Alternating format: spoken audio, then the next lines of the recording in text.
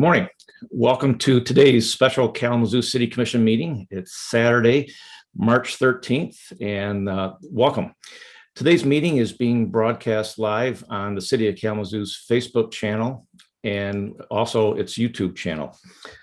You may call in and listen to today's meeting by calling area code 269-552-6425 and entering meeting ID number 930-2701-3145 when prompted. And you may also call and leave a public comment for this meeting at area code 269-226-6573. And I'd like to turn the meeting over to Kalamazoo Mayor David Anderson. Thank you. Good morning, Deputy City Manager Chamberlain. I appreciate that work, and good morning to everybody who is joining us here. I want to call this committee of the whole meeting for Saturday, March 13th to order. Scott Borling, will you please call the roll? Commissioner Cunningham. Here in the great city of Kalamazoo. Commissioner Hess. I'm here in the city of Kalamazoo. Commissioner Knott. Here, Kalamazoo. Commissioner Pradle. Present in the city of Kalamazoo. Commissioner Urban. Present in the city of Kalamazoo. Vice Mayor Griffin. Here in Kalamazoo. Mayor Anderson. Here in Kalamazoo. Good to see everybody. Next, City Manager Ritzman, do you have any communications? None, Your Honor. I believe at this point, Deputy City Manager, are we going to go to public comments? Yes, sir. We do actually have one or so that have come in, and we'll go ahead with those. Good morning. My name is Maddie Jordan Woods. I live in the city of Kalamazoo in the North Side neighborhood. I would like to thank you for giving me an opportunity to give my comments. I would ask that the commission concentrate on projects that are doing single-family homes for affordable single-family homes in the core neighborhoods. After the bankruptcies and the foreclosures, our neighborhoods are without single-family homes. There is a lot of development being done in multiple multi-use dwellings, and I ask that you put an emphasis on single-family homes. Our neighborhood association is working quite well with Rebecca, James, and our Coakley, but we need more help concentrating on single-family homes. It's the fastest way to build wealth and to put a barrier between gentrification efforts, whether they're intended or unintended. Thank you for giving me this opportunity to give my comment. Bye. Hello, my name is Robin, and I don't live in the city, but I have the mailing address of Kalamazoo. I live in the county. And I'm just hoping that as you go forward with making your goals and your priorities, that as I read on Channel 3's news online, the City Commission had stated that they're all about diversity, equity, and inclusion. Aaron Knott had mentioned that. And I'm just hoping that when I look at what happened with Lee Chatfield, that I don't really feel there was much inclusion there. So maybe as you go forward and you're doing your priorities, you'll need to list as long as the thoughts are the same as ours, because I'm not seeing that at this point you're including everyone in your decisions. And so I would hope that you'd also put something about being loving and kind to everyone. Thank you.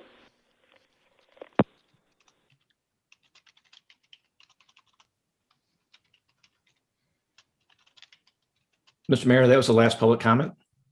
Okay, thank you, Deputy City Manager. Our work now, we don't have any special agenda items, so we are to our work session. And I just want to talk about that just a little bit here, just before we get started. This is a retreat, a work session, which has been a bit overdue, and we have done retreats in the past, but we're trying to do this one a little differently. Obviously, being on Zoom is going to be different for starters, but with a lot of discussion with the Vice Mayor, Vice Mayor Griffin, we talked about trying to do a commission-led retreat. Sometimes our retreats in the past have been centered a lot around staff presentations and commission response. And we're trying to do this work together to see if we can start with the commission thinking first. Just as far as timing goes, just to help people understand what we're doing, is that when we set our priorities in any given year, those priorities are communicated to staff, City Manager Ritzman and his team, and those priorities are incorporated into our budget plan, which we approve in the beginning of the year. So we've already approved our budget plan, our work plan, in essence, here for 2021. And all those things can be amended while we're doing it. We do have a budget in place, and we do have our priorities incorporated into that budget. So part of the work we're doing here is trying to start earlier than we normally might, in terms of trying to get some priorities, some in place in preparation for looking at our 2022 budget. That's one of the biggest things we do. And we are working with a fantastic facilitator, Damara West, who's going to be helping us and really leading this today. And the nice thing for me is that I get to sit back and participate. And Damara West will take us through this process. So thank you so much. I'm glad that you're here. And I'm looking forward to a good Saturday together. Vice Mayor Griffin, I was hoping you might have a few things to say as well. Thank you, Mayor Anderson. And I do want to take the time to thank my fellow commissioners, City Manager Ritzman. I'm going to thank Director Kick, as well as DCM Lamb, as well as Damara West, for allowing this to happen and even entertaining this idea. So for the community to know, as Mayor Anderson explained, the budget is worked on throughout the year based on priorities, but by the time the commission sees the budget, it's close to November and it gets passed in January, and it can feel like a lot is happening, but there's not a whole lot of opportunity for input. And so it appears that it's city staff, city commission, and then community. And so in attempts to change that trajectory to make it community, city commission, city staff, this is a way that we're able to do that. And so that, you know, this is just the first of many attempts, of many opportunities to get input and feedback, and so that the outputs that we have are truly in line with what our community is asking for and needs. So without further ado, I'll turn this over to Mayor Anderson. Are you taking it over, or are we turning it over to? All right, I'll turn it over to Damara West. Thank you. Wonderful. Thank you, Mayor and Vice Mayor, and every single person that was involved in putting all this together. We have some big work to do today. I'm looking forward to the outcomes that will be associated with this work. So it was so eloquently talked about, this is one of many opportunities to engage in the plan. And so community engagement is certainly at the forefront, and we're going to spend some time talking about that. And so, you know, this work, one of the biggest roles of the commission is to set the tone for what the priorities are going to be that residents in the city get to take advantage of, right? What are the needs? What are the desires? And that coupled with, you know, other kinds of ways that we're thinking about the needs and the wants of this great city of Kalamazoo. And so I'm honored to be here with all of you. By the end of this process, we will have clarity on exactly what we're going to be doing in terms of feeding into the 2025 plan. And a lot of intentional work has been put in this process. And so we're going to be doing this in real time. So this, just to lay the groundwork, this is a commission-led, right? Because it's really their role to create whatever those priorities are, right? In support of the city leadership, in support of the community at large. And so for the sake of our time together, we're going to have a lot of back and forth between the commission and city leadership in order to ascertain, what is it that the commission wants. We want to make sure that all the commissioners we can hear the voices right throughout the entire process. And then of course, we're going to talk about the ways in which we're going to engage the community in this towards the end goal of having this final product based on, the true desires and needs of the city. So with that, I'm going to turn it over now to Deputy Director Laura Lamb so that she can help us to understand how the work that's already been done, the framework that we're going to be looking at to feed into the plan, and then the ways in which the community is going to be engaged. So thank you so much, Laura. Thank you and good morning. Tamara, is it possible for us to pull up the slide deck and so I can reference the visuals? Absolutely. And I can start talking while you're doing it. Yeah. So certainly Mayor and Vice Mayor framed this very, very well. We're really starting today with the end in mind, and the end in mind really is that 2022 budget. So we're going to walk you through a plan, a map, a roadmap, if you will, about where we're starting and where we're hoping to end, and really talk about where along the way there is ample opportunity for community input and ongoing discussion. We know this is iterative. So really we are at the very beginning. One of the things I think we've noticed as part of our normal budget cycle is we tend to have our best discussions towards the latter part of the year. At that point, the budget's underway. There's not usually enough time to fully go deep into ideas, to vet them and get ready to implement for that following year. So what I get really, really excited about in the beginning of this new process is that we're starting early. We're starting in this first quarter. So the conversations today are really going to help us kind of narrow in on the most impactful actions we need to take in 2022 to respond to our community hopes, to respond to our community needs, and just make sure that we're all on the same page. I'm going to talk a little bit about the launch of our biennial community survey and how that's going to help inform our conversation. And also about the ways in which input from this meeting and the conversations can follow can really get us ready. So this is the roadmap that I was referencing. Kind of see where we're starting and where we're ending, and the ways in which conversations, the community survey are going to help inform our special request process, our directives to departments, our capital improvement program, kind of all the way through.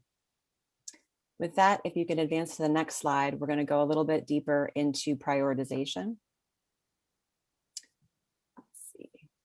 So just to kind of put a further point on it in a more detailed way of how this retreat is really kind of getting us to the end in mind, we're going to cover a lot of ground today. And even with all that we're going to cover, it's going to be a fraction of everything that we do that our community depends on us to deliver in Kalamazoo. And although we're not even going to be able to talk, we're not even going to talk about all the important items today, let alone all of the hundreds of programs and core services that we do.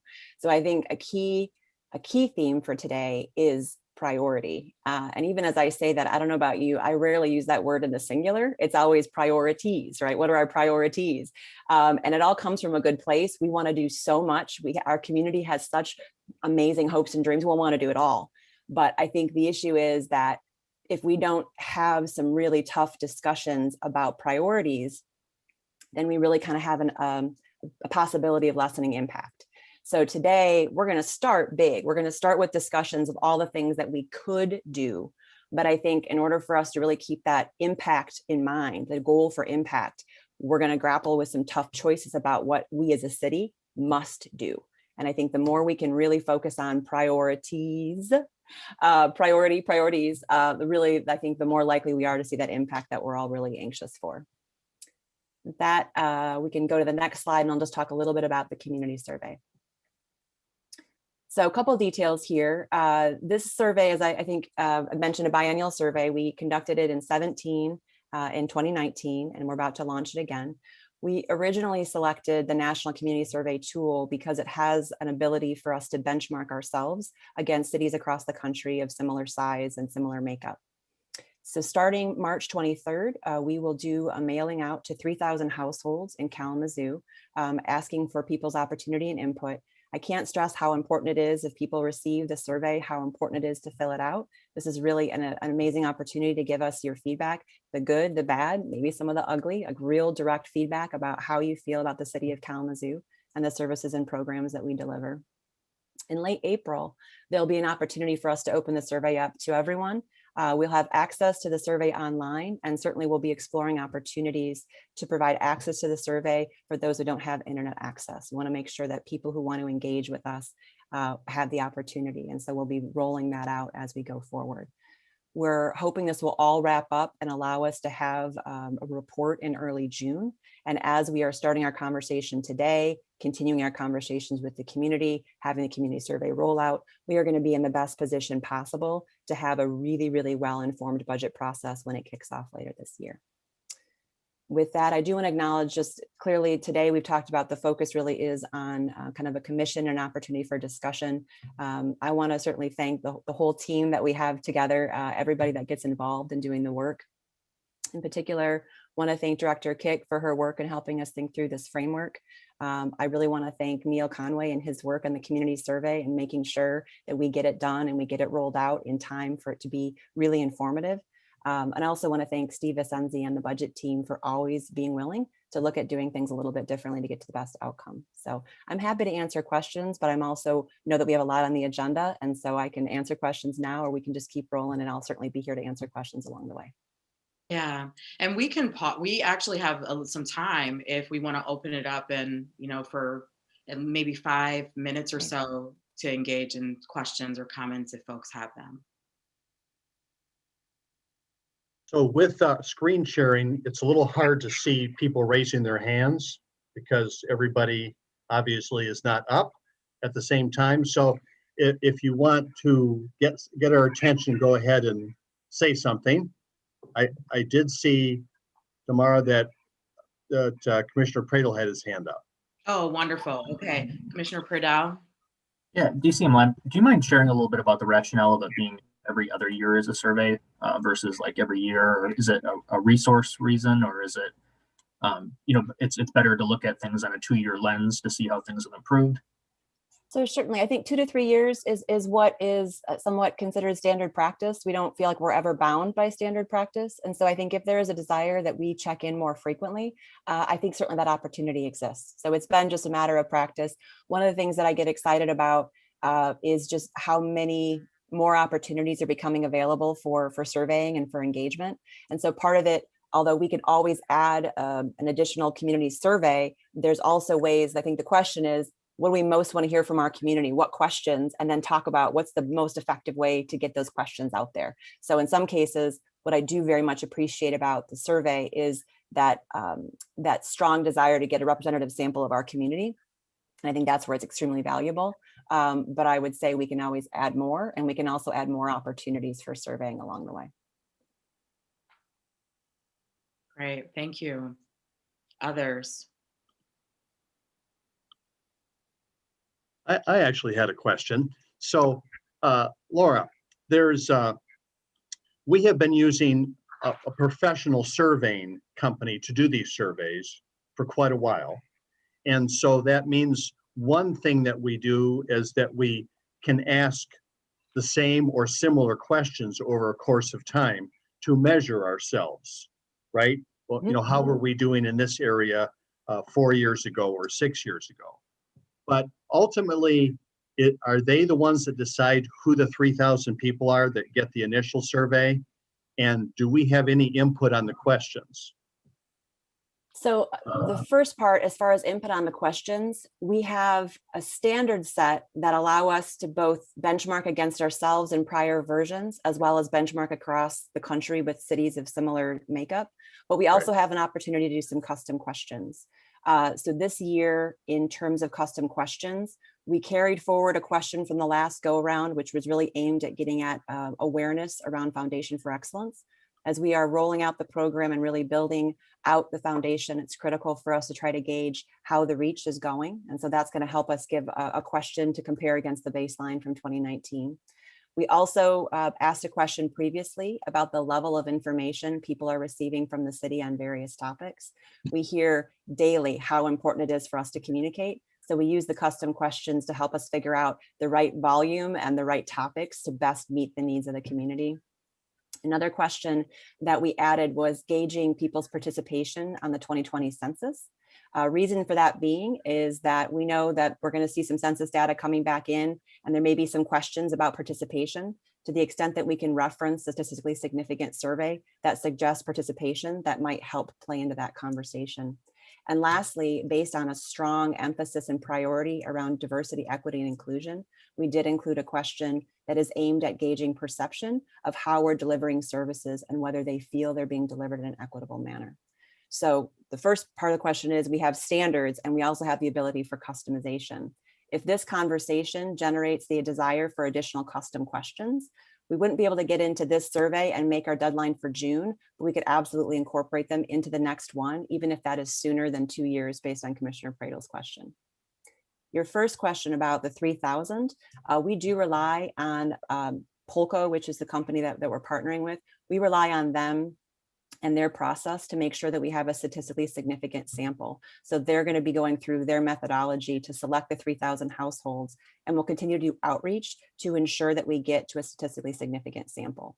So we don't have a role in that 3,000 batch and the statistically significant aspect. We will have a role in being able to push when everyone has access to the survey, and we'll be able to look at whether or not there's any differences between the two methods, but we will have a role being able to push out the survey in late April. Great. And then I believe that Commissioner Urban also had a question. Oh, am I muted?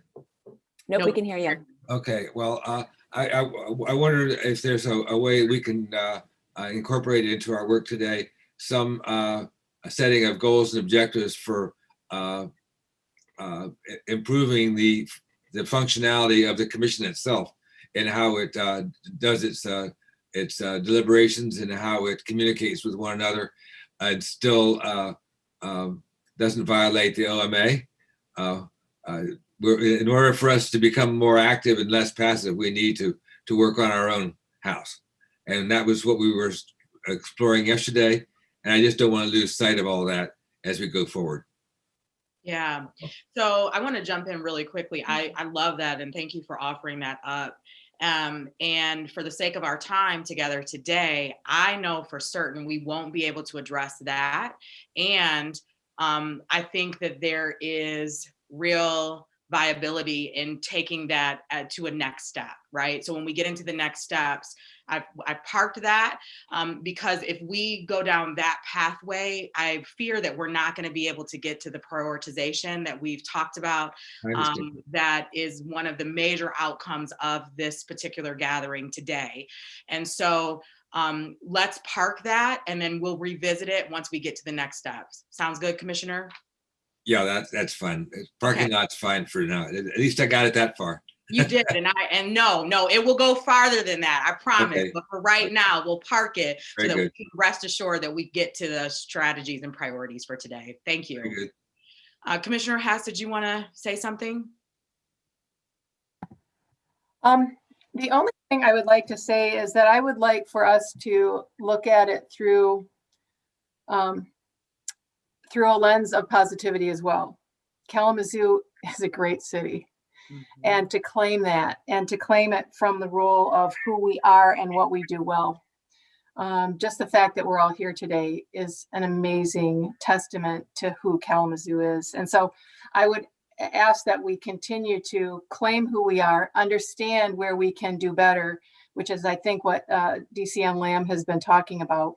But not to continue to beat ourselves up so badly, and to claim really who we are and what we do well. Yeah, I love that so much because I really believe that from that place, we're able to, of course, as you said, see ourselves and to acknowledge this is where we're at.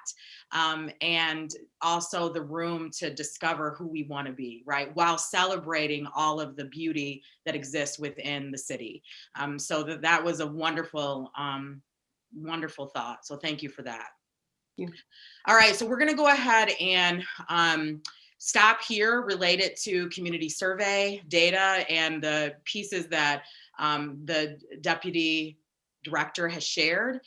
Is there anything final before we just talk about the agenda and then dive right into our prioritization process? I'll do a quick scan just to make sure. Okay, beautiful. So I'm going to go back in my, oh, sorry, not back that far. Well, yes, back that far. So our goal, of course, as I said earlier, is to come out of today with some clear priorities, and we'll be looking at action too, because we've taken into account from the 2025 plan how some of the priorities that we're going to look at in just a little bit feed into that plan. But the most important thing is not necessarily to conjure up the action, more so to have the priorities and then to create the action from that place. So we are going to have a 20-minute break, of course, during what we're calling part 1 of that process, which is happening right now as we speak. We will have lunch right at 12:30, because I know it's important for us to take some breaks. This is going to be a long day ahead, so we will honor that time. We'll come back together at 1:30 for part 2. We'll have some adequate time to identify what our next steps are, including what Commissioner Urban talked about in terms of doing some internal work within the commission based on whatever the desires might be of the collective. And then, of course, our great mayor will do the closing.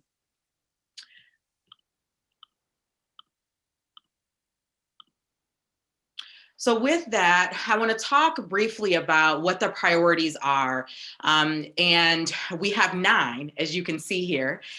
So the idea with this process, first and foremost, the top 4 that you see listed, housing, DEI, economic and business development, and public safety and gun violence, came up more frequently in terms of some of the data that's been collected already from the commission, from city leadership. Of course, as the deputy director talked about, that will be coupled with a lot of the community data that's going to be gathered through this community survey. And then we will have other opportunities as we see fit to engage the community in a way that really honors all the voices of the rich city of Kalamazoo.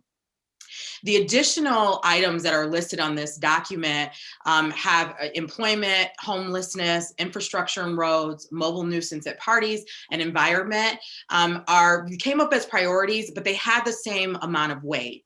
And so we wanted to make sure that we reflected these priorities to the community at large, but we also wanted to be clear that for the sake of our time, particularly related to the time that we have for this body of work today, that we're going to focus in on the top 4. And then as time allows, we'll get into the rest of these areas based that are listed here. So I just want to pause right there. Are there any questions or comments about the process that we're going to go through for the prioritization?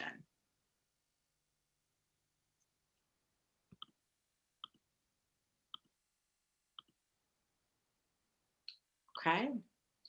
So the way that we are going to frame every single priority, we're going to take our time, and Rebecca is going to help to support us in this beautiful document that she created to help, and along with Deputy Director, to help to track this work. And so for every priority, we're going to ask the commission to reflect on these 6 questions. What's missing or what has changed since the plan was approved? What does success look like for the work that we want to embark upon? What is the role of the city versus community partners in this work, knowing that some of these things are, all of these things on the priority list are big things, right? And the role that the city plays may not be sufficient enough alone to be able to address that. So role of the city versus community partners, and what other community partners might we need to help to carry out the good work that we want to do. What do we want to learn more about this particular topic? What questions do we have to pose to the community to help to shape future engagement beyond the community survey? Again, we're keeping community engagement at the forefront. It's a major priority, and we've had a lot of conversations about it. And so we want to hear more of how we can do that in the most successful way possible. And the last thing that we want to consider are policy opportunities. So are there policy opportunities that we can consider to advance our goals? And so every single time, as I said before, that we go over each of these priorities. When we get to housing, we're going to go through each of those questions. And then we're going to take an opportunity to ascertain, based on what we want to prioritize, is this realistic? Right. So we're going to use that SMART framework, and within the confines of what we can do within this particular gathering. Right. So how realistic is it for us to take on all of these things within 2022? And not to say that all of the things that we want to do aren't viable, but because our goal is prioritization, some of the things that we decide that we want to do in 2022 may actually have to carry over into 2023, for example. In addition to these 6 questions, as we go through each item, did everyone have an opportunity to take down these questions? Okay, beautiful. And we'll have this slide up and we'll keep referencing them, of course, as we go throughout the day. We also want to think about our role as commissioners related to connecting, acting, and advocating, right? So as a connector, we are bringing sectors together to establish connectivity, to identify partnerships, and to align our work around goals, strategies, and tactics. We may not provide those direct resources, but contribute to some aspect of that activity of the outcome. Are we going to be actors in this? And if we're actors, we're leading this work. We're directing this work, from the meetings to the resources, to having influence over the outcome of the strategies or the activities.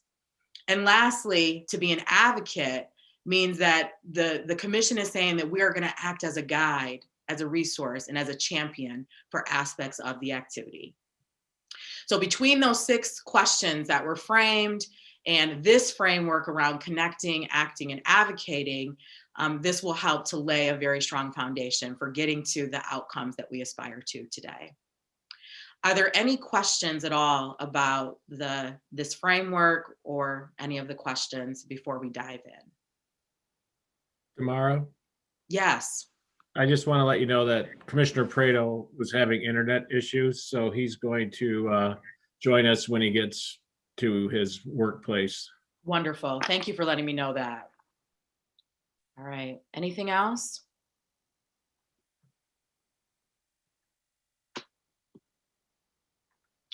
Okay, so I'm going to stop sharing my screen for 1 second as I pull up our spreadsheet.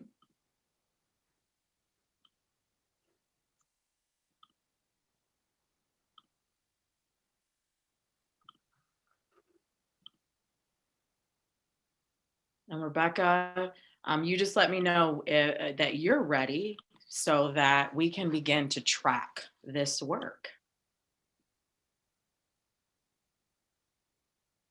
And thank you so much for your support in taking notes. I so appreciate it. Absolutely. I'm all set. Okay, beautiful. So we're going to go ahead and start with housing as our very first priority. And within that, if we go to the very first question, so I'm going to kind of be going back and forth between my slide deck and the spreadsheet. The very first item that we want to pose is what is missing or what has changed since the IK plan was approved. Okay, so within this, we do want to update you on the items that have already been done within housing. And so, as you can see here, and we don't want to spend a lot of time on this, but we want to just give you an update so that you know, right, what's been in the works, what has actually happened to date. So you can see here for housing, the role that we first have identified related to evaluating and promoting a mix of housing types in all neighborhoods to accommodate various income levels residents can remain in the city and their neighborhood as lifestyle needs change. And the role of the city is to connect, to act, and to advocate. Okay. The other thing that's in the works is to explore the use of community land trust and public-private partnerships. And I think there's an opportunity for us to ascertain what is the city's role within that if we don't, have clarity about that at this juncture. The next is to create a program for rehabilitation and infill for affordable housing. The next is to improve processes internally to build housing, micro-TIF, and other incentives and resources to assist with affordable housing creation. And lastly, investing in existing housing stock lead remediation grants.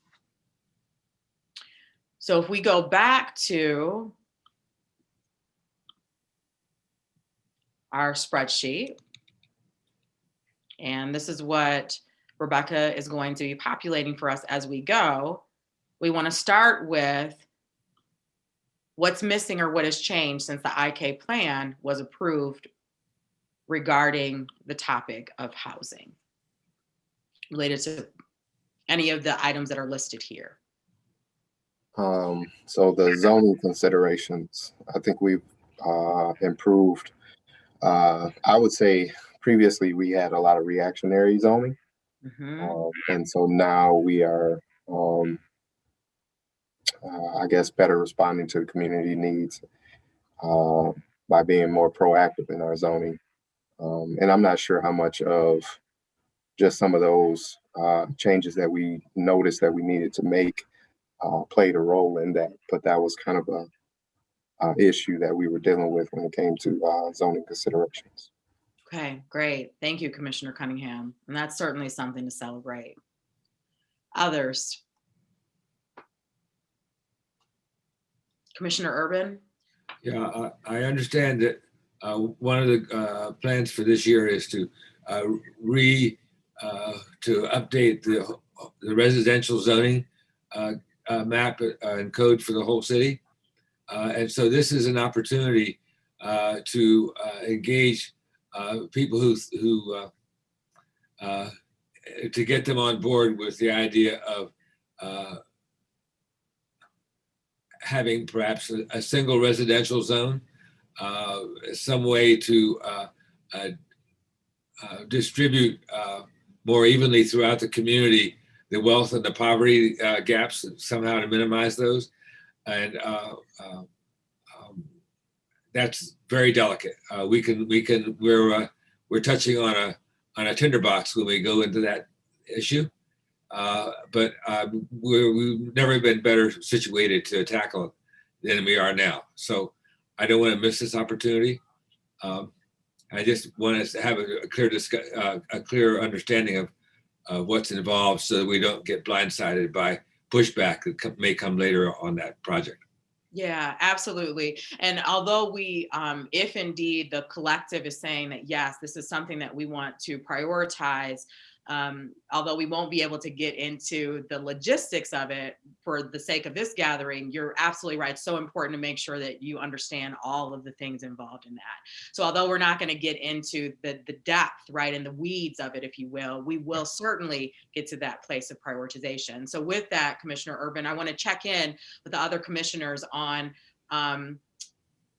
what has been shared about a potential priority for 2022. This is Vice Mayor Griffin here. I just have a question more for city staff for the items that are currently being worked on. Is there a timeline of when those are expected to be completed? Because I think that will help me gauge things a little bit more. Great question. And I'm going to go back. I'm going to go to this part. Okay, so city staff, who wants to answer that question? I can take that, Tamara. This is Rebecca. Great. Sure. Vice Mayor Griffin, the items that we pulled forward to kind of be our reminder list are things we're working on this year. So these have been either ongoing since the plan was adopted. Many of these have been ongoing since, but these are our priority list for this year. And these are pulled directly from Imagine Kalamazoo at Work. So many of the other topics that are within these 9, we may not be able to say the same thing for, because not all of these things were in Imagine Kalamazoo back in 2017. So that's the importance of this conversation as well, filling out the new spreadsheet.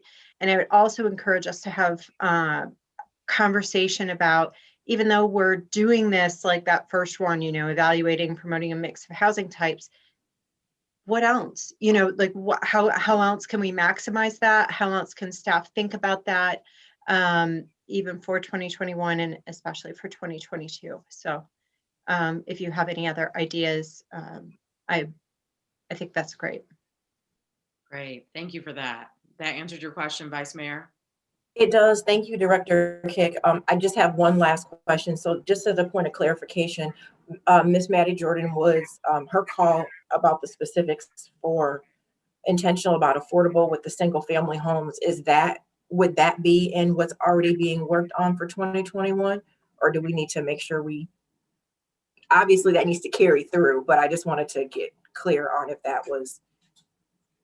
Yes. So we have some very beginning processes and funding that we've started working on for the single family home builds, but we have, like Maddie mentioned, we have a lot more support to do. We have a lot more work to get that continued and off the ground and to scale, right? Like we're only doing very few homes because, Maddie's a champion. We have some homes being built through Kalamazoo Neighborhood Housing Services. We have some houses that are even being rehabbed, with Community Homeworks or Habitat for Humanity is building houses, but, they're making small moves. What can we do to get something to a bigger scale? And I think that that's something that Maddie's really trying to work on as well, and then how staff supports her.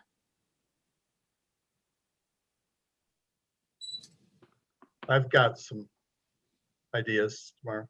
Yeah, great. So go ahead, Mayor Anderson. Right. So one thing, about the question is, what's changed? Maybe what is different as we look back at this. So I think there's a variety of things in the housing side of things that are a little different now than maybe when we looked at it some years ago. For example, we are certainly experiencing more visible unsheltered homelessness in Kalamazoo County. What do we need to think about, and how do we need to work in any different way reflective of that, which is a newer thing. Another thing is that I think obviously since we talked about these issues, we've now experienced a year-long pandemic. What has that shown us in terms of housing policy? And is there anything that we need to adjust there, just reflective of that? I don't think anything we've experienced is suddenly going to go away.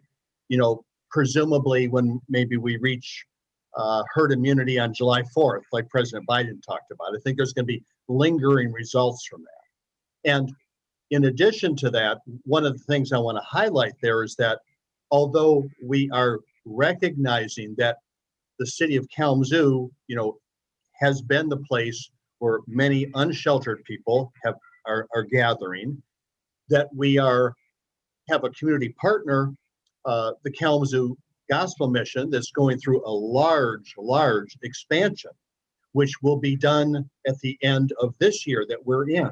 What is that going to change things going forward? Because we really also need to make sure we recognize that a majority of the homelessness population is not necessarily single people camping outside. It is oftentimes single moms and families and that kind of thing. And I want to make sure we got a sufficient focus there. Another thing from my perspective, I think that we're going to need to watch is, for example, we just had an announcement about some potential large development over at the former Gibson Guitar Factory. And I think now is a time to be very intentional along the lines of what Director Maddie was talking about, in terms of helping people participate if there's investment in a community which results in increasing property values so that people can be homeowners. And we have a very, like Rebecca Kick talked about, it's very challenging right now because construction costs are so high. That's another thing that's changed. We've had construction costs in many areas that have doubled and tripled over the last year. What is that going to mean for our strategy relative to home ownership? Right now, we provide, the FFE provides deep subsidy on the new build side in order for us to create affordable home ownership. Well, are we going to get into a situation where it is so expensive to build new houses that we're going to be subsidizing more and more and more to create affordable home ownership? What I think has to be an absolute priority. And I agree 100% with Maddie Jordan Woods about that.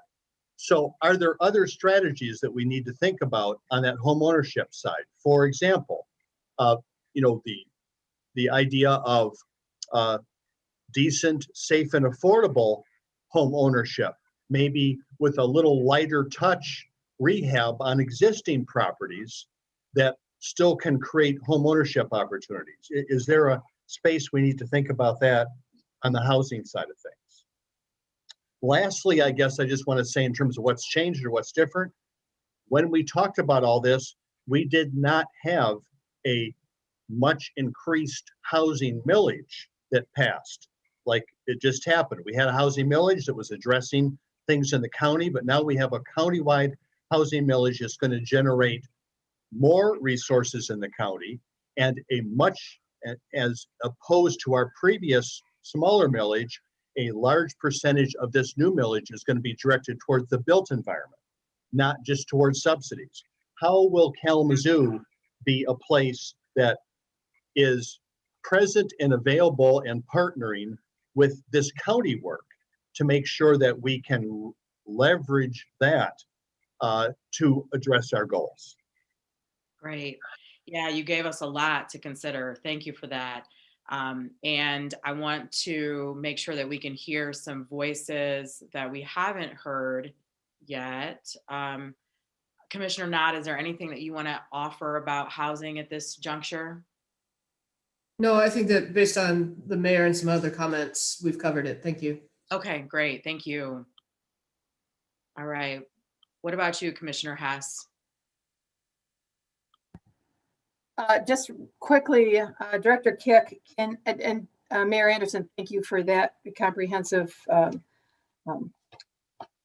report. But I wonder if you could talk to us a bit about the partners. When we say on the other screen, when you talk about the city and its partners, who specifically are we talking about?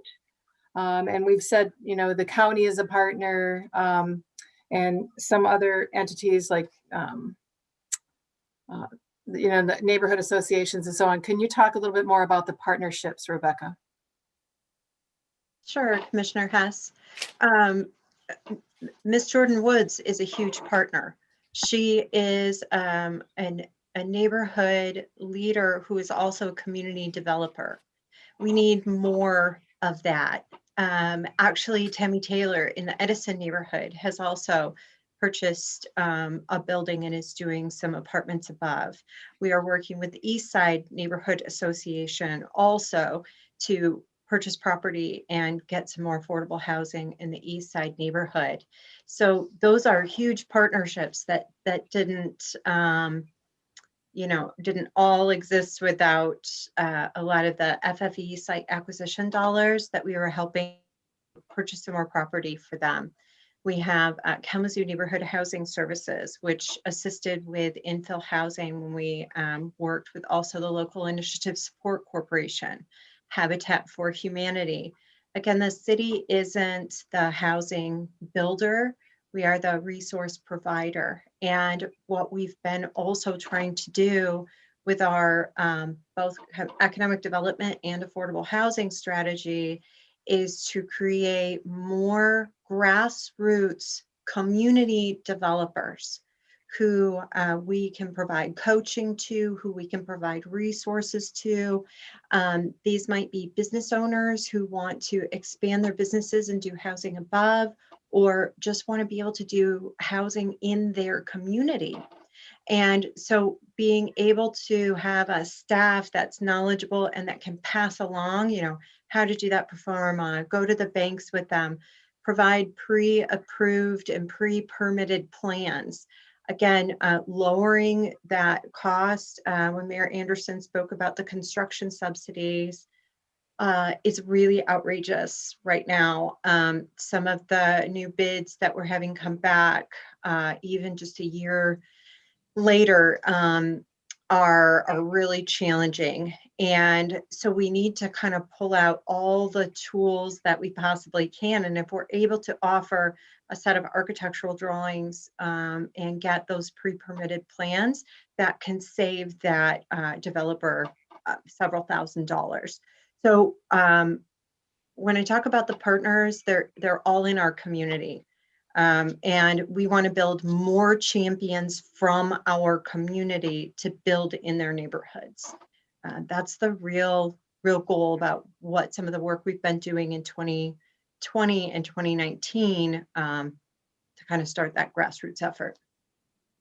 That's great. And what I'm curious about is that a strategy that the commission would want to take on, which feeds into DEI, right? When you're talking about working on a grassroots level to provide capacity that otherwise wouldn't be there to make these projects come to fruition. And so just something for us to ponder as we're focused on this issue. And Commissioner Cunningham, I know you want to get in here. About that. I guess I got couple of thoughts. One, the program that's really building up some of those businesses to develop in our community.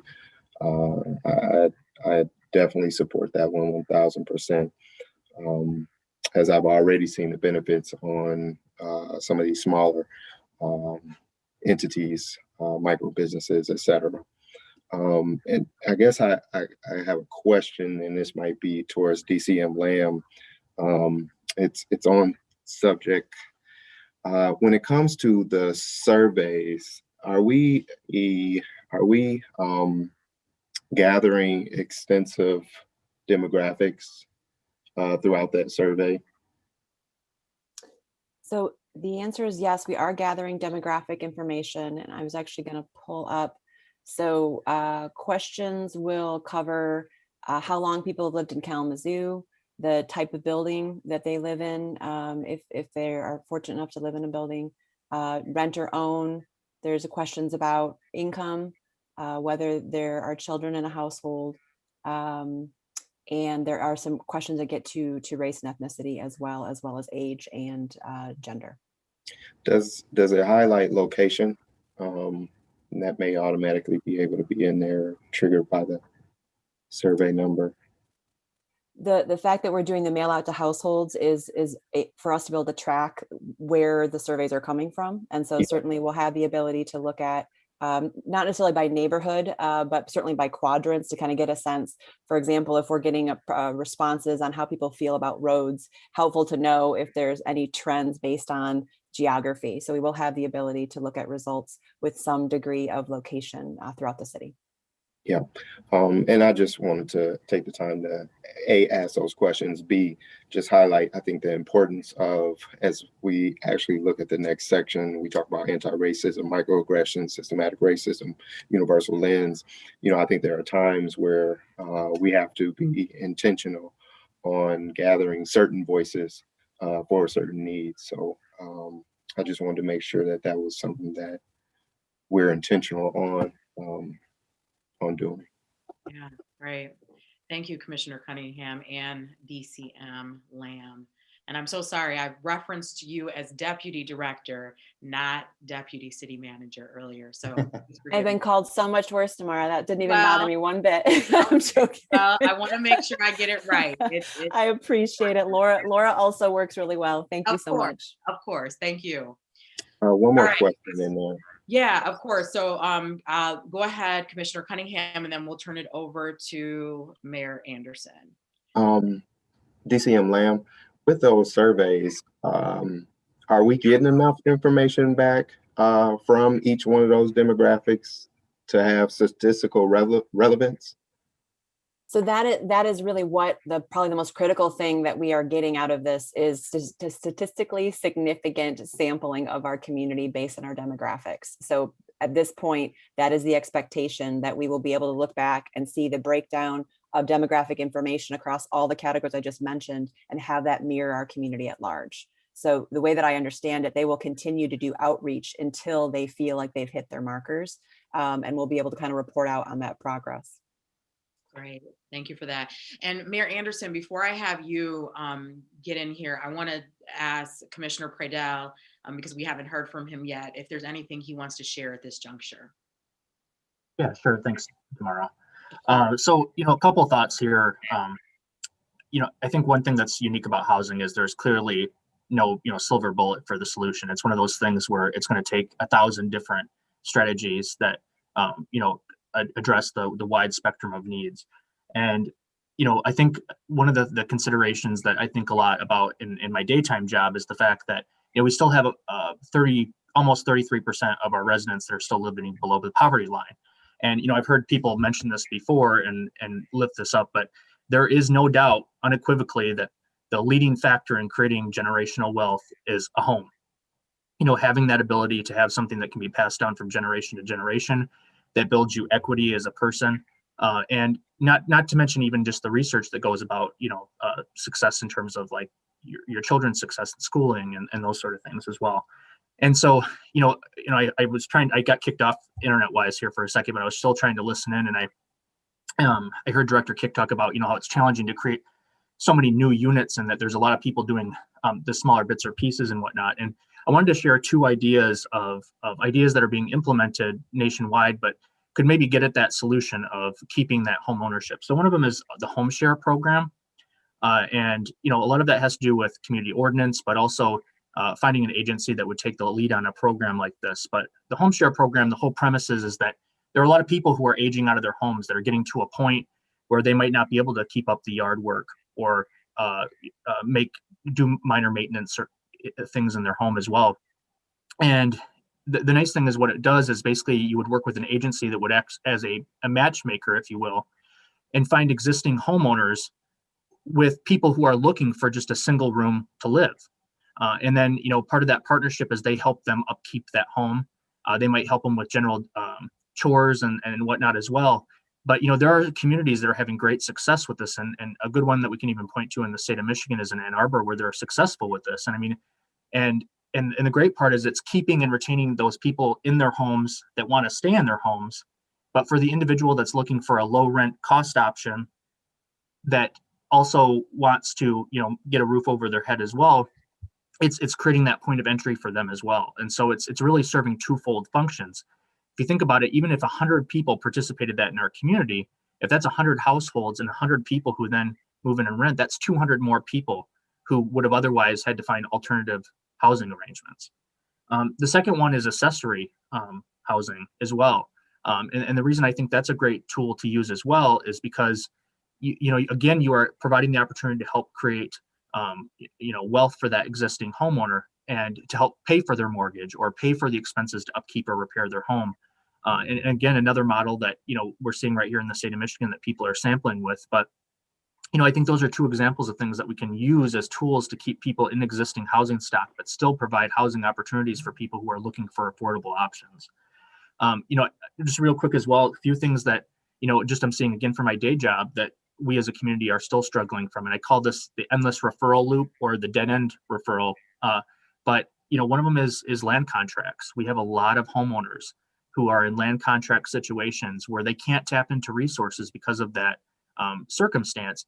And for a lot of people, that is a real and legitimate way to, get into a house because they might not be able to get a mortgage. And so a lot of times we treat that as if, well, that's an unreliable source for housing. And there are a lot of people who take advantage of individuals in land contract situations, but there are a lot of people that, reliably depend on that. Another one, and we're seeing it more and more with the high water table, is people that live in the floodplain. Again, in terms of tapping into those HUD dollars, if you live in the floodplain, it is very difficult to find federal and state funding for those situations. And then the other thing, we see it, and I'm so glad that we have the Clear Title program to help support people clearing their title. So maybe it's a situation where they're inheriting a home from somebody and they want to obtain that title, but they can't get any support in their home unless they have possession of that title. And it can take months and months to take care of that. And so oftentimes if they have an immediate need, that's not solving the problem in the short term of them getting that help if it takes 3 or 6 months to do it. And it's great for that long-term solution, but for the short term. So those are just a few ideas that would be things that we could implement as a community and that we could do that would impact, creating that intergenerational wealth and, reliable housing. Wonderful. Those are great, innovative ideas that you've offered us, Commissioner Pradell. And I'm going to turn it back over to the mayor, and this will be the last comment before we take stock of what we already have and prior to us going on break, so that we can just make sure that we're turning these elements into our action and our priorities. So, Mayor. Thank you so much. So I just want to jump in a couple things, maybe expand that list when Rebecca Keck was talking about partners. I don't want to forget that some of our partners are just for-profit business people. Some of them large developers, but some of them home builders. For example, the Home Builders Association partners with the City of Kalamazoo.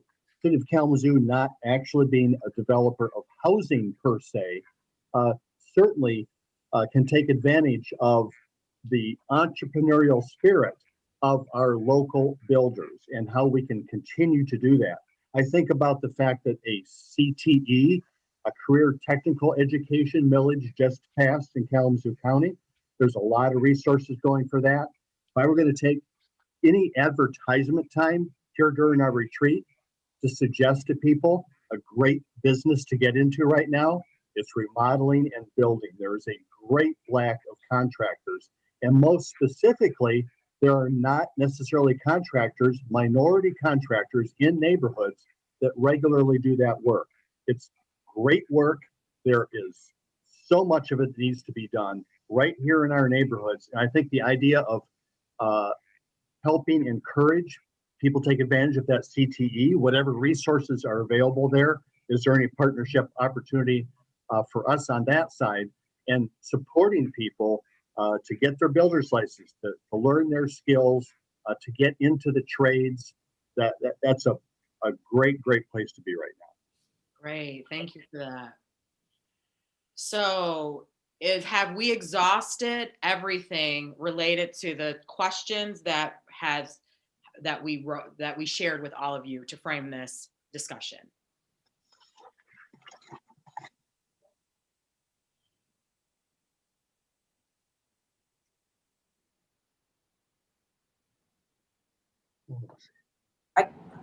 This is Vice Mayor Griffin here. I guess I just have two pieces of overarching. I do like all of the suggestions that were lifted up here. Absolutely. I guess one thing I want to say overarching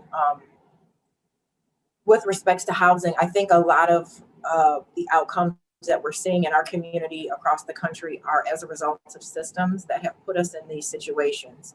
And so with that being said, I don't personally believe that those systems are going to be the saving grace to get us out.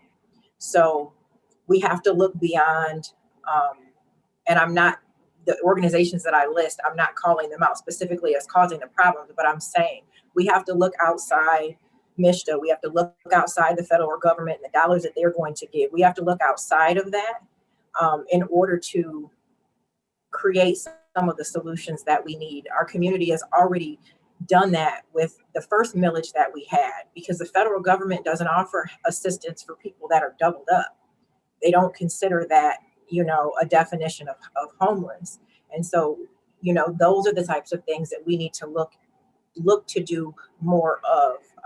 And then the other point I'd like to make is, under that same umbrella, I know that we, as it's been lifted up, the city doesn't necessarily provide the services, but we will support the services. So for example, with like critical home repair, if we could use some of the funds that are not coming from the federal government to support some of these services, perhaps we could be a little bit more creative with who has opportunities to access these funds, and really create the outcomes that we want based on what's in our community. Right. Well, and what you said, Vice Mayor and Mayor, it really feeds into your DEI focus, right? When you're talking about providing more opportunities for individuals to be certified within the building industry, and that in itself, and then the opportunity that can come with that, particularly with the fact that the rates have gone up astronomically, right, since COVID. And so, is there anything final? Yeah, Mayor, go ahead and get in there. So I looked through the list of 6. I was looking at policy, and here's one thing that maybe is available, but if it is, I don't see it. But how are we measuring success on these things? So can we look back 5 years and say home ownership rates for this portion of the population, were 32%, and our goal was to get them to 40, and did we hit that? Or in a particular neighborhood area, maybe what is the rental versus home ownership? Are we setting some actual tangible, quantifiable goals in this housing work so that we can tell? And I know that we're doing a lot of good work, and I presume we're measuring some things, but it's hard to sit here and say, hey, I know we made a difference 5 years later, or at least participated in helping make a difference. We can't claim all the responsibility for it, but just to say, did we want more home ownership, and did we get there? Or why, if so, why not? So maybe that's a policy side of things, Tamara, in terms of measurement and reporting. Absolutely. And Mayor, I'm hearing you say you don't necessarily want to ask, you don't want to know what has been done in terms of measurement of success in the past. Really, you want to just make, or maybe you are. Is that what you're asking? Do we want to ask city staff that right now, how we measured success? I guess we don't need to get into that right now. I just think even for the community, it would not be that difficult to have, a half a dozen benchmarks tops and say, this is what we're looking for, and here's where we're getting started on that. And maybe we are internally doing that, and we could spend some time talking about that more, but it just is not front and center, whatever we're doing. And I think we can be a little clearer about that for all of us. Yeah, well, and I think that this feeds well into populating this spreadsheet. So Rebecca, in terms of the potential strategy that came out of this discussion, can you report back out so that we can get some clarity around, and maybe even if you can share your screen so that we can see them in a visual, that would be amazing. And so I'll stop sharing my screen so that you can share yours, if you're comfortable with that. And if not, you can just verbalize what those are. Yes, I need someone to give me permission though to share my screen. It looks like you're co-host now. Okay, great. Thank you so much. Yeah, so get this. And to the mayor's point, as we talk about what are we setting as targets and quantifiable goals, many times that's directed by the grant or the dollars that we are looking for, right? So if we say we were going to build 10 houses and we build 10 houses, then that's great. But what does that mean for the overall community goal? Did the community want us to build 40, but we were only able to build 10? I think that's where we really need the feedback from you all. We really need to know, like, what data are you hearing that would matter to the community? What is it that you are all looking for in terms of that data or in terms of us populating it? I think we really need your direction and your expectations, again, on what success looks like, because then you give staff the problem, we'll be the ones to help you solve it. And that's the role we really, really want to be in right now. And so, for those first kind of bucket in asking these questions about policy, when I was taking the notes, I started to look at the issues and opportunities that you were talking about. What does the unsheltered community and pandemic, what has it shown us in this housing space? Will the gospel mission expansion make a difference to unsheltered population? And then what does success look like? I kind of took what Vice Mayor Griffin was saying, how can we look beyond the systems that we've been using? are they being as successful as they need to be when we are constrained by HUD funding or federal dollars? Like, so what does success look like if we start to uncouple those systems, and what could we see in the community? And that would be a great point to, you know, benchmark, like, okay, if 2022 is the year that we expanded a program and didn't use just HUD funding, what impact were we able to make? And then what impact are we able to make in the future if we kind of use that this opportunity as a benchmark year? And then this is where we can start to get into the solutions. If we're not using HUD funding, what would we do? And then what is the city's role in helping our partners? Because again, if we're not the ones who are doing the critical repairs ourselves, who are we partnering with to assist us with critical repairs that are outside of our CDBG dollars? And then who else should be involved? And we can go line by line, or we can do the whole thing. I'm up for whatever format. But it would be great to kind of fill out the whole column. Yes, it would. That's our goal. Yeah. So, what we're going to do then, because I want to be mindful of the time, thank you for framing that. And so we're going to stop now. We're going to take a break. We're going to come back together. And what I want you to do during our break is I want you to think about all of the potential strategies, the tactics that came up in this discussion, because we want to be able to document them here and get some commitment from the commission that yes, this is exactly what we want to do. And knowing, of course, we're going to have some non-closure that comes out of this, but at least if we can populate the priorities related to the tactics, that would be amazing for each of these areas. So anything final, one quick comment to get us to 11:15 before we take a break, or should we just jump into break? All right, we're going to go to break now. And so I will craft a list that we can respond to based on your notes. I was taking vigorous notes.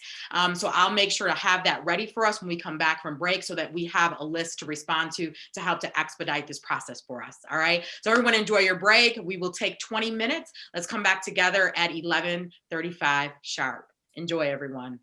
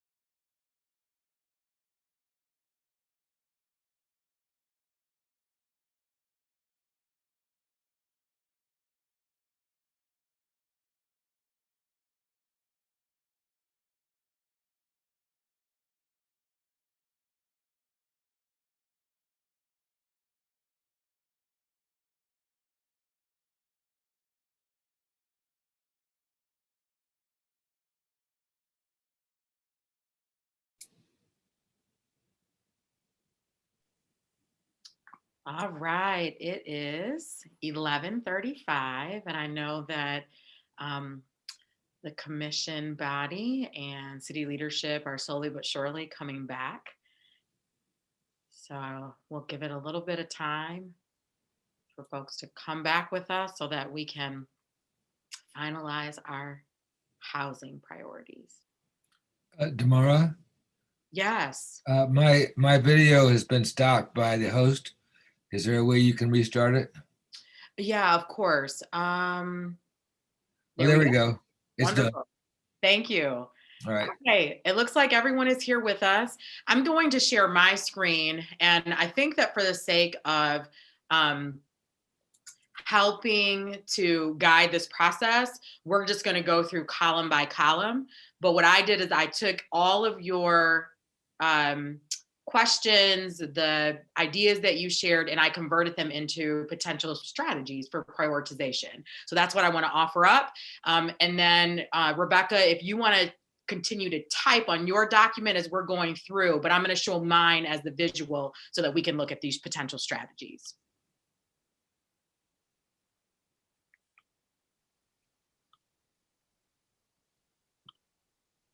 All right. So this is what I heard, and I want to make sure that I have captured everything in terms of potential strategies, and then of course putting things in the right place too.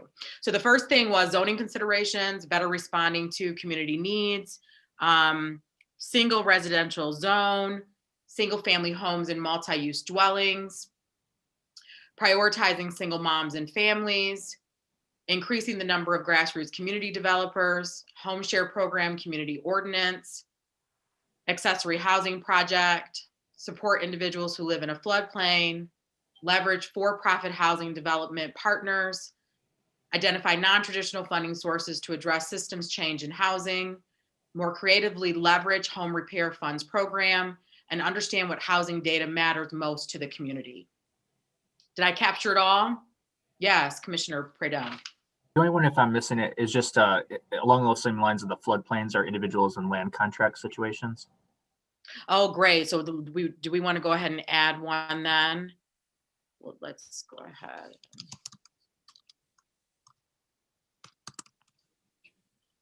Can you say that one more time, Commissioner? Support of individuals in land contract situations.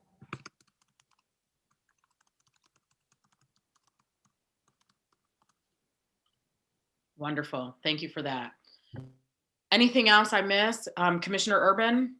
Well, in an earlier version of the spreadsheet, I saw something about community land trust, but I don't see how that fits in with any of this. And I would like to have that at least be an item that is recorded somewhere so that if it's possible to do anything along those lines, that we don't miss an opportunity to combine a number of the things that have already been listed that could be done through a community land trust on the model of the way it's been done in Burlington, Vermont, for example. Okay, so the way that I want to make sure I'm capturing this in a way that you're framing it. So community land trust. How do you want to frame it, Commissioner? But exploring how the community land trust concept can be applied to Kalamazoo's housing problems. I don't think I haven't seen that done in a thorough enough way that people understand it. I mean, there are challenges to it, but I don't want to hear that they can't be overcome. Yeah, for sure. And you said that Vermont is a model. Yes. Great. Okay, beautiful. Thank you for that. Anything else? Mayor Anderson? How would if I was interested specifically in increasing home ownership in core neighborhoods, where would I identify that and prioritizing? So I think that we should simply add it to our list. Okay. And then, yeah, so thank you for that. So give me 1 second. Okay, Mayor, go ahead and say that one more time, please. Increasing home ownership in core neighborhoods.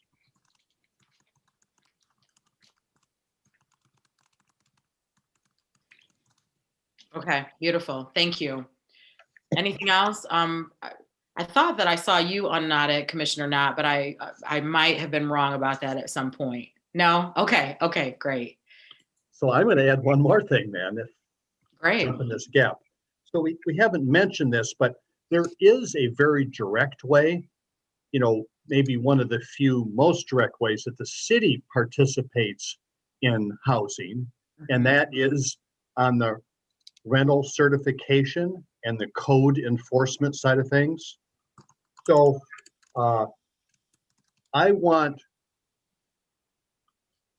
I mean, that's a core service I would suggest, and I want to focus on measuring, you know, are we achieving the outcomes we want to? Are we delivering those services as we expect that we should be? So, I mean, that would be, you want me to try to say that in a shorter way? Yeah, no, not, I feel like I have the essence of it. Okay. And so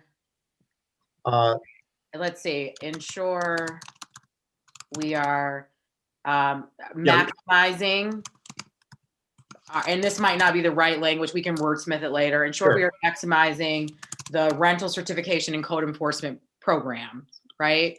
Sure. So, okay, great.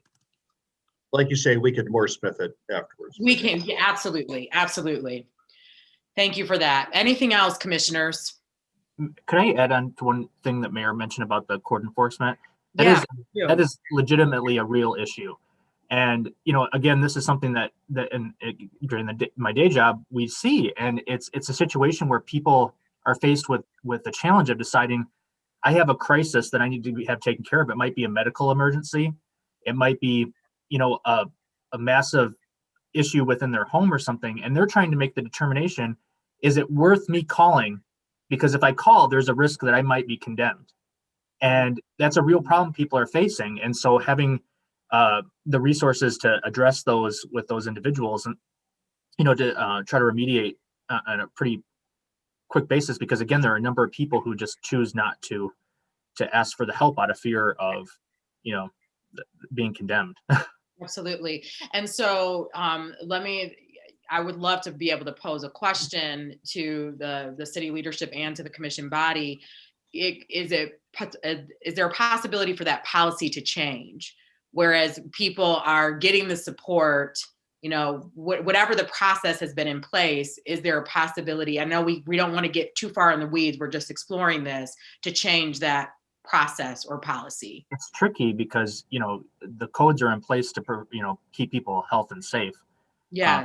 But it's more of some sort of a reassurance of knowing that if you come into those circumstances, that, you know, it's not so much just like you're condemned, peace out.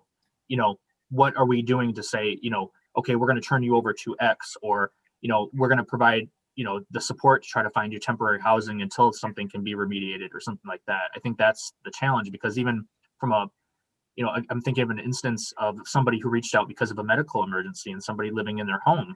And not only did they lose that person, they passed away in the house, but as a result of people coming to address that situation, their home was condemned. So, you know, that's a very difficult situation to find yourself in as a homeowner, to just, you know, you're already suffering from the trauma of just losing somebody in your home, and now you're losing your home. So, you know, I think that's something that is, I wouldn't say it's, you know, overwhelming in our community, but it happens enough that, again, if there were, you know, 24 instances that happen per year that we could remediate, again, that's a piece of the equation. Yeah, well, and what you're raising is feeds into DEI, right? We're talking about an equitable practice. So how do we have, you know, enforcement in place to protect, you know, the residents within the city, while also understanding that equity is a consideration in all of this, to ensure that we're not just delivering the code as is, right? And so that I really appreciate that perspective. Thank you for that. Okay, so we have a lot here. So what we're gonna do really quickly is I wanna make sure that this is the right list. So as I go through each item, if you feel like this is a priority, I want you to give a thumbs up. And I'm gonna need you to do it for long enough for me to be able to see you to help me to quantify. All right. So for zoning considerations and better responding to community needs, if you feel like the city should be doing this, give me a thumbs up. Okay, wonderful, wonderful, wonderful, good. Single resident zone, do you feel like the city should be doing this?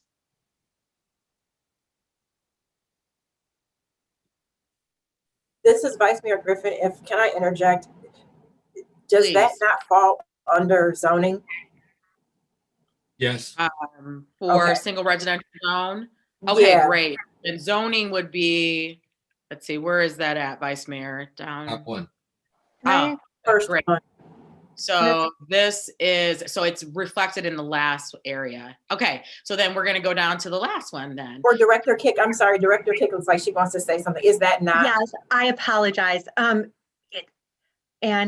Commissioner Urban, I just want to be sure that I'm clarifying this correctly.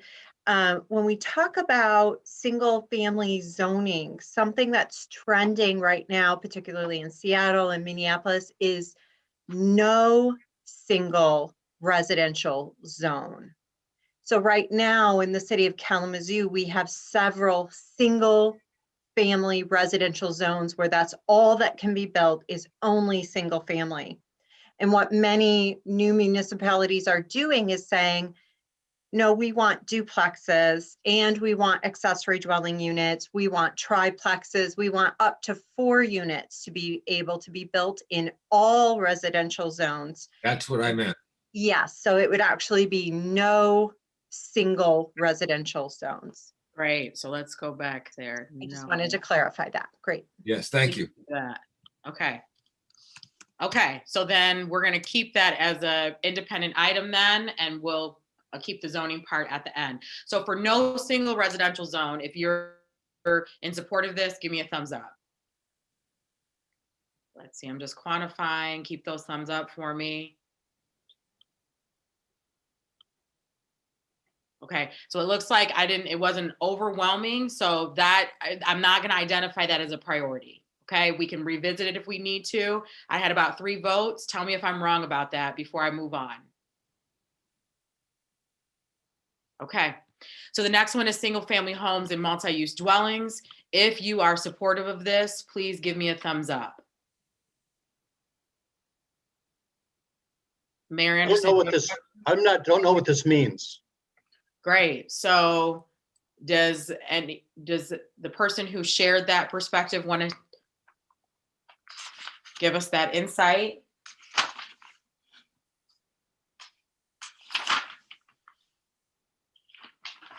Going back over my notes here.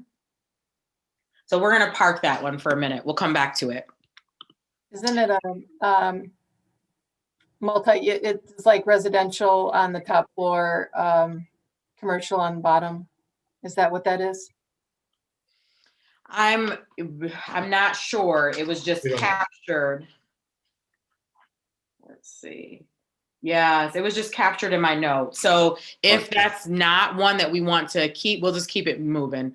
Prioritizing single moms, families. If you're in support of that as a commission, give me a thumbs up. Go ahead and keep that thumbs up for me. Mayor Anderson, you look like you want to get in. I'm gonna just I don't want to leave dads out. Oh, and dads too, of course. Thank you. Okay. So it looked like we had at least 4 votes on that. So I'm going to, and I'll add dads in just a minute. The next one, increase the number of grassroots community developers. If that's something that you want to prioritize, go ahead and give me a thumbs up. Okay, I see 2. Keep those thumbs up for me, please. 4. Oh, I really see this as a DEI issue as well. And the reason why is because I really think this is going to become a disparate issue because of the pandemic here in the short term, because you're going to have, you're going to have subcontractors who are basically going to go out to wealthy neighborhoods and not want to support lower income neighborhoods. And so there's going to be a shortage and a long wait for subcontractors if communities don't address this pretty quickly. Yeah, absolutely. And I believe that we did. You're so true. And I think that when we talked about it, we said, yes, this is definitely connected to DEI. And so we'll probably see a lot of overlap in each of the areas.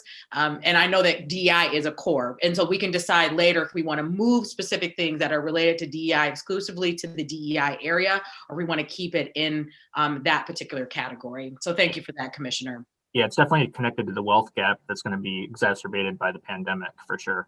Yes, yeah, no doubt. Okay, great. So the next one is home share program community ordinance. If this is something that you feel like should be prioritized, keep your thumbs up so I can see it. Commissioner Hess, I saw you. Okay, so I know you were nodding, so I wasn't sure. Okay, good. All right, keep those thumbs up for me. I've got 1, 2, 3, 4.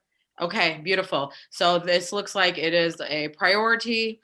Now we've got accessory housing project. That was one of the projects that Commissioner Pradell brought to the floor for us. So if this is something that you feel like the city should take on, keep that thumbs up for me so I can see it. Mayor Anderson? Just a quick question. So having an ADU ordinance, which is what this is called, would certainly fall under zoning considerations, because zoning is what addresses that. And so it's, responding to a community need in terms of desiring an ADU ordinance, I think would fall there. I wouldn't necessarily call it out separately, because there's under that heading, there's a dozen different things. And this just happens to be one of them. So I don't know. Yeah, that makes sense. So here, I'm going to put it here, Mayor, so that we don't lose it, because it, like you said, this is where it fits, and then we'll eliminate it from our prioritization list. I think the zoning one was the very first one, but. Okay, then I'll do that in a minute. So we won't waste any time on that. Right. Thank you for that. Okay, so we have. The next one is support individuals who live in a floodplain. This is something that you feel strongly about. Give me a thumbs up. Mayor, I see you nodding. You're pondering? Okay, wonderful. We've got 3 votes. Keep those thumbs up for me, please. 3, 4, 5. Okay, so I'm going to go ahead and bold that one. The next one is support individuals in land contract situations. So let me edit that. If this is something that you feel strongly about, okay, I see 1 vote from Commissioner Cunningham. Support individuals in land contract situations. Great, thank you, Vice Mayor. 3. Okay, so this did not make the cut as a priority as it right now, unless I did not see a vote. I saw 3 votes come in. Quick question on this. Mayor. So I know when you're prioritizing, you can't rank everything number 1. Not yet. So one thing I'm trying to do is I'm doing my voting here, saying, well, I can't just go for everything, then I haven't done anything. There's no priorities. So yeah. So how should we evaluate that? Should I think about 6 things or 4 things or? Yeah, so let me help you with this. So we're gonna go through this list and then we're gonna go through it again, right? Because remember, by the end, we're ascertaining, A, what collectively do we wanna take on as a commission body? B, what collectively do we wanna take on right now? Right? So you can say for all, any number of these things, yes, we want to do this, but we may decide that for 2022, it's not something that we can address or we desire to address for right now because these other things are more important for us. Is that helpful, Mayor, and everyone else? Yes. Okay. Yes. Beautiful. Now, with that, is there something that you would have voted for, not just you, Mayor, but any of the commissioners, based on what we just talked about in terms of process? Okay, beautiful. I think another distinction is some of these, may take more resources than others. So I don't know. I guess that's something I guess I'm thinking through also, and I guess my colleagues are too. So maybe we do make it a priority, but it doesn't take as much of a lift as other projects. So Yeah, yeah. That's a really good point, Commissioner Cunningham. And city staff, you can jump in on this as well. I know that we had talked about with the DCM and with the DC, or with the DMC and the DM. You know what I mean. I'm so sorry. I'm Yeah, that's all fine. mixed up right now. Is that you decide as a commissioning body, what do you want to prioritize? The city leadership will decide where will the resources come from, right? So, and city leadership, tell me if I'm wrong about that. I think that we talked about this on a few different occasions, and I just want to make sure that we're still on the same page about that. Yeah, you're correct, Damara and Commissioner Cunningham, that the resources will follow. This is important to get prioritization first, and then we'll look at resources.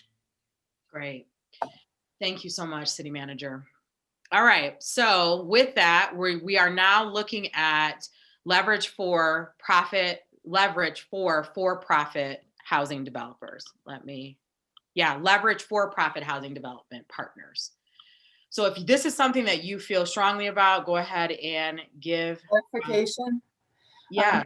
Mayor, when you say that, what does it mean to leverage? Does it mean, what does it mean to leverage? Is it financial or? Well, yeah, for example, right now we have a partnership with for-profit developers that are building our single-family homes. So we're taking advantage of that resource by working with them, by subsidizing the total cost of the house using FFE dollars to, in essence, buy down its sales price so it can be more affordable. And we're asking our, self-employed builders to limit their profit margins and that sort of thing on the house. So it's a collaborative undertaking, but we're attempting to harness the private sector to achieve a goal, to take advantage of achieving a goal that we have set for ourselves, which is, new construction, infill, home ownership. Yeah. And the creamery, although it's not exactly within the scope of what we're talking about, I think that that's a similar, right? It is. For-profit project that we could look to. So yep. Thank you for that. Commissioner Hess, is that a sufficient response for you? Beautiful. All right, so in terms of leveraging for-profit housing development partners, if this is something that you want the commission to take on, give me a thumbs up. I have another question. Okay. To Mayor Anderson, what are some of our alternatives to this? Great question. What are the what? What are some of our alternatives to supporting this? To get some of the being same. Dependent on the nonprofit sector, to do all the building and development. And so, that's really or building stuff ourselves, I guess. Yeah, that was a great question. Commissioner Cunningham, you feel good about that response? All right, so I know I'm moving through this quickly, right? But I don't want to move so fast that we can't make sure that we get all of our questions answered. So I so appreciate that you keep interjecting because you know that I'm moving at a fast pace here, trying to get us to our outcomes. So with that, any additional questions before we do a vote for leveraging for-profit housing development partners? Okay, so if you are in support of leveraging for-profit housing development partners, go ahead and give me a thumbs up. I've got 3 votes, 4, 5, 6. All right, wonderful. So the next one is to identify non-traditional funding sources to address systems change in housing. And that was brought to the table by Vice Mayor Griffin. Any questions about this before we take a vote?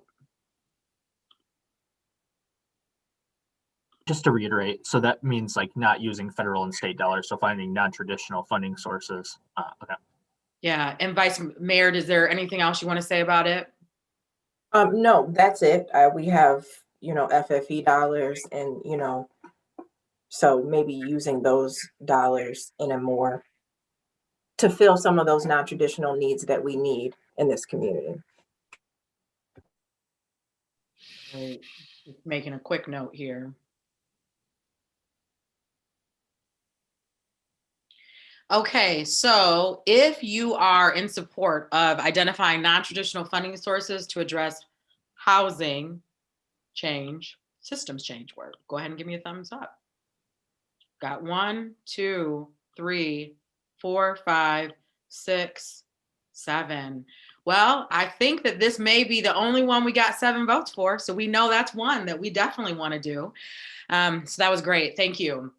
So the next one we have is more creatively leveraging home repair funds program. Can I say that I think that would probably go underneath, like how zoning had some different components that would go underneath it. I think that this would go underneath non-traditional funding sources, because that was one of the components that I was thinking of. Beautiful. Okay, great. So then we'll go ahead and move that, and we're going to then go to this next item. Thank you for that, Vice Mayor.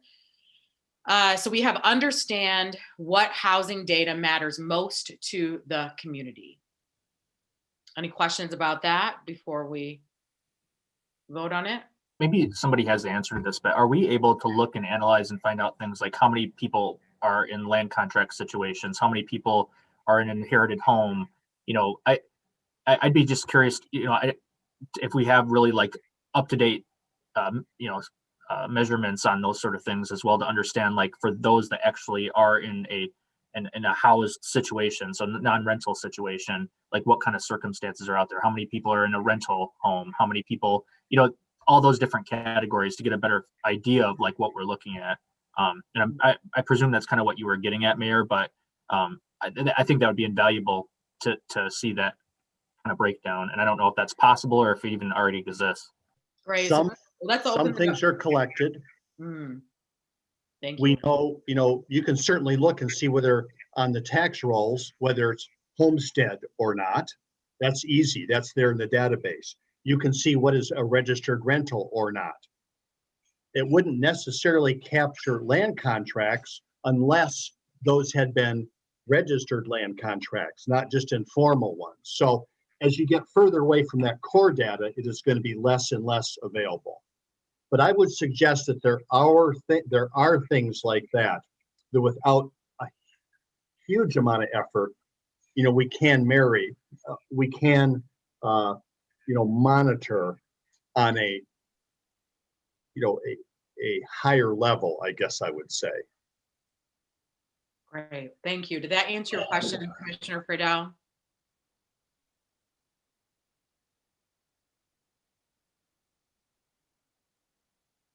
Okay, we may have, did we lose Commissioner Friedel? Yes, thank you, Tamara. Oh, okay, great, thank you. All right, and then Commissioner Urban, you had something you wanted to say? Yeah, briefly. I think Detroit did a house by house assessment of all the properties, residential properties in the city to get just that kind of very fine grained data. And this was door to door work that somebody who now works for Upjohn Institute used to do when he was just starting his career. We're currently going around in the Historic District Commission cataloging all the houses in Kalamazoo with photographs. And with that database and photographs, it would be nice to have some more information about the house besides just the exterior. Now, there's privacy issues and a lot of other stuff, but I'd like to explore that. Right. And Commissioner Urban, do you see that fitting within some of the potential strategies we've already outlined? Probably, yes. Okay, great. So I'm going to park it, and so that we don't lose it, and then we'll figure out where it fits in just a little bit. So thank you for that. Tomorrow, I just want to add to the census data will provide some of this data. So, yeah. Great. Thank you for that, City Manager. I made a note of that. Okay, so in terms of more creatively leveraging home repair funds program, we're moving that to non-traditional funding. And so the next one is understanding what housing data matters. We already did that one, sorry. And then exploring, oh, maybe we didn't, we had discussion about it. So thank you. Understand what housing data matters most to the community. If you feel like that should be a priority, go ahead and give me a thumbs up. Yeah, 1, 2, 3, 4, 5, 6. All right, so that is clear that that is also a priority.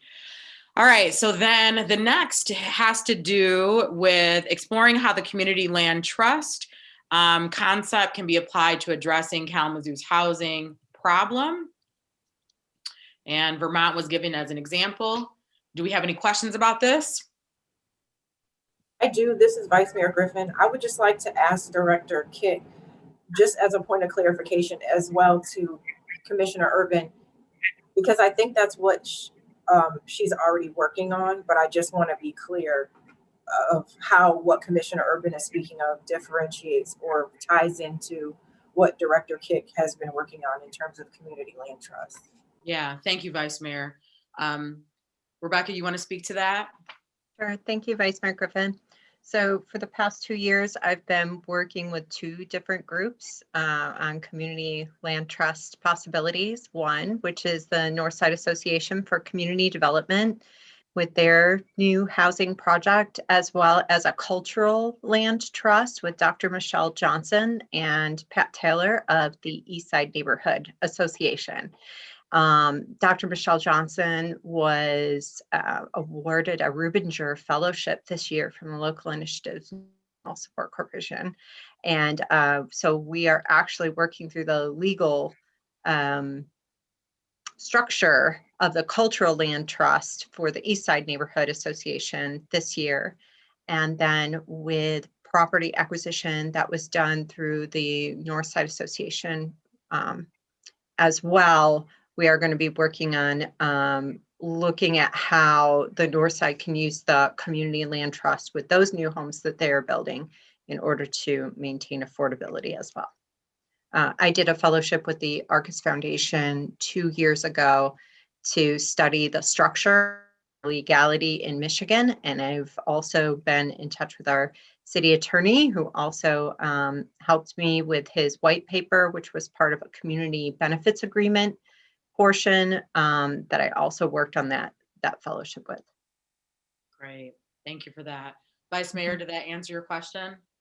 You know, that did answer my question, and I have to apologize. I'm looking at this saying community land trust, but I'm hearing community benefits agreements.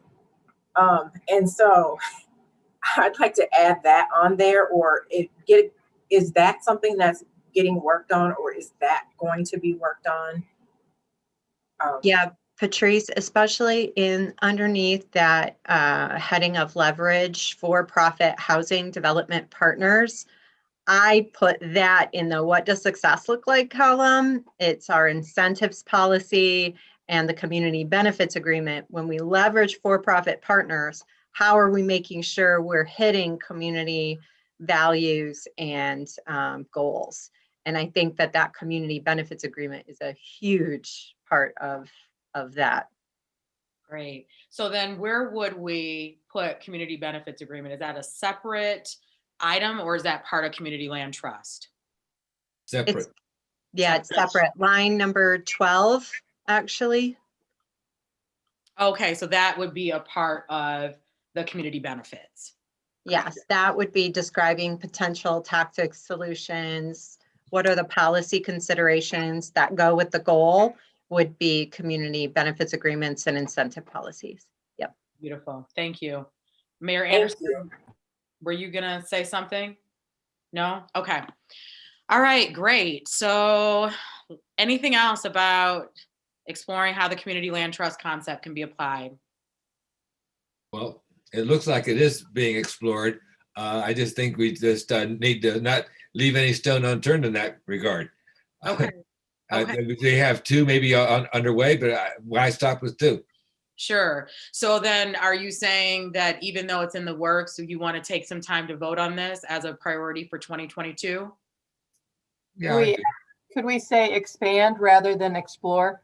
Yes, absolutely. Thank you. Yeah, thank you. Okay, that was great. So let's go ahead and vote on this. If you feel like this is a priority, expanding how the community land trust concept can be applied to addressing Kalamazoo's housing problem, go ahead and give me a vote. And all right, so I've got 1, 2. Okay, I'm only seeing 2 votes, 3, 4. Okay, got it.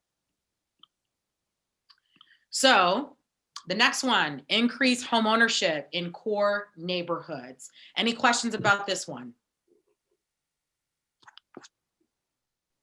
Yeah, the big question is how. How? Yep, and I hear you, Commissioner, and we will not go down that slippery slope for this meeting because we could have a whole day of discussing how. But so for the sake of our prioritization, we just want to figure out, do we want to do it? Is it something we want to do? And it looks like Vice Mayor is saying yes. I have a question. Commissioner Pradell saying yes. I've got a question coming in from Commissioner Cunningham. And this might be towards city staff or even mayor. What are our alternatives? And I say that because it seems like in this realm, and I think about HUD dollars, there's a lot of conflicting priorities that are very important when we talk about, shelters and things of that nature. So what are some of the other components? I think if somebody doesn't mind talking to that. Great, thank you for that question. Who would like to address that question? I'm happy to try. Eric, expand on that question just a bit for me. Like, what are the competing housing priorities or? Yeah, so we think about home ownership, we think about rental, we think about shelters, we think about, you can talk about expanding, you can dig into, supporting those shelters that's already in place. Do we build more structures? Those type of alternatives. Got it. Yeah. So from my perspective, yes, all those things are there. I think that at this moment in time, there are HUD dollars that come in that do help in some of those other categories. For example, we're getting a huge infusion of cash into Kalamazoo County, 18 million bucks in this year to keep people from losing their housing, eviction diversion and rent payment and that sort of thing. But there is not a great deal of resource coming through to help on the home ownership side necessarily. So that's why I'm thinking about that, a space we're talking about, non-traditional resources. The Vice Mayor suggested that if we care about home ownership in core neighborhoods, we're going to have to push that priority and see how there are our own or perhaps non-traditional ways to support that, because it's not going to be, we're not going to get the same level of assistance that we do from our federal and state resources for that. Thank you. Commissioner Cunningham, did that answer suffice for you? Okay, beautiful. Anything else before we take a vote? I would just, add that there are a lot of things being done already to create home ownership, but it might just be a matter of putting foot on the gas in terms of accelerating funding or, more attention to those things already happening as well. So, I think that, that's definitely a possibility as well. Great, thank you for that, Commissioner Pradell. All right, so in terms of increasing homeownership in core neighborhoods, if this is a priority you want the city to take on, go ahead and give me a thumbs up, please. Saying 3, 4, 5, 6, 7. All right, overwhelming. So there was a couple. I will get to that in a minute. So the very last thing that we have is ensure we are maximizing our rental certification and code enforcement programs. Is that a separate item, or does that need to be in an item that we already have reflected? I think it needs to be separate. Okay, great. Any discussion about this? I would just add that it's hard. I don't have a context of how grand the scale is, if that makes any sense. So that's one thing that I'm having difficulty of voting on that. Because, I know of like the anecdotal, like 3 or 4 instances that I've talked to a homeowner on the phone in the last 6 months, but how great is it beyond that? And maybe there's some better metrics that the city has in terms of how many homes have, had code enforcement issues and those sort of things. And Commissioner, would it be of value to pose that question to city leadership to help with the vote? Yeah, I mean, sure. If anybody has some more information on that, that would be helpful for sure. Great, thank you for that. Who would like to respond to that question?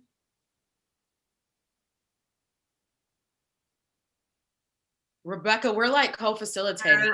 I know. Well, housing's kind of my bucket. So I love it. I do feel a bit on the hot seat this morning, which is just fine because it's my passion as well. Commissioner Praedel, I would like time to be able to follow up with you on this question as opposed to talking about things, but I did want to at least make one point, which is that we do partner, extensively when we find out that a house is in possible condemnation.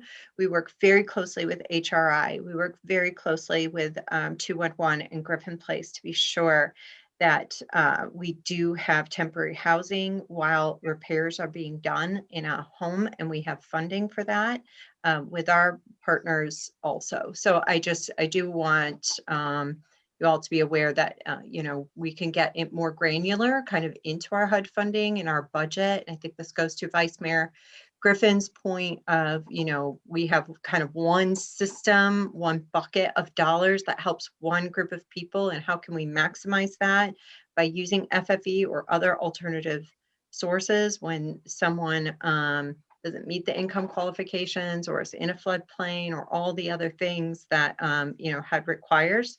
So I would like more time so that we can get that data together and then make more decisions. Yeah, great. Thank you so much for that response. So knowing that we don't have the data, unfortunately, we still want to take a look at this item and see if it's something that we want to raise up as a priority for 2022. Tamara, I just want to jump in. Since I'm the one that suggested this, I want to clarify it. We absolutely do have the data. And the reason why this is important to me is because this falls in the category of providing quality core services. Yeah. There's no one else. We might have for-profit builders and not-for-profit builders building things. We might have nonprofits distributing food in town, but there is no one else in town that inspects rental property and certifies it. There's no one else in town that deals with blight issues. There's no one else in town that does that work but the city of Kalamazoo. And so that is a delivering quality service, and we can make it an even better quality service. If we're noting blight and enforcing our blight code, certainly then maybe attaching it to some resource to help that homeowner deal with that blight issue.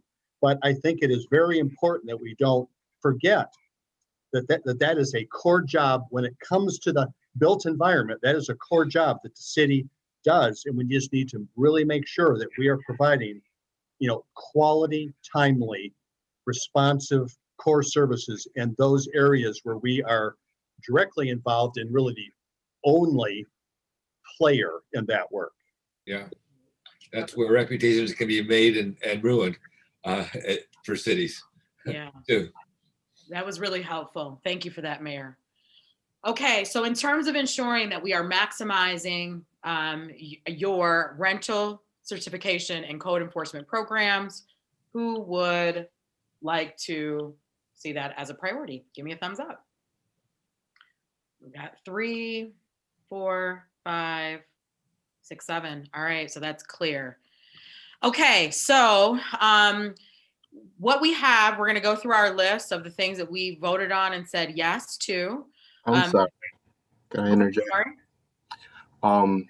I would, before we stop voting, I want to at least leave the floor open to city staff. Are there other priorities that you guys think should be included, or anything that we should be thinking about as we make these decisions, as you've seen us go through this list already? So I want to open the floor up to city staff. I agree. That's a really good point, Eric. I appreciate that. Yes. So Damara, correct me if I'm wrong, the survey that was pre-survey that was sent out, that included staff? It did. So, Yeah. so and their we had- ideas. Yeah, and 27 responses, so we were short. Our response rate was in the upwards of maybe 80% for staff. Okay, so their input is already reflected here, or should be. Yep. So the top four that we came up with, housing being our number one, that was in part driven by city leadership coupled with commission data. Okay, so it's actually the issues and opportunities that Rebecca, Laura, do you see anything missing? I think also kind of keeping in mind the interest of time, not to feel like after today, but this is the one and only time that, that we're going to get to it. And these are going to be our marching orders and we won't come back to you until the very end of the year. I think what's most helpful is that of the areas that you've identified that are starting to really kind of get the most attention is to make sure that we as staff hear what you're thinking in terms of what success looks like, because this is going to be iterative. A lot of the things we're talking about, I think staff has some really good context to provide, but I could see us kind of taking the input from you all, and then we can circle back and say, here's how we think we could do more. Here's what we're already covering. And here's brand new ideas that you brought to us that we're interested in exploring. Yeah, so I appreciate the invitation very much. I'm sure many people on this Zoom would love to just jump on in, but I think we can continue to leave the space for commissioners to define what success looks like, and then plan on coming back around with a lot of ideas that will build on the ones that you're all talking about today. Yeah, thank you for that, Deputy City Manager. And I also want to say that in terms of the integration piece, we did ask a question in the survey about strategies. So one of the next steps that we can take is based on the priorities that the commission has set, looping back to that data and fitting those strategies in to, or those tactics into these particular priorities. So we'll make sure that when we get to next steps, that's one of the pieces that we focus on. All right, and then Commissioner Hess, I think that you wanted to say something. No, I'm good. CM Lamb, let me know. I just wondered, would it come back to us at a future COW meeting? And that question was for, oh, great, thank you. Certainly, I think that's an excellent opportunity. You've got, certainly many sessions from the Committee of the Whole where we can plug in these items to go into greater depth and have staff report out again on what's currently happening and what we could go, how we could expand or enhance. Great, thank you for that. Okay, so with that, I'm going to report out on what the potential priorities are. I mean, these are all priorities, right? But we're going to go through the high level list, and then we're going to do another quick vote, right? So our plan is to actually, my hope, and you tell me if you feel differently, commissioning body, is for us to identify 5 priorities for 2022. Okay, so right now we've got 2, 3, 4, 5, 6, 7, 8, 9. We have we've got about 10. So let me make sure. 1, 2, 3, 4, 5, 6, 7, 8, 9, 10, 11. So let me, maybe we could do 5 to 6. But I want to make sure that we can narrow this list down unless you tell me otherwise, because taking on 10, I know that that's not something that you probably want to do. That's a lot to take on unless you tell me otherwise. City Manager? Yeah, just thinking this through too. A lot of these things we're doing some in part or all. What I see as helpful is, the top 5, 6 that we're really going to focus on for measurement reporting out, and making sure we're achieving that goal that the commission has set. So I think if you think of it that way, the others are being done or will be done, but the top 5 will really focus on for reporting out. Wonderful. Thank you for that, City Manager. All right, so with that frame in mind and getting this list down to, let's say 6, right? If we can get it down to 6, I think we'll all feel really good about that. So we're gonna do another vote and go through a process of elimination, keeping that in mind, okay? And I'm gonna track our numbers as we go. So the first one, zoning considerations, better responding to community needs, with the frame of focusing on measurement, reporting out, and achieving the goals that we are setting out to. Would you keep this as a 2022 priority? And if so, give me a thumbs up. 3. Okay, I only saw 4, 5, 6, 7. Okay, so the next one is prioritizing single moms and dads, right? Single families. How about we just say single families, single-headed households. If you want to have that be a priority, go ahead and give me a thumbs up. 1, 2. Okay, I only saw 2 votes for this. Okay. And so this is Vice Mayor Griffin. I just wanted to weigh in. So I feel like that should be, maybe that should just be an overarching consideration instead of it being like that, because I understand what the mayor was saying, right? And so in my mind, if you're going to have a housing intervention or anything that has to do with housing, there has to be a prioritization or at least a consideration of families. At least that's the way I'm taking it. yes, yeah, thank you for that, Vice Mayor. So how do folks feel about that, particularly as it relates to DEI as the focal point of your work in part?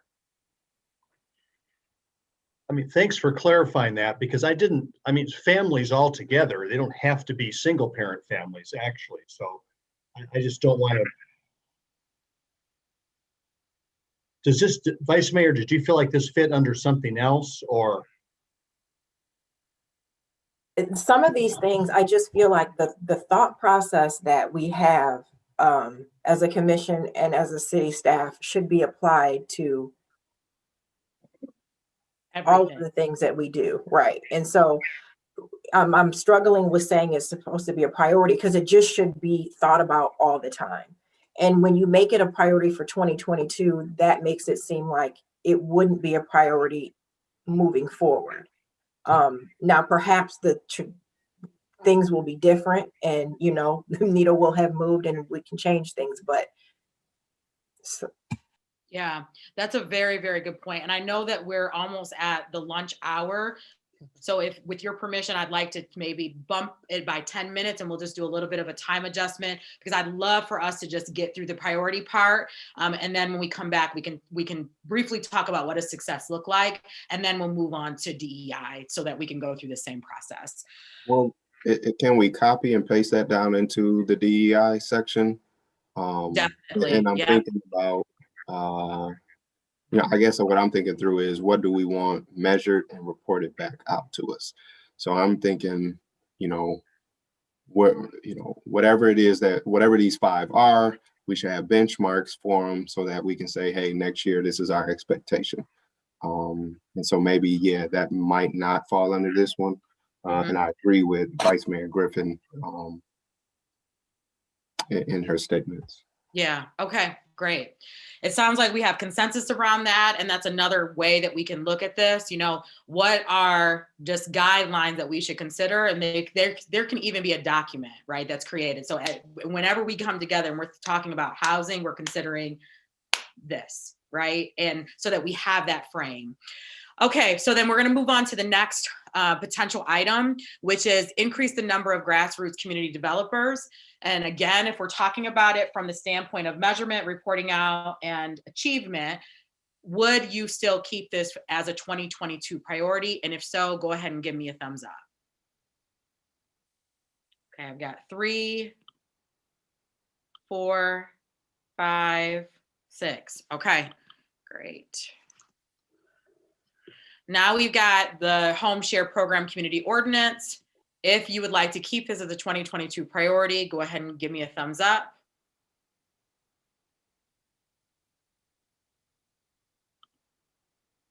I see 1 vote, 2, 3. Okay. Then the next one we have is support individuals who live in a floodplain. If you want to keep this as a priority for 2022, give me a thumbs up. I see 2 votes. Okay. All right. I only saw 2, so tell me if I missed a vote. Let me go back and just make sure. Tamara, I'll add my vote to that one as well. Oh, okay, great. So we've got 3 votes for that. Thank you, Commissioner Pradell. Okay, so now we've got leverage for-profit housing development partners. If you want to keep this as a 2022 priority, go ahead and give me a thumbs up. Okay, I've got 1, 2, 3, 4. Keep those thumbs up for me. Okay, great. So I think we have 6 votes on this one. Okay. The next one is to identify non-traditional funding sources to address systems change in housing. If you want to keep this as a 2022 priority, give me a thumbs up, please. I've got 1, 2, 3, 4, 5, 6. All right. So the next one we have is understand what housing data matters most to the community. If you want to keep this as a priority, and I'm almost actually inclined to go with what Vice Mayor said about like an overarching piece, like what housing data matters most to the community across these strategies. But you tell me if I'm not, if you see it differently and you want to keep it as an item to vote on. I agree with your statement, and maybe that again can be moved over to the DEI section. Okay, great. Thank you for that, Commissioner. Any other thoughts on that? Tamara, just to confirm, are we going with 6 votes then? Yeah, so so our plan is to get to 6 priorities, which may mean that you actually vote on more than 6, right? So it makes it tricky. But however, if we're looking at this list just right now with what we have already identified 1, 2, 3, 4. We have 4 priorities already, and we only have a couple more to go through. So we're doing great. Is that helpful, Commissioner? Yeah, thank you. Okay, you're welcome. All right, so we're gonna, sounds like we're gonna move that one into DEI. The next item is expand how the community land trust concept can be applied to addressing Kalamazoo's housing problem. And if you wanna see this as a priority, go ahead and give me a thumbs up. Okay, I see 1 vote, 2. Okay, I only saw 2. If I missed something, you tell me so that I can make sure I reflect it. The next item is to increase homeownership in core neighborhoods. If you want to keep this as a 2022 priority, give me a thumbs up. I've already see 2. Thank you for that. 3, 4, 5, 6, 7. All right. Beautiful. And our last item is ensure that we are maximizing your rental certification and code enforcement programs. Okay, I see 1, 2. Keep those hands up. 3, 4, 5, 6. All right, commissioners, give yourself a round of applause. We have our 6 priorities for housing. And so if you don't do it, I'm going to do it. Yes. I'm bringing that flavor into this space today. So we are going to, yes, I love that jazz hands, Commissioner Hess. So it is 12:34. I'm thinking that this will be a good time for us to break for lunch. And then we'll come back. We're going to have a discussion about what success looks like related to the 6 priority areas. And then we're going to move into DEI. So it's 12:34. We'll take a full hour. We'll come back together at 1:34. Enjoy your break. Get some sunshine in your body. Yes, please. Tamara, real quick, Dorla Bonner, our DEI director, she has another engagement at 1 o'clock, so she won't be able to join us for the DEI, but just wanted you to know that, you know, she is here right now. Oh, thank you. And I'm so then maybe we'll pause. I mean, is there anything that you want to, do we want to give her some space to share anything at this point, City Manager? I think, you know, she's meant to be a resource here. So we'll, if we don't have the answer, we'll capture it like we've been and follow up. Okay, Yeah. wonderful, Yeah. wonderful. Well, thank you so much. I'm glad that Ms. Bonner was able to join us for the time that she was. So we will officially go on break now. It is 12:35. We'll take 1 full hour, come back at 1:35, get some sunshine, move your body, and look forward to the next phase of our work together. See you all soon.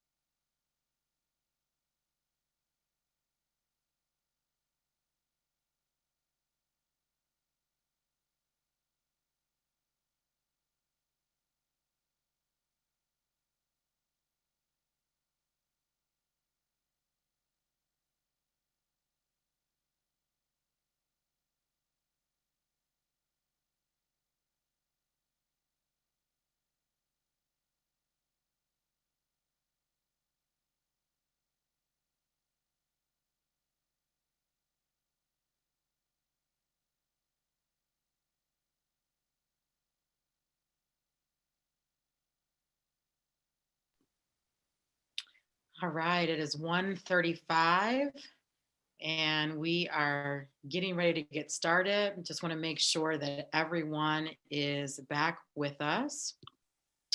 So we will give it a second. I don't see Commissioner Urban on here. Oh, there he is. Okay, all right, wonderful. Does it appear that we're missing anyone else, City Manager? I'm here now. Okay, wonderful. So we have everyone here and ready to get started with the next phase of our work. Mayor?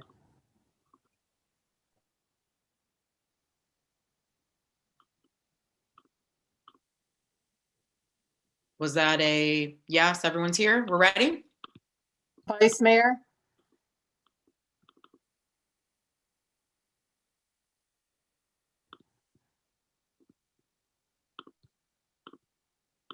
Does anyone see Vice Mayor?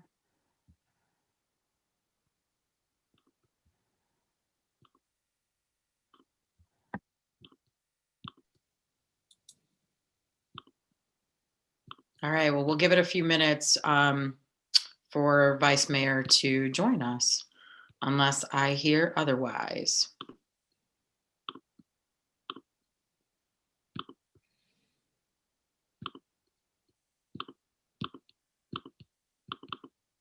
I think, David, did you say, let's get started?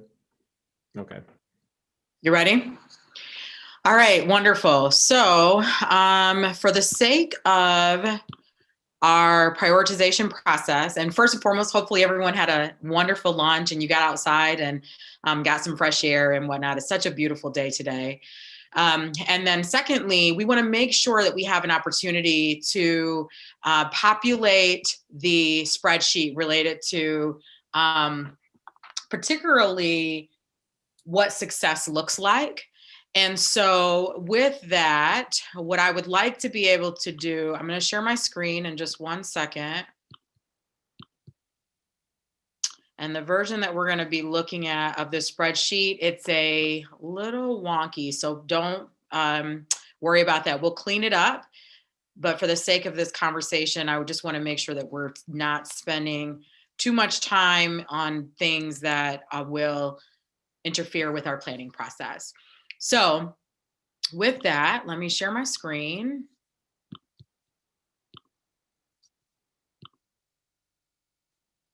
Okay, so you see what I meant by the wonky part. I can't get the formatting on the identify non-traditional, but we'll clean that up. So you have your 6 priorities listed, and we're going to start with what success looks like. And so keep in mind that our goal today is to get through 3 additional priority areas. And just so we all know, I had a question come through during the break that asked, well, how did we come up with the 9 items? The 9 items were driven by the pre-survey data from the commission and from the city leadership. So we had 27 individuals who completed that survey. It was a very strong representation of the voices of city leadership along with the commission. Okay, so if you have any questions about that, let me know. But just for level setting purposes, I wanted to make sure that we were all on the same page in terms of how we came up with this list. Okay, great. So let's start with zoning considerations. So what does success look like?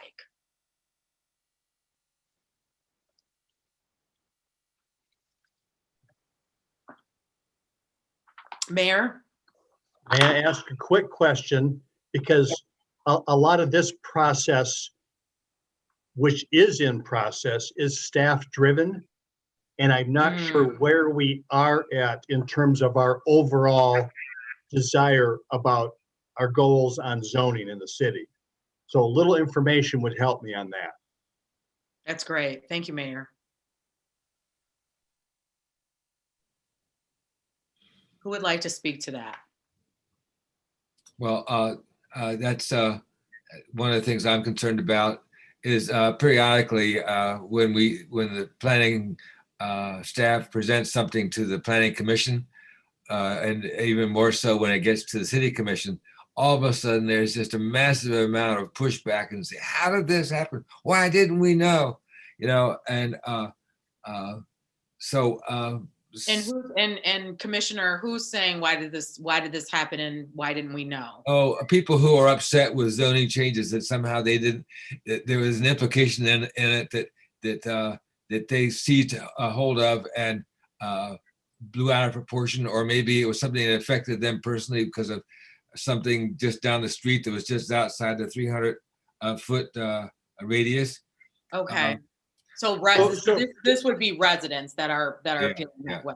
But that's going to fall, in my mind, more in the tactics, solution side of things. That's a challenge. My question specifically for staff is, in terms of our kind of overarching rezoning plan that we've had going for a while, where are we in that? Are we 25% of our way into that? Are we 75%? Are we very scratching the surface? Is there some feedback on that? I'm not clear about that. And it sounds like it's important to help you make some decisions about success. Yes. Oh, yes. Yeah. Oh, yes. So what staff member would like to speak to that? Hello, Damara. That's me again, Rebecca. Thank you, Rebecca. Well, we appreciate you. It's okay. Under the purview of community planning and economic development. So in terms of our zoning considerations, those are all in the master plan. So everything that you have been working towards within the IK 2025 and what we've been adding periodically from the neighborhood plans is what is driving all staff's zoning considerations. When Commissioner Cunningham talked about that real shift that he noticed from the reactive to the proactive zoning that staff has been doing, again, that is all driven by our master plan and by our neighborhood plans in understanding what our neighborhood, our residents are looking to have accomplished in order to achieve their goals.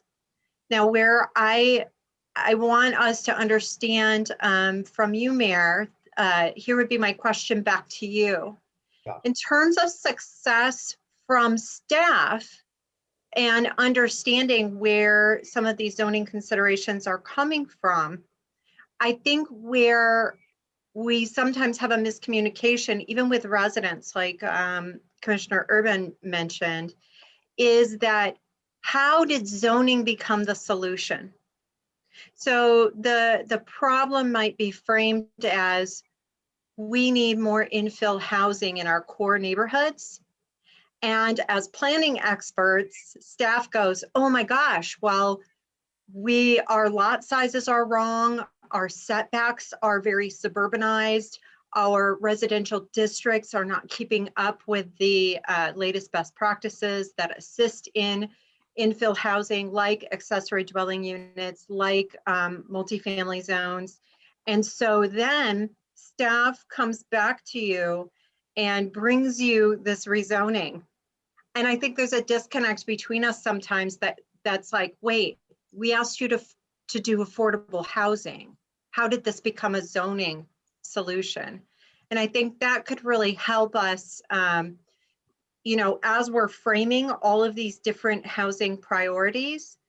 If zoning happens to be a solution, we can bring that to you and help talk through why we see it as a solution as opposed to something else. Very good.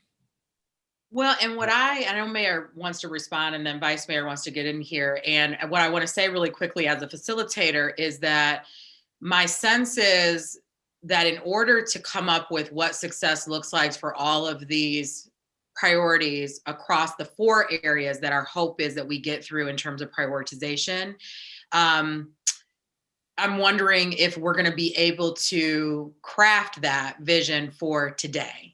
So we're gonna. I just want to say that because I'm feeling like if we open this up, we could literally spend a whole hour trying to ascertain what success looks like, and it's so important. And Rebecca, you framed it really eloquently. It's clear. It's important that this is addressed so that city leadership can truly support the vision of the commission.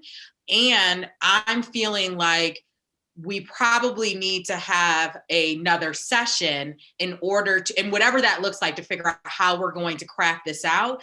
I think the most important thing to get to 4 o'clock is to make sure that we have priorities across each of these areas.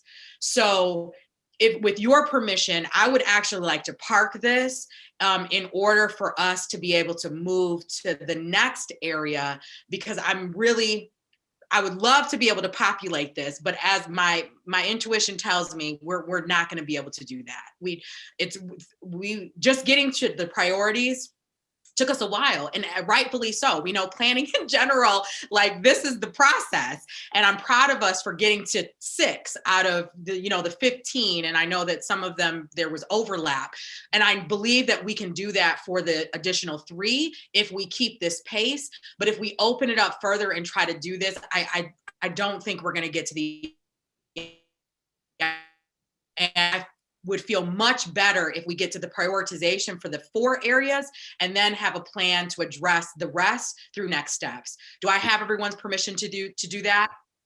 Yes. Okay. All right. Beautiful. So city leadership, we're going to get it. We're going to get it. I promise you. But let's go ahead and just make sure that we can get to the priorities first and foremost. Vice Mayor, I know you wanted to go ahead and get in there. That's what I was going to ask. I was going to ask if we could put this part off, maybe in a future work session. Not put it off, but everything you just said. So great. I'm so glad we're on the same page, Vice Mayor. Okay, great. So then with that, we're actually going to move right into the DEI discussion now. We are gifted with Dorla's present, and so she's going to be with us for this discussion. I know that she has some things on her schedule. She cleared out some things, and so we're so glad to have her be a part of that. So I know that we already have the questions documented. We're going to go ahead and move on to the DEI portion of this, and I'm going to type as we go, just like we went through the process the first time. The only difference is that now we have an additional filter. The additional filter is that we're trying to get to no more than 6 priorities in each of these areas. Okay. And so would it be, my inclination is to go to the action, but I actually think that we're not. If we want to go to the action and see what's been happening, a part of the conversation, we can, but let's go ahead and just do the frame around the questions to generate thinking around this. So in terms of priorities for DEI, there are 2 things that came out of our initial list, which is understand what housing data matters most to the community, and then prioritizing single-headed households. I'll further clean this up. What are some other things, Commission, that you would like to prioritize and or you have questions about that you want to highlight based on the frame? I would say Sure. Oh, go ahead, Commissioner Cunningham. internal hiring and promotions. Great. Commissioner Hess? I would like to see us focus our efforts on equity in the public safety department. Great. Do you want me to put just equity and public safety or put department after?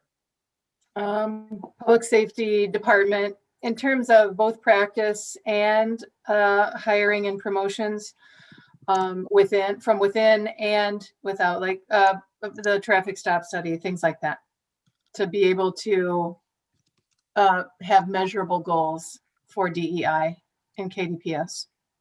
Okay, great. And let me make sure that we have the measurable part. Beautiful. Thank you, Commissioner Hess. Commissioner Urban. Oh, my hand may have been raised, but that's a mistake. Okay, no worries. No worries. Vice Mayor Griffin. I would say, again, as another overarching, and in terms of anti-racism, I think that in every aspect of what the city is doing, that lens has to be applied to it. And that can be as specific as if a policy is being looked at, apply that anti-racism lens to it. If we're talking about a new building being built and the city has anything to do with that, applying that anti-racism lens, every function of the city has to have that lens. And that's something that is just critical.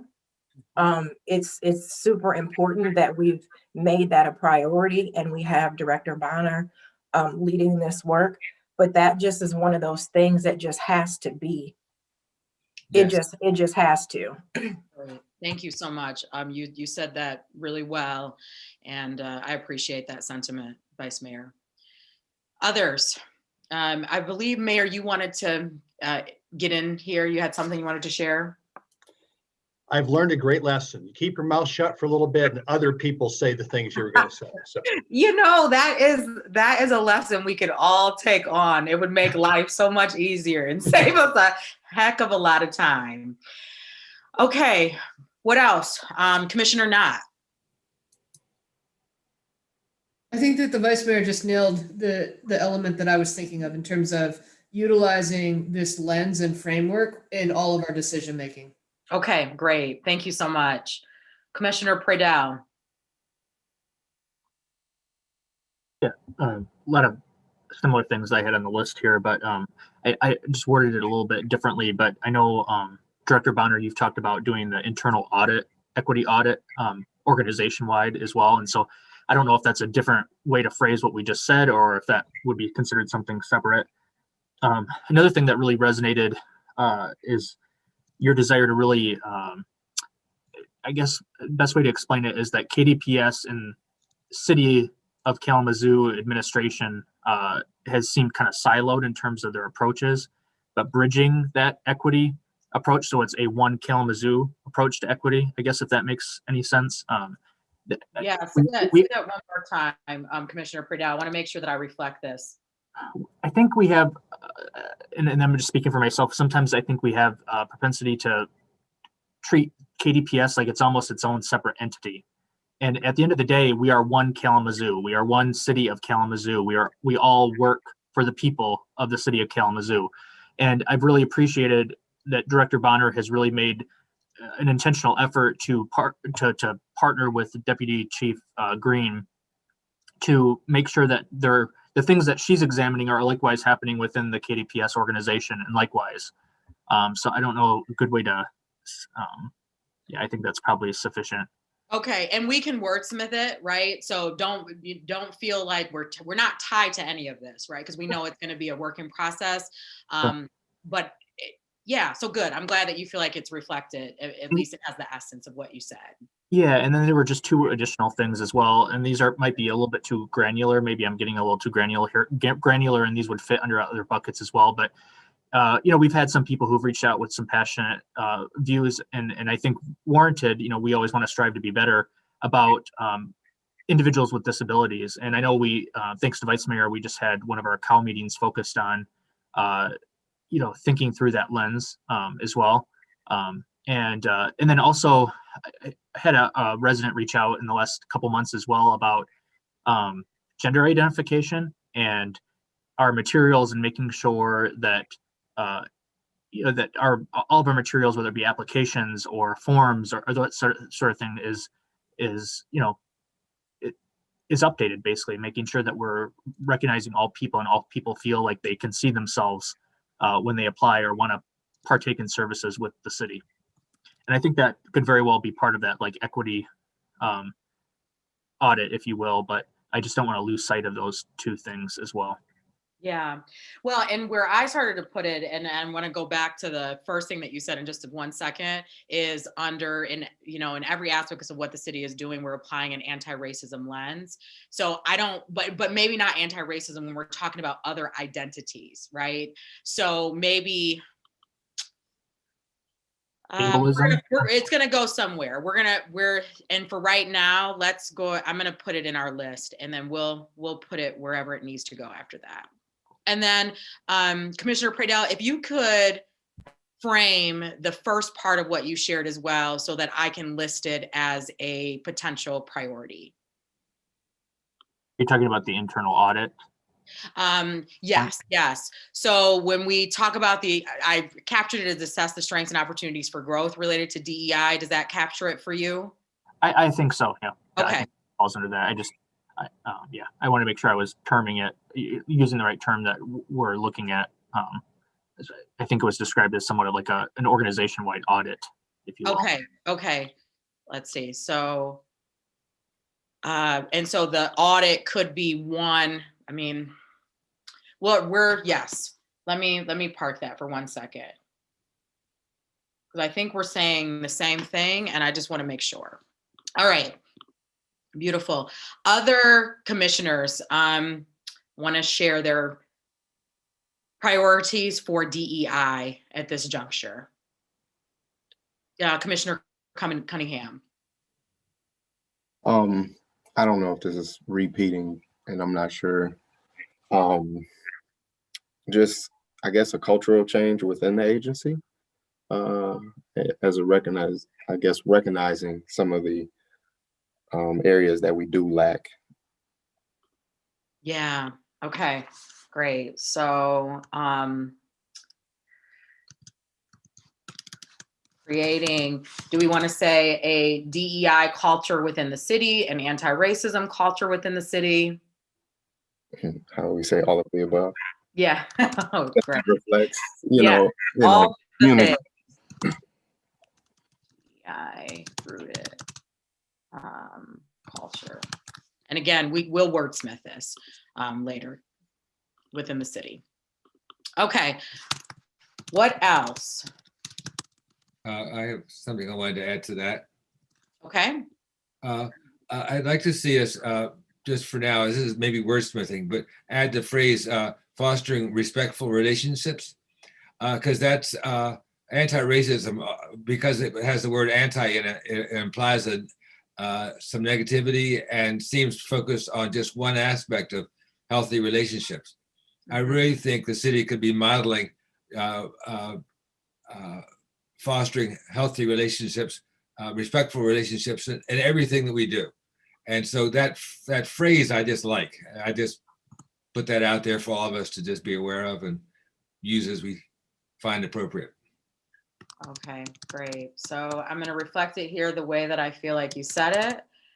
Create an anti-racist DEI culture within the city that fosters positive relationships. Respectful relationships. Great. Yeah, because respectful no matter what. Across all identities. Yes, that's it. Thank you. Great. Yeah, you're welcome. Thank you. Others? Tamara, David here. So yes, this may fit under something else, but we're talking, about going forward in 2022 as well, and resources, because these things feed into budget.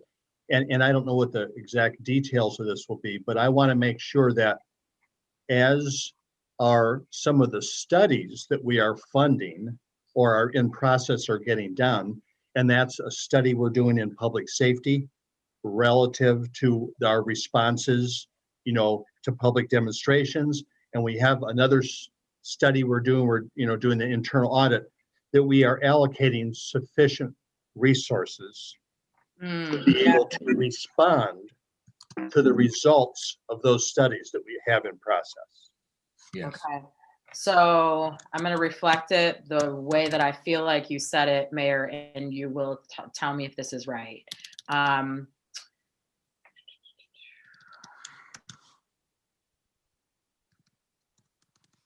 So I have prioritized funding for current, and do we want to say funding or resources? Because it's not just funding, it's also the people part. Okay. Sure. Prioritize resources for current. For our response to our self-evaluation. Yes, and the OIR report as well. Yeah. I guess a layer on top of that is that equity versus equality when we talk about funding. So what, I guess when we look at the, what does success look like? I think that's a component that should be, I guess, determined within that. Yeah, Right. called out. Yeah, so Commissioner Cunningham, what I added that to what Mayor said, and so I have it reflected as prioritize resources for our response to our and I'm not saying this is the right language, right? We'll do some wordsmithing, but prioritize resources for our response to our DEI evaluation studies that are rooted in equity. Is that how we want to frame it? Okay, great. Thank you for that. Other priorities for DEI.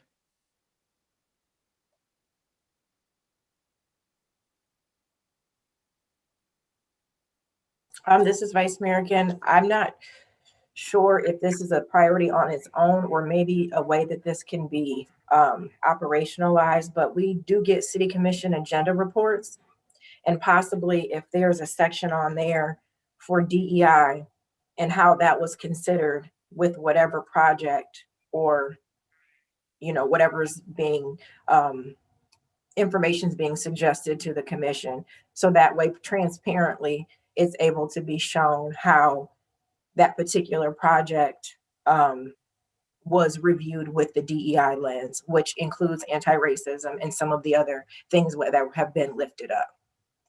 Yeah, so That's kind of a policy thing, would you say, Vice Mayor? That's a good question. So the commission agenda reports, is that policy that sets how those are set up, or is it just practice? And I'm not sure. Tamara, I believe that that's where this goes. right here, transparency and commission agenda reports. Is that? Yeah, you it's feel not like- it's not an extra. Yeah, no, that's what thank you for affirming that, Commissioner Hess. Yeah, because I'm really feeling like, and we're going to find that some of these are going to be a part of, we're going to see these merge, right? But we want to make sure we get all the ideas documented, and then we'll do the merging. And so unless I'm feeling like, oh, I already know where that goes. And so I want to make sure I have this reflected accurately. Transparency and commission agenda reporting. Vice Mayor, say that last part, please.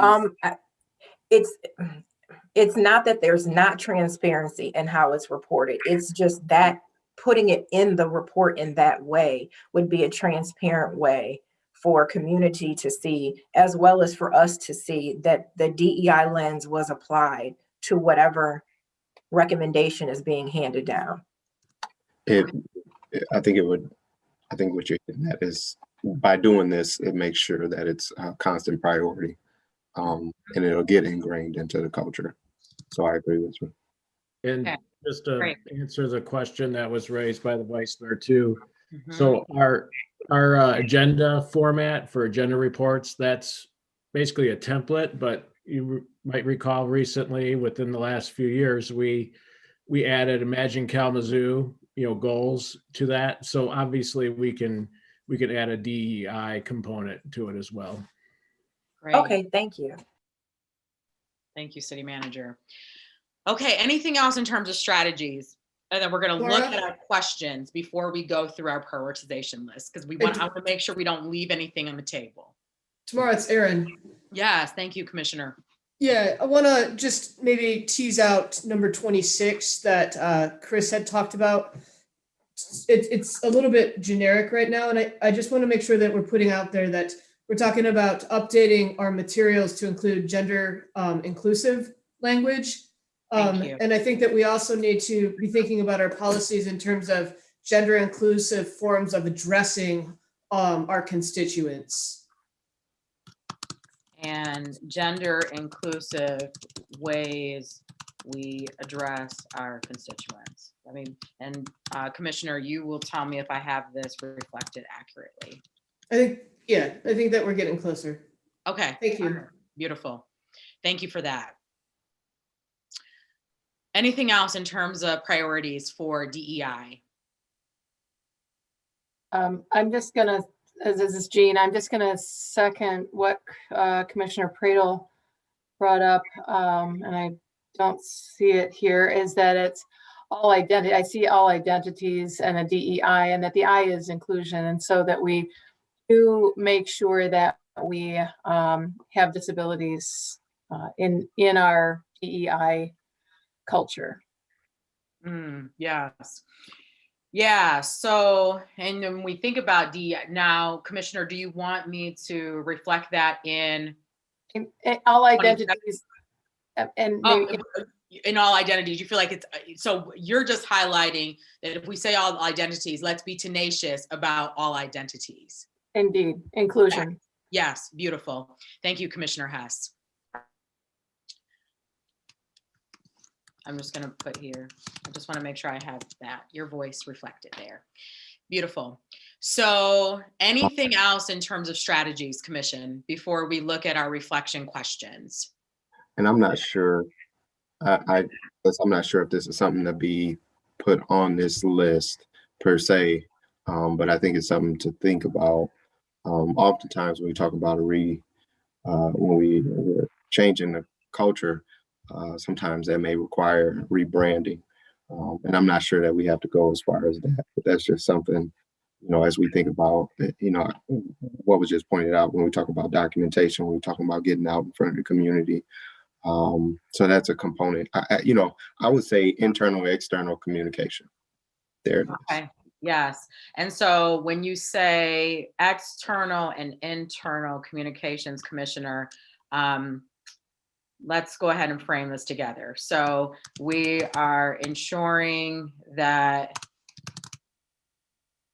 the city brand is reflective of DEI. Is that adequate enough for now? Yes, because I think when you talk about brand, that can include, the faces of the organization. That can include, the product that we provide. So I think it's all inclusive by saying brand. Okay. All right. Beautiful. Thank you for that. Anything else, Commission, in terms of priorities?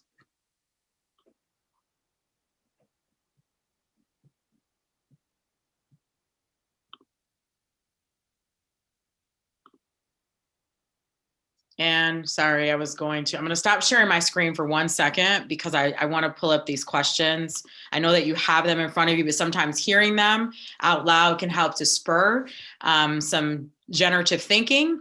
And so our questions are, and give me 1 second as I pull them up. If someone has them, can you start with the first question for me as I pull up the deck on my computer? What? The 6 questions that we framed related to, hold on 1 second, I've got it. What is missing or what has changed since IK plan was approved? That was the first one. Thank you, Commissioner. All right, and then the next question is, what does success look like, right? Now, we know we're not gonna go too far off in any of this right now, but we wanna make sure, particularly with Dorley here, that if we have questions for her, that we can get any clarity that we need based on some of the priorities. So what is the role of the city versus community partners? What do we want to learn more about this particular topic?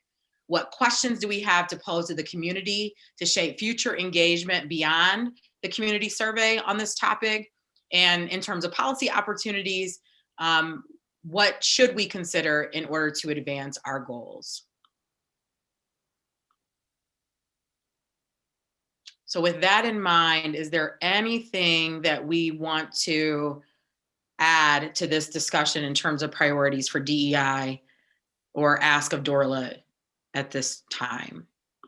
I think continuing to build our community partner base. Yeah. So you're wanting to see that, Commissioner, as a potential tactic or strategy? Yes, it can be that. Okay. Beautiful. Continue to expand our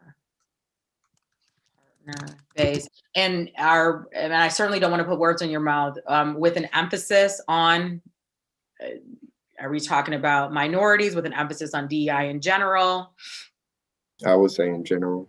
Mm-hmm.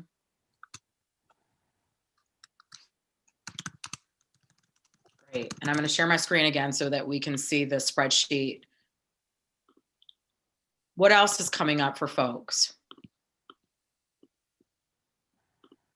I have a question with that we do not have to answer in a particular way now, but are we going to need some help, or do we feel like we're going to have good information? Maybe this is for Director Bonner in terms of being able to define success without having to get into the specifics.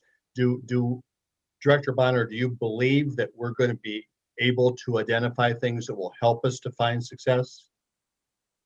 Great question.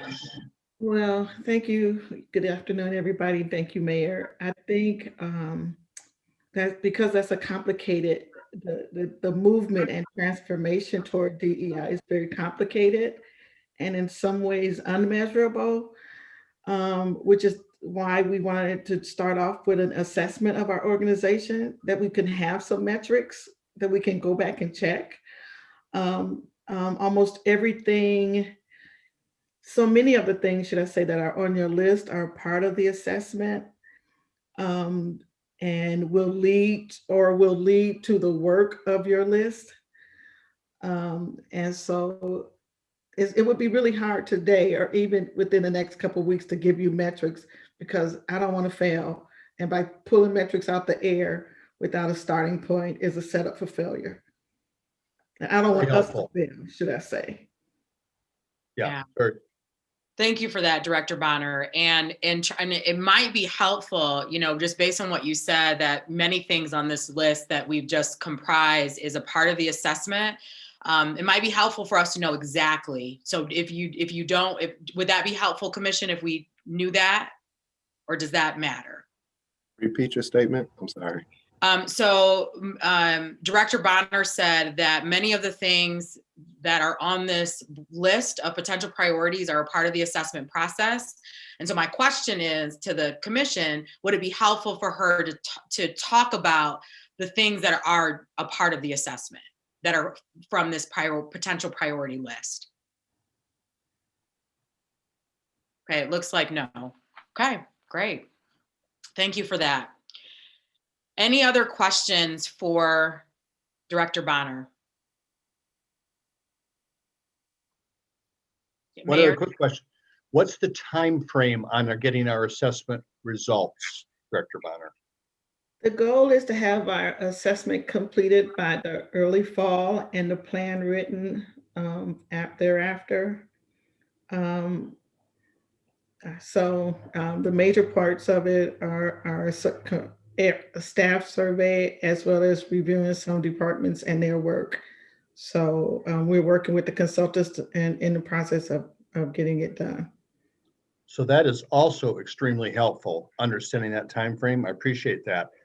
Do you contemplate, I'm assuming that when we get the results, then we'll have to look at it and say, here are some interventions that we need to begin to institute related to what we have, the information we've received. Do you think that we're going to be ready to suggest some of those interventions in a time frame that if they're going to need some budget support, we'll be able to insert that in our 22 budget? I hope so. The goal is to have this done before the election. It's the plan and everything. So I always get the time frame for the budgets missed, but I do believe that in early fall, like September, October, we should have the assessment and the accompanying plan completed. Thank you. Great. Thank you, Director Bonner. You're welcome. Anything else for Director Bonner before we look at our list and start to prioritize? Bonner, could you just provide a primer, just a refresher in terms of, I'm just trying to think back to the conversation where you were sharing how you're working with KDPS and working to make sure that it crosses organization-wide, the work that you're doing. So Assistant Chief Vic Green, who is leading their DEI work, is on the team for the assessment. There will only be one assessment. And They would probably be a supplemental part of the plan that is specific to KDPS, but there's only one assessment because there's only one organization, and that is our stand. The fortunate thing that we have with our consultant is they actually have a public safety staff that can help us make sure that our public safety, that we know how to include and make sure we get what we need from them in terms of this assessment. Did that answer your question, Commissioner Pradell? Yes. Yeah. Thank you. Thank you. Okay, great. Thank you, Director Bonner. Any other questions for Director Bonner? This is more or less a comment, but thank you for shifting your afternoon around so you can be. We appreciate you. Let's just give her a clap right now. We'll give her an air clap. We appreciate you, Director Bonner. I'm sending you a thank you heart. All right, we love it. We love it. Okay, wonderful. So I feel like we're ready now. Do you feel like you'll need anything else from Director Bonner so that she can leave the meeting and go back to whatever it is that she was tending to? Okay, I think we are all set and we appreciate you so very much. Enjoy your Saturday. Thank you. Bye-bye. Yeah, thank you. Okay, so let's go ahead and we're gonna go through this list one by one, and we'll start to merge things as we need to go. All right, so remember, we're getting it down to no more than 6. So the first is understand what housing data matters most to the community. If you feel strongly about this from the frame that, I'm going back to what the city manager said earlier about measurement, reporting out, and achievement, okay? So we're keeping that in the back of our heads. So if you want to understand what housing data matters most to the community as a priority for DEI, go ahead and give me a thumbs up, please. I'm seeing 1, 2, 3. Okay, let me just keep those thumbs up for me. 3, 4. Okay, great. So the next one is prioritizing single-headed households. If you want that to be a focal point of your DEI efforts, go ahead and give me a thumbs up, please. And keep that thumbs up. Okay, I've got 1. Okay, it looks like I only had 1 vote on that. If I missed it and that was from the mayor, let me know so that I can update accordingly. All right, so the next one that we are looking at is internal hiring and promotions. I'm assuming prioritizing DEI within internal hiring and promotions. If you want to see that as a priority within the city, go ahead and give me a thumbs up. I'm seeing 1, 2, 3, 4, 5, 6. All right, wonderful. The next one we have is Equity and Public Safety Department for practice and hiring and promotions from within. For example, your traffic stop study. So if that is an area that you want to be a priority, go ahead and give me a thumbs up, please. Saying 1, 2, 3, 4, 5, 6, 7. Beautiful. Thank you for that. All right, so now we've got in every aspect of what the city is doing, we're applying an anti-racism lens. If you want, I'm already seeing thumbs up for that. We've got 1, 2, 3, 4. All right, overwhelmingly. Wonderful. And then our next one is assess the strengths. I mean, you're already doing that, so I don't even know if you want it to be a priority. Do we want to, yes? What do you think, Mayor?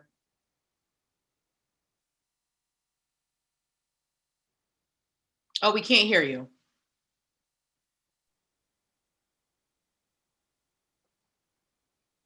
What's the very last word? DEI. I'm sorry, DEI. I see. Okay. Sorry about that. Yeah. you know, there was just a recognition that that work is happening. And so Yeah. I didn't know if we even wanted to go through a voting process, Yeah, you know? sounds good. So, okay, great. So the next one is bridge the gap of DEI efforts across all departments. If you want that to be a priority for 2022, go ahead and give me a thumbs up. I'm seeing one vote. I've got a challenge here, is that some of these I think are very similar. And because I'm limited to 6, I'm trying to choose, is there something even broader that gets to this same thing that we're talking about there? So I'm trying to figure out how to vote relative to that evaluation. Yeah, so that's a very good point. So if we were going to, for example, for number 25 here, give me one second. We could technically move this to here. Sorry, it's not allowing me to do it.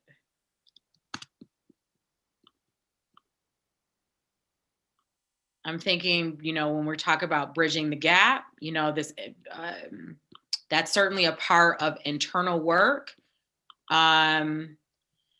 Let's see, ensuring that your forms are updated. To be honest, you know, when we talk about, you know, this big goal of in every aspect of what we do as the city, right? There's a plethora of things that can happen under that one. And so your forms can go under in every aspect.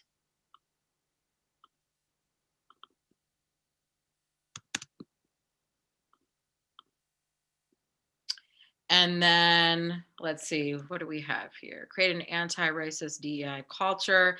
This can certainly go in every aspect as well. Now, how you go about doing this though, this is the only preface that I want to say, that the vision, right? So I'm seeing like in every aspect of what the city is doing, we're applying an anti-racism lens as really being the framework, right? For all of these things. And unless you tell me that you see it otherwise. And so when we're talking about emphasizing the application of a DEI lens and reporting, or bridging the gap in efforts across your departments, or making sure that you have inclusive language in your forms, and even your rebranding, everything can fall under number 23. But do we want everything to fall under number 23, or do we want to have very specific things that are illuminated related to DEI? Does that make sense, everyone? Yes. Okay. So in some ways, that's like a sub-prioritization, I guess. Yes, exactly. So what we'll do here, even though I'm putting all these things together, I do think that we'll still figure out what do we want to prioritize. But I wanted for the sake of conversations, to make sure that we were on the same page about where these elements actually fit, and to also encourage us to still have 6, with the every aspect being the focal point, because it's clear that that's one of the areas that you definitely want to fully embark on for 2022. And when I say fully, recognizing that it's a journey, and it's going to be a long process, of course. And then let's see, what else do we have here? Prioritize resources. That's also connected to in every aspect when we're talking about allocating funds. And then we've got ensure the city brand. That's certainly a part of that as well. So I'm going to put this here.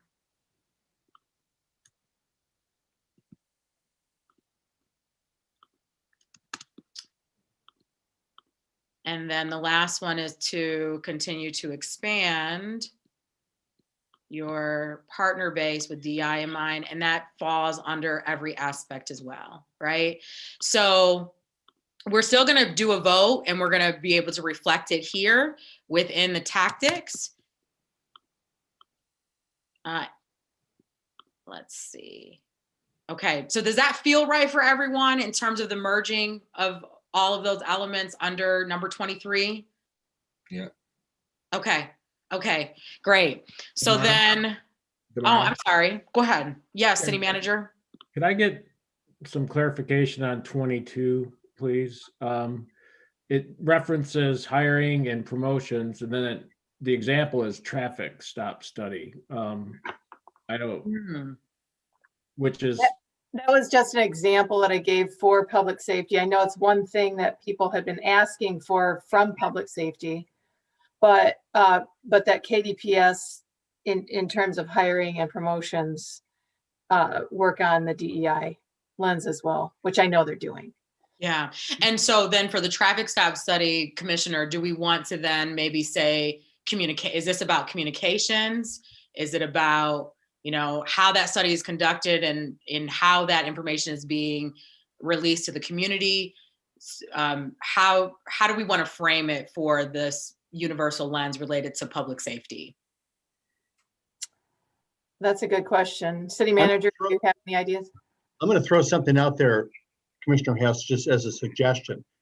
A traffic stop study is just an example of one study that happened at one point in time. If I were going to get a little broader about that, we're doing an assessment right now, right? But I would say that we're going to need ongoing assessments relative to how our intentional work, what are our efforts resulting in, right? So it's an idea of, it's not a one and done like you talk about. Right. We're have to have, and traffic stop study is one of those things that could be an ongoing assessment among many other things. But supporting the idea of ongoing assessments to measure our, intentional DEI work. So I don't know if that helps or not, but. I like that. Yeah, and then based on what you just said, Mayor Anderson, and thank you for that, Commissioner Hess. What I'm thinking is that we will add continuously to your assessment, right? So which then, if we're talking about continuously assessing, sorry, I will do some wordsmithing, of course. So continuously assessing the strengths and opportunities for growth related to DEI, that goes beyond just your current assessment, right? So if we're talking about ongoing collection, the collection of this data, which still falls, of course, in every aspect of what we're doing, but it then gives us something that we can vote on, right? Because we're not just talking about doing it now, we're talking about doing it forever and just having it be a part of the fabric of what we do. Okay, great. So city manager, was that enough clarity for 23? Tomorrow, I think Commissioner Cunningham might have his hand up. Is that right, Commissioner? Oh, I'm so sorry. Go back and finish. I think city manager was asking about 22. Yeah, and I can just. Oh, I'm so sorry. Say too that is the traffic stop study is reflected in the action plan. And if you recall, by way of update, we're looking for a new consultant because the one that did the 2012 study is no longer doing those studies. And we're also, we're told that we had to wait till the pandemic is over, before we look at traffic patterns again. So that's all in that, so we won't lose sight of that. Great, thank you, city manager. Commissioner Cunningham, and then I believe that Commissioner Urban also wanted to get in here. Well, how I view 22, or what I heard, is, or what I like to at least acknowledge in this space, and I'm not sure if it would get, quantified on as a listing, but I think Dorla kind of alluded to it, where we have this overarching measure of our agency, and then how can we kind of extract that component for KDPS and still operate within one agency. But I say that to say I think I think I would like to acknowledge that, although we have multiple different departments, I think there is an urgency with this specific department based on the lack of trust that has developed within the community. And so I'm not sure if that needs to be quantified, but there has to be some intentionality around that. Yeah, and so I want to say something really quickly before the commissioner gets in and Commissioner Urban shares his perspective. I think what you're saying, Commissioner, is important because the public safety is such a large system, a complicated system. There may be merit in keeping it separate from in every aspect, right? So that's the only caveat. When we're talking about the issues at hand, the magnitude of those issues, and the amount of work that will have to be done, the undertaking, if you will, in order to transform that system within the city system. So I just wanted to share that perspective if it's helpful for us as we're thinking about these priorities. Commissioner Urban? Yes, I just wanted to mention that the KDPS has recently become a part of a database system that I guess several other cities are using that, for example, tracks proportional use of force in every encounter. That is, it analyzes everybody's police reports. And gives a readout. It's a big database that you can query to learn a lot of things that are specific to public safety that have to do with DEI issues.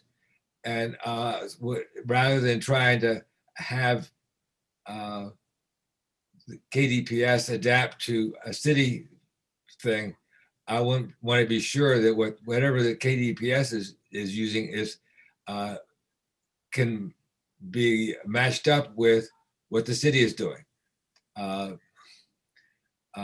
That database, reporting from that database has to be made public, and it has to be understood by the commission, and it has to come out, it seems to me, for example, quarterly, or at least yearly. I'm basically saying there's a tool that this KDPS is already using that they're starting to use, that we ought to get useful information from by 2022 and thereafter. And I just don't want us to lose sight of that tool. Great. Jack, are you talking about the Joyce Foundation collaboration with University of Chicago?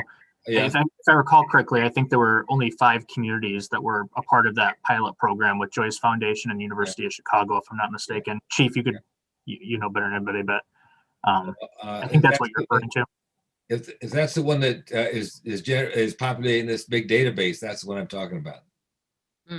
Okay, great. So I made a note of that so that we can make sure to reflect it, relate it to the equity and public safety. So thank you for that, Commissioner Urban. All right, so we're going to go back. Oh, I'm so sorry. I'd like to point out a couple of things in regard to number 22, just so the commission is aware of them. Number one is we do have Article 1, Section 26 of the Michigan Constitution that precludes giving preferences based upon sex, race, and the like. So we have to be a little careful of that. We have to operate within that constraint. To that end, I think we've done at least from my own information, we've done a pretty good job in trying to cast a large net as possible by giving credit for people who come from an urban setting, people who are local. So we're attempting to kind of see what we can do. I don't want to say work around, but operate within the confines of what that constitutional provision permits and precludes. The other thing that we have to be also mindful of, at least in regard to promotions, that's subject to collective bargaining. And the collective bargaining agreements define how promotions and the promotion process is to be exercised by the city. Now that can be negotiated, obviously. We can get that changed at the negotiation table, but know that that is a collective mandatory issue of collective bargaining, and we have to talk to the unions about that. Understood. Thank you for that, Attorney Robinson. Right, and so that is documented, and we will have that be a part of this particular of number 22 in considerations that we need to address.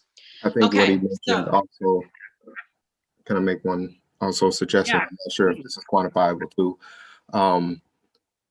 Within our union contracts, we need to really, I don't know what type of negotiations need to happen, but they need to reflect more of a DEI lens as we move forward too. So I'm not sure if that needs to go in some component, and that's just not with public safety, that's across the board.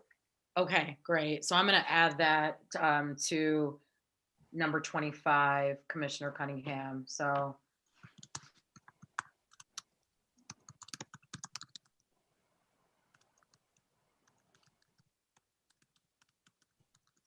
thank you for that.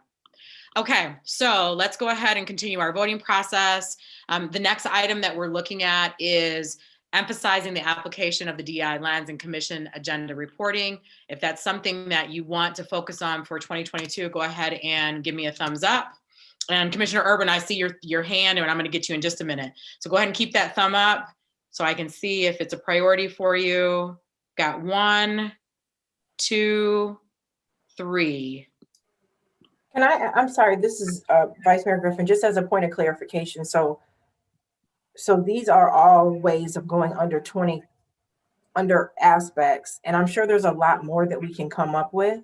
So are we prioritizing the ways that the city can apply DEI to every aspect of what they're doing? Is that what we're? Yeah, that's a great question, Vice Mayor. So if we think that for the sake of this time, that by virtue of us voting, that in every aspect is sufficient and that we can just leave these later, then let's do that, right? We don't need to go through this process because we've already identified the areas that we want to focus on. And we know we have a lot that we have to cover. So I'm seeing the mayor nod his head, and it sounds like we have some consensus around that. Okay, great. So then let's move to continuously assessing, and thank you for raising that, Vice Mayor. Continuously assessing the strengths and opportunities for growth related to DEI. If you want to prioritize that for 2022, go ahead and give me a thumbs up. Okay, I see 1, 2, 3, 4. All right, I have 4 votes there. And then we have our last one, union contracts will reflect DEI. If you want that to be a focal point, give me a thumbs up. I see 1, 2. Can I reword that to say promotes DEI? Oh, yes, of course.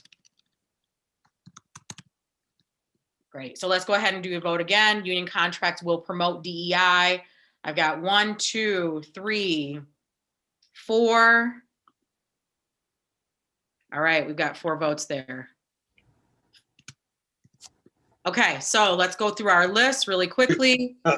Before you go further, and I understand where Commissioner Cunningham is coming from. I would suggest you don't use the word promote, since promote is, again, something that is a matter of collective bargaining, and that may get misread in terms of that context. So I think reflect is probably a better word. Okay, great. Thank you, Attorney Robinson. Commissioner, you're on board with that?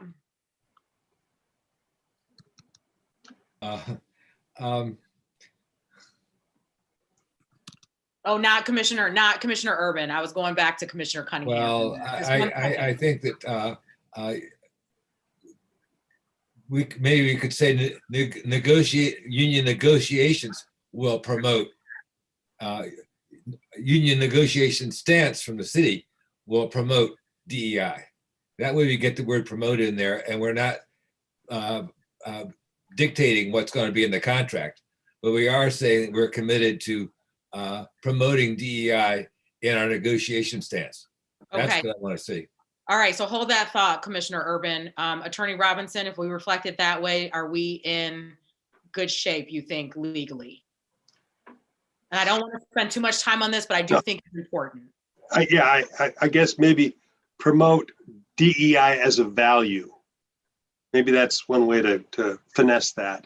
I just wanted to be really careful because I didn't want us to get accused of saying, well, we're going to promote on the basis of DEI, and that becomes an issue in both either the collective bargaining or a constitutional issue. Absolutely. You just avoided a big pothole there, Attorney Robinson. Great. So he gets an air clap. Thank you, Attorney Robinson, for keeping us on track. We appreciate you. All right, so we are going to look at all of these areas now. We know for sure that equity in public safety is a priority. We know internal hiring promotions, which can, do we want that to be separate from in every aspect, or do we want to illuminate that as a priority for sure? Or do we want to roll it into in every aspect? Leave it separate. Keep it separate. Okay, beautiful. So we know for sure that internal hiring promotions is going to be a priority. Let me unbold that one. Let me see how many we have here. In every aspect, the lens, continuously assessing, and union contracts. But I want to make sure that we don't have more than 6. Let's see. 1, 2, 3, 4, 5, 6. So this is what we have, Commission. And I just want to check in before we take a break and move on to our next topic. So the first is to understand what housing data matters most to the community. The second is internal hiring and promotions. The third is equity in public safety department. The fourth is in every aspect of what the city is doing, applying an anti-racism lens. The fourth is continuously assessing the strengths and opportunities for growth related to DEI. And the fifth, I said that we had 6, we actually have 5. Union contracts will promote DEI as a value.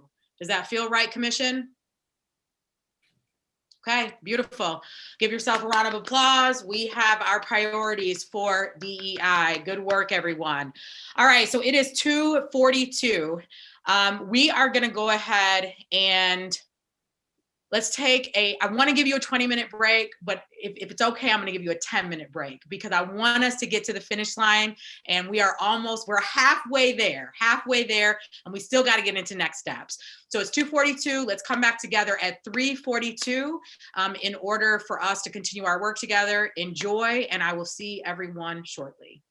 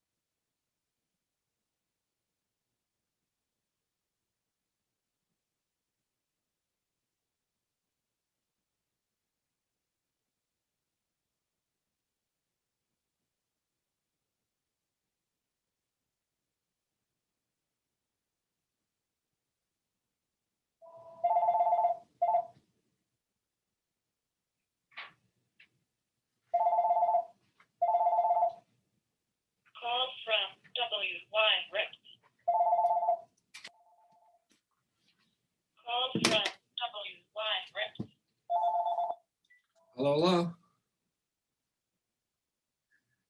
Yes, yes.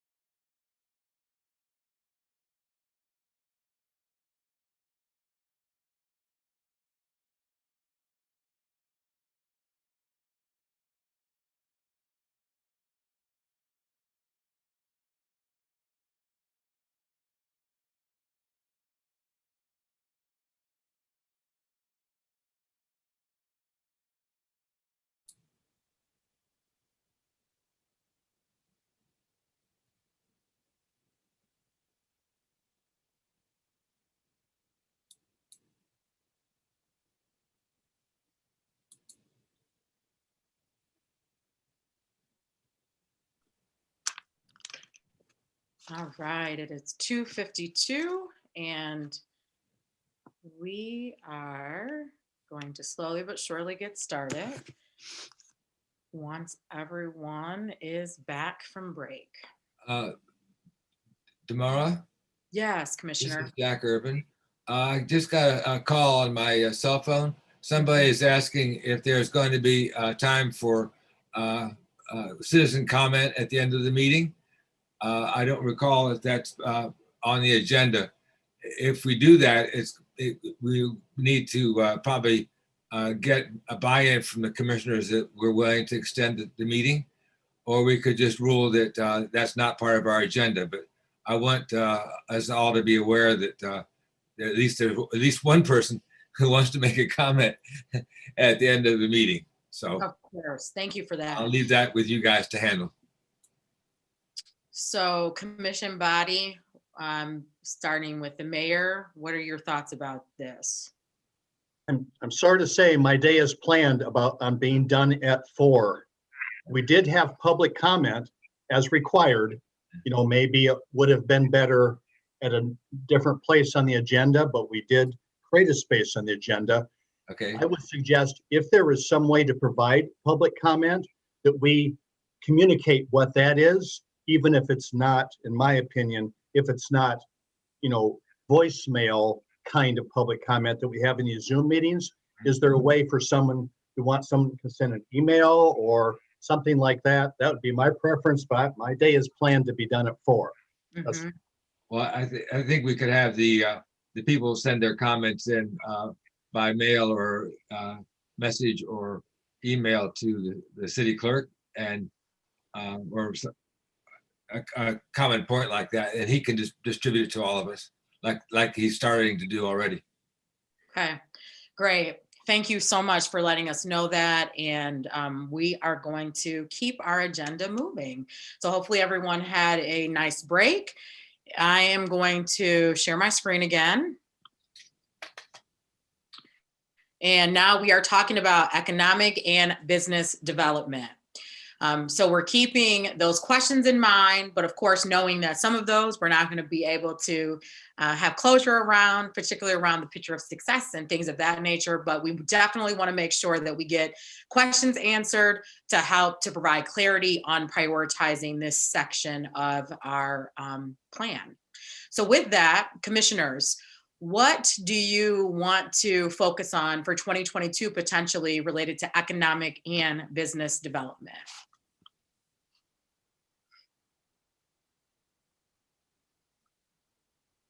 Commissioner Cunningham? Oh, I'm so sorry. I thought you were talking, but no. Okay. Commissioner Pradell? I guess, and I know we're already trying to execute strategies related to this, but you know, again, that the percentage of people that live below the poverty line in the city of Kalamazoo, accelerating and putting our foot on the gas on strategies that are meant to reduce the number of people that live in poverty in the city of Kalamazoo.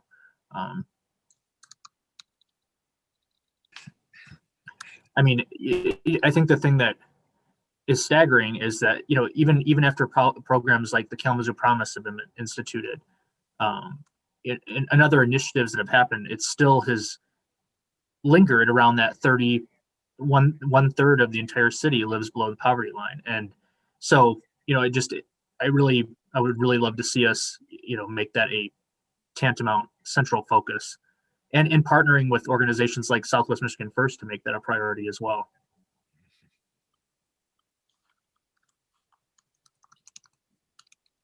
Great, thank you for that. I'm just writing that down, Commissioner.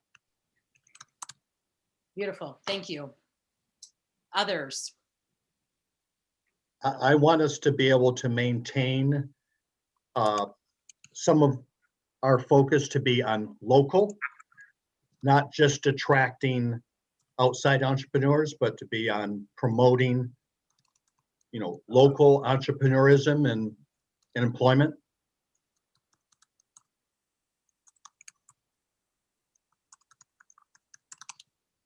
Okay, did I reflect that accurately, Mayor? Yeah, local entrepreneurs, you know, and employment, not just attracting, you know, large national businesses, but have a local focus, local lens on that. Okay, beautiful. Thank you, Mayor. Commissioner Haas? I would like to see us, and it might go along with number one, but it's two-pronged here, but focus on education in this city. I believe that it's across the board what we do in terms of the promise, in terms of our three higher institutions, but then also of all of the things that we're doing. This is education. You're providing education tomorrow. Like, we are an educational city. For us to claim this idea of education in everything we do, in which case we would then educate entrepreneurs, we would educate financial literacy, we would educate strategies to reduce poverty. We would educate around the ideas that are in shared prosperity Kalamazoo. Just this weaving this idea of education through everything that we do in terms of it trades education. And that education is available to all, to use one of MLK's themes. Yeah, so I want to claim it. Really, what you? No. This is everything you're saying is great, and I just want to make sure that I'm accurately reflecting it. So I'm hearing you say, I believe two things, but you tell me if I'm wrong about this. All right. So one is about like education focus related to accessibility, making sure that, you know, no person is left behind who wants to have access to education. But then I also hear you say that there are lots of opportunities for people to be educated about any number of things that are related to the city. So if it's okay with you, I'd like to segment those two out. Sure. Yeah. If that makes sense. Okay. Great. Let's see. Or maybe not. Well,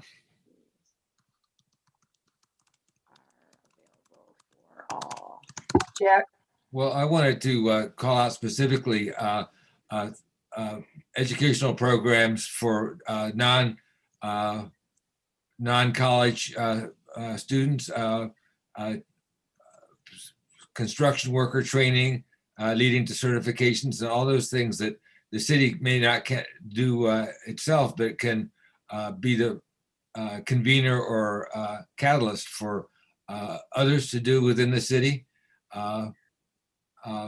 Because we want to have education leading to local jobs. I want to have that focus be strong, not just education for people to then move to Chicago with. Right.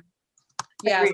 we're talking about an emphasis on trades then. Is that in part what you're saying? Like, yes, let's just yes. access whatever we need to prioritize in terms of access for everyone. For, That's why I wanted to reframe that, Commissioner Hess. I started to segment it out and I said, well, no, let's keep it all right here. Okay, great. So thanks for your patience as we sifted through that.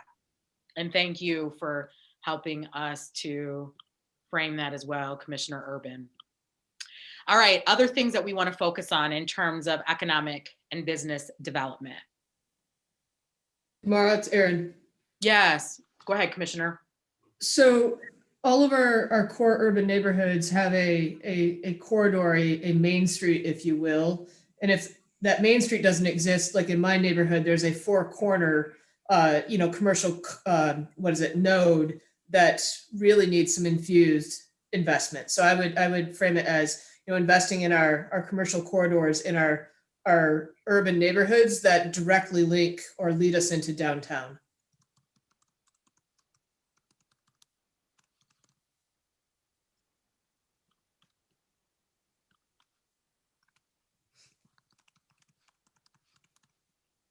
Investing in our commercial corridors that feed into downtown, is that reflected the way that you want it to be, Commissioner Knott?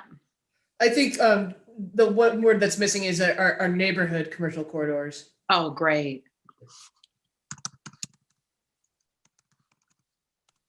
All right, thank you for that. Others?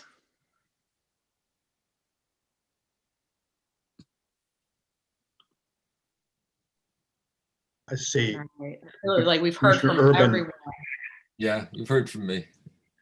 No, you're please get it. I just wanted to make sure that we heard from everyone. So, and then I was going to come back to you, but we've already heard from everyone. So Commissioner Urban, and then we'll go to Mayor Anderson. Yeah. I think I'm afraid that the thing slipped away from me. Oh, damn. That's okay. We'll come back. Mayor? This is going to go across all kinds of things, but I do want us to be able to establish quantitative goals. Maybe we could say establish, baselines and realistic quantitative goals to measure impact. Okay. Hold on one second, Commissioner Urban. And then I'm going to get to you. I just want to make sure I get this thought. So Mayor Anderson, I've got build baseline and realistic quantitative goals to measure impact. Is that accurate? Okay. Yes. Cool. All right, Commissioner Urban. Now I'm ready. Okay, great. I'd like to see in 2022 that we develop an accord and an MOU between Southwest Michigan First and the city, so that we each are holding each other accountable. Otherwise, if we don't do that, we don't deal with them. Great. And we'll keep this here. Thank you for that. And I'm thinking that this is going to be much more of like an action, like into the, which is important, but we're still going to vote on it. And so thank you for that. Others that we want to focus on in terms of economic and business development. This is Vice Mayor Griffin. I have a question for city staff, and then I have suggestion. Just to get clarity around, and if you all have already said this, which you may have, I apologize. Small business development, the position was previously held by Dwayne Powell Jr. Has that position been filled?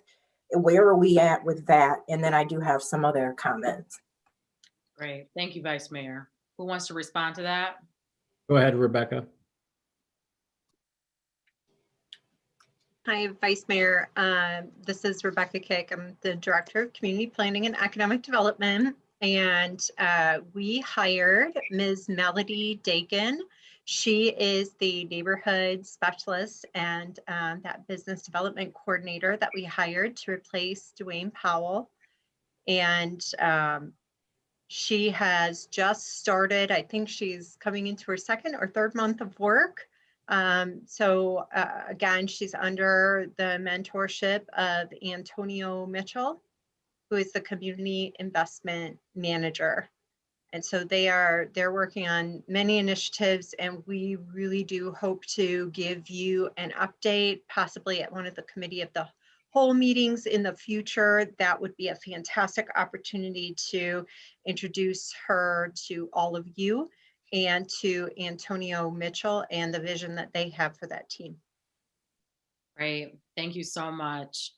Okay, thank you for that. Okay, and the two suggestions I would have would be, and this probably would expand across a couple categories, but in terms of working with local businesses, local organizations to expand on our local business development. For example, there was a partnership, I believe, with Sisters in Business and Black Wall Street Kalamazoo, and to just expand on the people that we have here that could give us more of a larger framework to work with and possibly be more inclusive while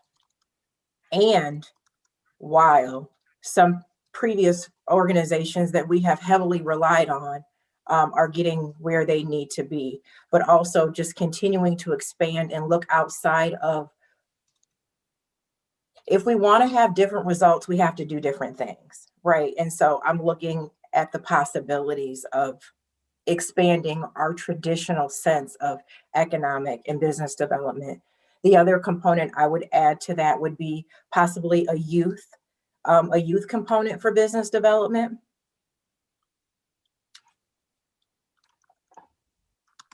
Great.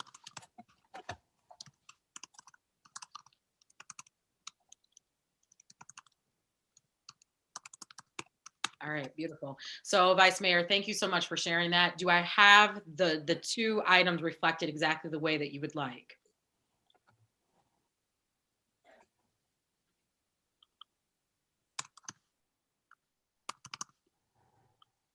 That's those two at the bottom, correct? Because I wasn't speaking yes, about. I'm so sorry. I'll say it out loud. I just assumed you could see it, Vice Mayor. So work with local orgs to expand on our local business, expand on our business development that can provide us with a larger framework to look to. Does that feel right? And then I have DEI emphasis in the column next to it. And then I have implement a youth component for business development. Correct. Okay, wonderful. Thank you, Vice Mayor. Commissioner Hess? With that said, in addition, Vice Mayor, I wonder if, I don't know if it would fit the youth component or whether it would fit with the education that went before, but a financial literacy program. I don't know where that would go.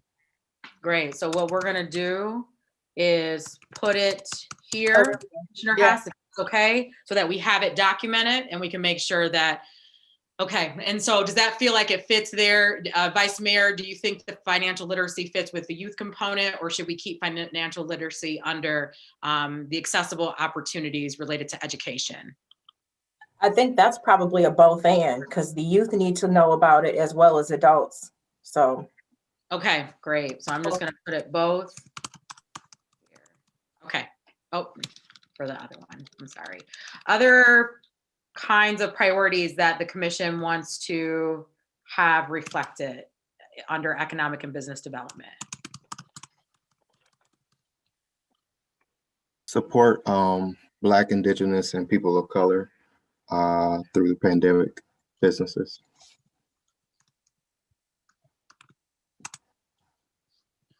So Commissioner Cunningham, support BIPOC businesses, period. Through the pandemic. Through the pandemic, yes. Great, thank you, Commissioner. Focus on BIPOC ownership, business ownership. Creating, I should say. Okay, and so is this a separate one, Commissioner, or part of the support? Separate. Okay, say that one more time for me. I'll focus on creating BIPOC business ownership.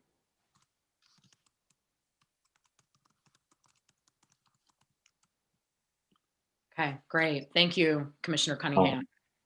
diversity and contracting. And I guess as an action item behind that, maybe look into requiring a percentage of our contracts to be go to diverse populations, something similar to what Atlanta did back in the 70s and 80s. And just to put another footnote in here, thank you, Commissioner. It's another model that the city could look to is, it's in North Carolina. It's not Asheville, Charlotte. Charlotte they actually have a charter where they prioritize a lot of their funding to support the minority businesses, but with an emphasis on Black businesses. So I just wanted to put that in there as well. Thank you, Commissioner. Thank you. Out of the box creativity and business development. So I know that, there are unique things that other communities provide, and maybe we can focus in on that. I know that when we had a presentation from the state, what they focused in on was, so it was artsy. It was like designers for manufacturing, and I guess I don't really necessarily think of that automatically, but that is a niche that we have because of paper companies, et cetera. So out of the box creativity and business development. Great. And if the way I looked, does this feel like it reflects what you just said, Commissioner? Look to creative models, initiatives for business development? Yeah. Okay, great. And then my last one is, I don't know if it's necessarily a issue as much as it is, there might be a perception and it may not match up to reality, but equity and prioritizing our resources towards small and larger businesses. So there are smaller businesses who often feel like they're not being prioritized, or there's some differentiation in treatment. And so I don't know if that's necessarily needs to be in the communication component piece of this, or something that is actually needs to be rooted out. So that's Great. Thank you, Commissioner. That was, you gave us a lot in this section. We appreciate that. Commissioner Hess. One more thing. I know that we are putting forward our sustainability plan in the city. I would like to, I don't know, again, where it goes, whether it would be a priority here, but that in all business development, just like in DEI, that we have a lens of sustainability throughout the city, because as we all well know, sustainability is affected by diversity, or diversity is affected by sustainability issues, tree canopy, air quality, water quality, all these kind of things. So definitely weaving the sustainability plan throughout all departments of the city. Great. So let's see. Weaving the sustainability plan through all parts of the city. Okay, great. Commissioner Hess, do I have this accurately reflected? I have weaving the sustainability plan through all parts of the city, and then I just have the additional piece on in all business development. We have a lens of sustainability throughout the city. Absolutely. Thank you. Okay. Yeah, great. Thank you. Vice Mayor? No, I just wanted to second that. Thank you, Commissioner Hess, for bringing that up. And I would just ask if possibly, like on our agenda reports, how we get those out, if that component could be added to it. I've often thought about that when we find out about projects or developments that are going to happen in the environmental, how that's going to reflect in the various communities or the various neighborhoods. So yeah, I would love for that to be something that gets passed down every time we hear about an economic development. Great. Thank you, Vice Mayor. All right, I feel like we've exhausted the list unless you tell me otherwise, and we are ready to do our vote. Okay, let me just do a clean sweep quickly. Make sure that no one has unmuted themselves or ready to speak. Beautiful. So let's go ahead, and in terms of our 2022 plans and keeping in mind measurement, reporting out, and achievement for the goals that we have set, with the first one being, and we're again, no more than 6 priorities is what we're going for. So devise strategies to reduce the number of people living in poverty in Kalamazoo. If you want that to be a focus, go ahead and give me a thumbs up, please. Got 1, 2, 3, 4, 6. Beautiful. Thank you. All right, our next one is maintain some of our focus to be on local entrepreneurs' employment, or just on local entrepreneurs, period. So what do you want that, or do you want that to be a priority, I should say, for 2022? Okay, I see 1, 2, 3, 4, 5. Beautiful, thank you. All right, we've got weaving the emphasis on education in Kalamazoo to ensure accessible opportunities are available for everyone. If you want that to be a priority for 2022, go ahead and give me a thumbs up. We got 1. Mayor, did you have a question about this? I was just looking down the list to see how many choices I have left, so. Oh, okay. So let's, we'll do a quick count. 1, 2, 3, 4, 5, 6, 7, 8, 9, 10, 11, 12, 13, 14. And one of which is more of a foundational piece. So keep that in mind. So we have really 13, because one is going to be just when we think about, you know, for example, there was one. Give me 1 second.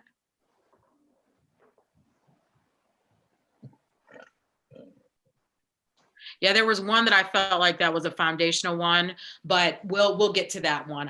It's not connecting right now, but we'll get to it. Is that helpful, Mayor? So Yes. 13 to 14, beautiful. All right, so the weaving the emphasis on education in Kalamazoo to ensure accessible opportunities are available for everyone. Go ahead and give me a thumbs up if you want to prioritize this. Okay, great. Give me 1 second, everyone. Keep your thumbs up. I can't lose power on us. I just realized that my power went so fast. Keep those thumbs up for me, please. Just 1 second so I don't lose you. All right, we've got 1, 2, 3, 4. Okay, 4. Beautiful. I'm gonna move over. I'm not gonna have this fabulous lighting, but you'll be able to see me good enough as we finalize this process. So bear with me. All right, beautiful. So hopefully everyone can see me okay. We have 4 votes there. All right, so the next one is investing in our neighborhood commercial corridors that feed into downtown. Go ahead and give me a thumbs up if that's, I've got 1 vote. Let's see, keep those thumbs up for me. 2, 3, 4, and 5. Okay, thank you for that. Our next one is build baseline and realistic quantitative goals to measure impact. If you want that to be a focus, go ahead and give me a thumbs up. We got 1, 2, 3, 4. Okay, great. Our next one is to develop an accord, an MOU with Southwest Michigan First. That's probably more of like a, an action step versus a strategic priority for 2022, but we wanted to keep it. We can vote on it and figure out where it goes if you'd like to do that.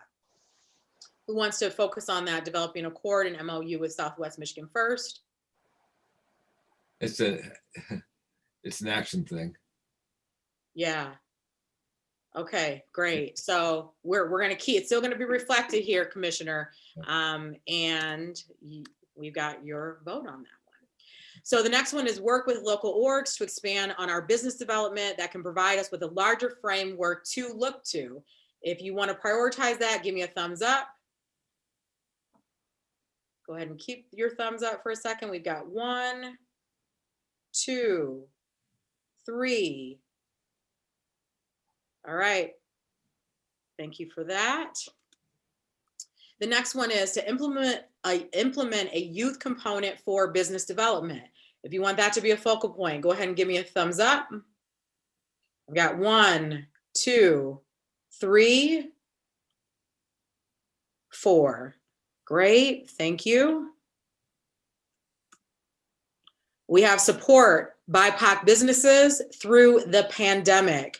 If you are wanting to prioritize this, go ahead and give me a thumbs up. Got 1.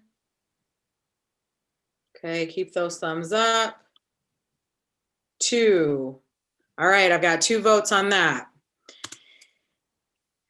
All Just a right. quick comment. I hope we're not having a pandemic in 2022. Agreed. And I hope the same thing. And to Commissioner Cunningham's point, I'm thinking that he means for people who, even in 2022, who are still suffering from the loss of the pandemic. So just to clarify, so with that, if we're talking about to support people based on the losses, connected to the pandemic, does that change our vote? So let's see. I've got, now it looks like that gives us 5. All right. Thank you, Mayor. Oh, I'm so sorry. That gives us 3. Okay. So the next one is focus on creating Black business ownership. If you want to focus on that for 2022, go ahead and give me a thumbs up. Sure. 1, 2, 3, 4, 5, 6. All right, wonderful. We have diversity in contracting. If you want to prioritize that, go ahead and give me a thumbs up for 2022. And I would point out that looking into requiring a percentage of contract go to diverse businesses is a non-starter. That violates the Michigan Constitution. There's case law and attorney general opinions on that. That said that, though, there are ways we can explore diversity in contracting by having a very big vendor base and perhaps breaking projects down into smaller pieces so as to permit smaller businesses to be able to compete. Great. Thank you for that, Attorney Robinson. All right. So in terms of diversity in contracting, if you want to prioritize that for 2022, based on what the attorney has shared with us, give me a thumbs up. We've got 1, 2, 3. All right. Thank you. The next one is look to creative models initiatives for business development. If that's an area of priority that you want, go ahead and give me a thumbs up. Okay, I'm not seeing any thumbs up for this one. All right. And then the next one is equity in prioritizing our resources towards small and large businesses. If you want that to be a focal point, or maybe it was just small, was it just small businesses? Well, I think it's a point of communication. So I'm not sure that it's an issue as much as it is, community may view it differently. So it's more of a communication, I think, gap that's going on. Great. Okay. Thank you, Commissioner. So in terms of equity and prioritizing our resources towards small and large businesses and addressing this equity gap. Might be an action item under communication. Okay, great. So we're going to move to communications. Okay. Thank you for that. And with moving that to communications, we will not vote on that item, it sounds like. So our last item is weaving the sustainability plan through all parts of the city. In all business development, we have a lens of sustainability throughout the city. And if you want to prioritize that, go ahead and give me a thumbs up. I have a question here, Damara. Yeah, I have well past run out of my allocation of votes as we've worked our way down here. But I believe we have a section related to sustainability, environmental issues. That's one of our 9, isn't it? Or am I incorrect? It is. It's, I believe, well, let me go back to it. Well, actually, let me go through this list really quickly and I can tell you. Environment. So I'm Yeah. suggesting that this particular topic could well be in that category, or it could be in every category. So I'm just trying to think how. I mean, Yeah, if we're gonna- yeah. So this is, and so what I'm hearing you say, Mayor, is that just like some of the other pieces that we've discovered through this process, that it's a foundational element, it's a thread, right? It's the way in which we're looking at our work. So we're gonna keep this here, but we're not gonna vote on it. So we're saying like, this is the mission. Has that been part what we're saying, Mayor? Yes. Okay, all right, beautiful. So with that, let's go ahead and assess what our top focus is going to be. We know for sure we're going to devise strategies to reduce the number of people living in poverty. We also know that we are going to maintain some of our focus to be on local entrepreneurs. What'd you say? Oh, uh-oh. Are you, Commissioner, did you want to? I thought someone was talking, but no. If you have something to share, just go ahead and jump in there. So investing in our neighborhood commercial corridors that feed into downtown. We also know that weaving the emphasis on education in Kalamazoo to ensure accessible opportunities are available is also a priority. And building a baseline of build a baseline of realistic quantitative goals to measure our impact is also a priority. Nope, it may not be. So give me 1 second. Can I just interject really quickly? This is Vice Mayor Griffin. It feels like the build the baseline for realistic quantitative goals probably is going to go for everything. Yes, yeah, I agree with that. That is super. So we're going to keep the vote there. And this is another thread. Thank you, Vice Mayor. Okay, so with that, it looks like we have landed on our items. So I'm going to list them. We have devised strategies to reduce the number of people living in poverty, maintain some of our focus to be on local entrepreneurs, weaving the emphasis on education in Kalamazoo to ensure accessible opportunities for everyone, invest in our neighborhood commercial corridors that feed into downtown, and to focus on creating Black business ownership and implement a youth component for business development. Sound good, everyone? Okay, we're gonna do a clap. I can't do mine. I'm gonna do an air clap because I'm holding my laptop. Good work, everyone. So let's move on to public safety. So we're gonna go through this as fast as we can. It's 3:28. We do want to make sure that we can get any clarity that we need, but remember our goal is the top 6 as we get ready to end our time together, and we're doing so good. I know this has been hard work today and we have all showed up fully, and so I want to thank you all for that. Mayor? Well, I don't want to slow things up or mess up our goals here, but also, this is something that's could easily require some real intense focus. And I don't want to have to feel like I'm rushing through valuable things. Good point. I know when we talked about this at the beginning, we had some conversation about, really setting quite an ambitious goal for ourselves. And so Yes. I just want to make sure that we give ourselves the space to say, we'll do this again. We can do this in a variety of ways in our our committee of the wholes going forward. So I just want to give ourselves the space to say, we're going to give whatever attention we need to the topics, in due course here. This doesn't have to be done by, March 15th. So I don't know if that's going to affect how we're going to play out the rest of the day today, but I just want to take some of that pressure off if you're feeling pressure. Thank you so much, Mayor. So this is the last one we're going to work through. Okay. So the additional 5, which we said in the beginning, we probably would not get to those because we did set a very ambitious goal, because technically we have been in this space for, between our breaks and lunch, about 4.5 hours. And really, before we got to this point, technically maybe more like 3.5 hours, right? So the work that we've done today has been a major undertaking, and I hope that everyone feels proud of what we've been able to do together today already. Commissioner Urban? I hope that we can at least lift up some of the key items that are on our minds right now. even if we don't get to vote on them and prioritize them, because there's two big ones that are going to be coming up later on that are going to influence what we do in 2022, which is the acting on the recommendations of the OIR report, which is yet to come to our attention. And two is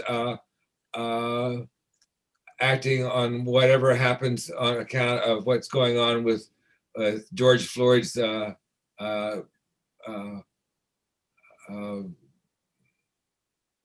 accused killer's trial. that there's going to be some things that we need to be thinking about that we can't do right today, because those are events that are going to occur later this year, but they're going to definitely have an influence on what we do in 2022. Great. And I just wanted to make sure that I reflected that here. It's the Chauvin trial. The guy's name is Derek Chauvin. Great. Thank you for that. Okay, so with that, Commission, talk to us. What is it that you want to focus on in terms of public safety for 2022?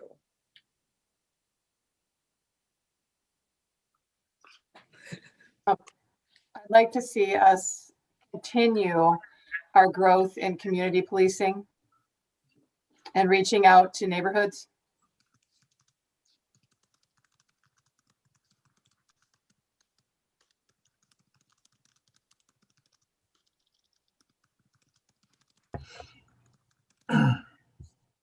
Great. Thank you, Commissioner Hess. Is that reflected accurately? Okay, great. Mayor Anderson? Why does one of these categories on the far left say gun violence there? Yeah, good question. Because that was one of the data points that came up in the pre-retreat planning survey. So there wasn't somebody had asked, was there another survey outside of this retreat survey data? And I said, no, like it is the data. So that was one of the areas. So we don't necessarily need to focus in on gun violence, but it was highlighted as a major issue that folks wanted the community to address. And when I say folks, I just want to remind us, we're talking about city leadership and we're talking about the city commission. So, because I would suggest that however it is represented, that it is something we need to focus on, for sure. Yeah. So I don't know if that means it ends up over on this. Well, yeah. We'll just put it, and we don't even need to eloquently put a goal there. We can reframe it later. So thank you for that, Mayor. Others, what do you want to see focused on in terms of public safety? Commissioner Urban? Yes, I'd like to see for 2022 community engagement plan that will address the management of mobile nuisance parties. We had this summer a chance to do some experimental things. And from that, I'd like to see a plan that's actually going to involve neighborhood residents in cooperation with other agencies to make a mutually accountable agreement on how we're going to handle neighborhood nuisance parties. Okay, so that will address how, and if you're not muted right now, if you would be so kind to mute yourself so that we can make sure that we can hear all the ideas that are coming through, that would be really, really beneficial. Thanks, everyone. All right, so Commissioner Urban, community engagement plan that will address, say that part, mobile nuisance parties involving citizens. Nuisance parties, yeah. Beautiful. Yeah. Thank you, Commissioner Urban. All right, so I'm going to go through, make sure that I've heard. Commissioner Pradell, anything that you want to add in terms of public safety focus?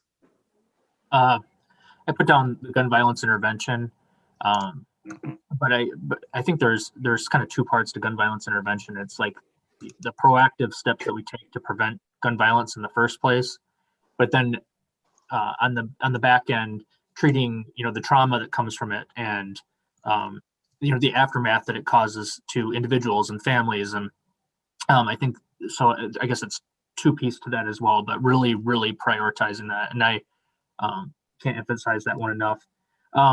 a number of people have reached out and shared examples of STARS, and I think it's CAHOOTS is the acronym. It's the programs based in Eugene, Oregon, and in Denver. But one of the things that it's amazing. I've been a commissioner for over a year, and I've rarely heard people lift up our mobile crisis response and our CI crisis intervention team programs here at Public Safety. We have the largest proportion of people trained in intervention strategies in the entire state of Michigan by, leaps and bounds. We have like 253 people trained in the state of Michigan in Kalamazoo County. And I think the next closest county is like a dozen people or something. It's so one of the things that I've been thinking a lot lately is that program specifically focuses on individuals who are 0 to 17 years old, and they're individuals who are in mental health crisis. And my wife actually used to be one of the practitioners in mental health that would go out and respond to those cases. And so, I would love to see an expansion of that program, and I know ISK has been involved with adults more recently, but taking a holistic from 0 to 100-year-old approach to, social services and mental health crisis response in the city of Kalamazoo. Because, it really is a model program, and we don't talk about it a lot. We don't shine a lot of light on it, but it's a very effective program, but it's only targeted towards youth. Wow, so powerful. And are we talking about the, can you give me the spelling, and is that the same as the mental health first aid training? Is that what we're talking about, Commissioner? Well, I know it's, and Chief, you could probably chime in on this, but I know right now the training is done through WMed. But it's the actual program itself is called Mobile Crisis Response, and it's a partnership with Family and Children's Services, I believe, and with our policing, and I think they're called Crisis Intervention Training Officers, CIT officers. Mm-hmm. And so we want to expand mobile crisis response. Do we initiative program, the number of people that are trained? It could be any of those things in terms of tactics, but do we, for the sake of the overarching priority, Commissioner Pradell, do we want to just say expand mobile crisis response initiative? Yeah, I would say that, but specifically, that the existing program is targeted towards youth. And so being able to expand that to, all ages, and really have it being thread as a central tenet of public safety. And then the last one I was going to add there as well as communication. And I know we're well on the way of doing a lot of powerful steps. Chief, I got to give you hats off that in the last few months, communication has improved so much in my view with us.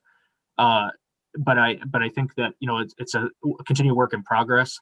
And we had that subcommittee that put out a report. So I want to just make sure that we continue to use that work and communication recommendations with that subcommittee report as well that we did in fall 2020. Great. So do you want me to list that, Commissioner Pradell, as a potential priority? Sure, yeah, if you don't mind. Yeah, of course. So just go ahead and give me the frame one more time. Yep. So I guess the communications, I don't know what the actual term was for it. Maybe somebody can help me with this, but it's basically like a subcommittee plan on KDPS from fall 2020, implementing that plan. Okay, so implement. Thank you. Damar, this is Vernon. How are you? Oh, I'm doing great. How are you doing? I am well. If I could just jump in there just real quick to Commissioner Pradell's point. We currently have in our crisis intervention team of our officers, we currently have 75 officers that are trained in CIT at Public Safety. And to his point with WMed, we are trained not only to 0 to 18, but our officers are trained to respond to any situation that we have anyone in crisis that we come across in our community to help diffuse the situation and de-escalate is the major word that I want to use, de-escalate a situation so that force is not used in a situation where we have a personal crisis if all possible. So I would love to have that conversation to expand and to continue. And that goes along with a little bit of my plan and my vision of a social coordinator, social service coordinator. So I welcome the opportunity to work with my leadership on that. So thank you for the opportunity. Yeah, thank you so much, Chief. So are you then, what you just said, do you feel like it's already reflected in what the commissioners are wanting to address?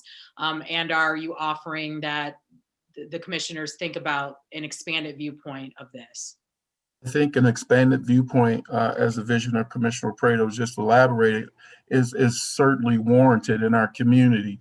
Every facet of our community is recognizing the most vulnerable in our community, that being the mentally ill, our youth, and our elderly. So certainly this is a certain great topic that we can, of subject matter that we can certainly expand on. Wonderful. Thank you so much, Chief.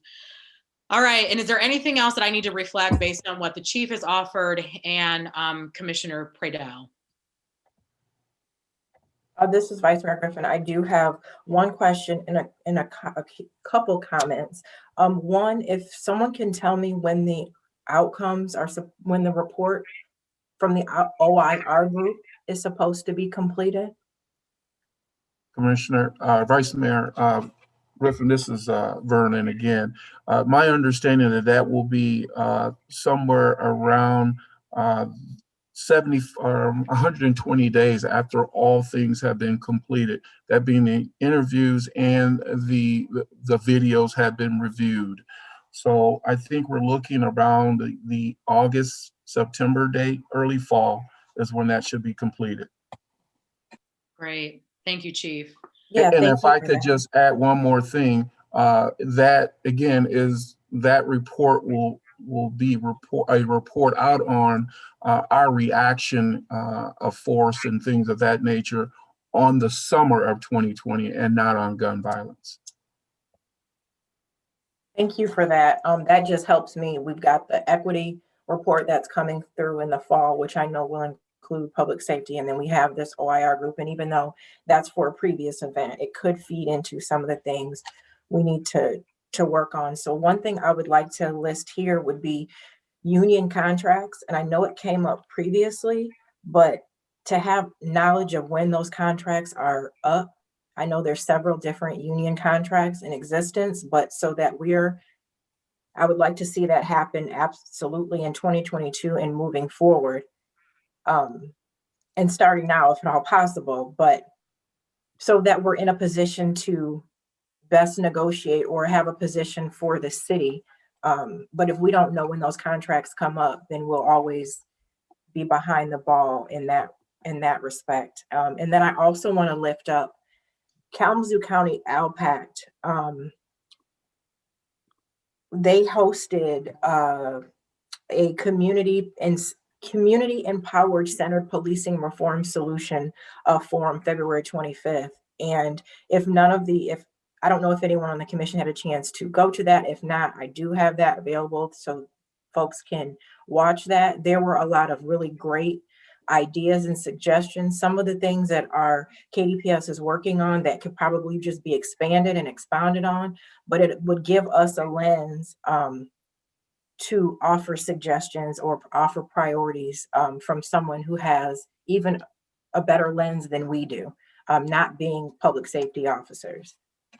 Great. Thank you, Vice Mayor. And how do you want me to reflect that in our prioritization list? You can put the union contracts on there. The other part, that was just a note of, you don't have to really put that on there. Okay, I can great. So something for us to consider. Beautiful. Thank you, Vice Mayor. All right. So is there anything final that we feel so moved to add? Commissioner Cunningham? Strengthen community relationships with people of color.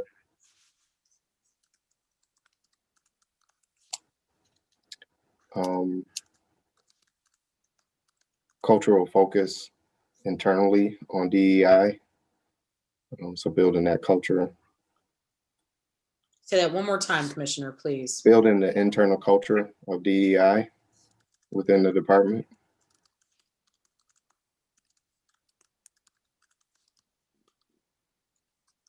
Which would include hiring, promotions, I think just overall training, things of that nature. Great. Thank you, Commissioner.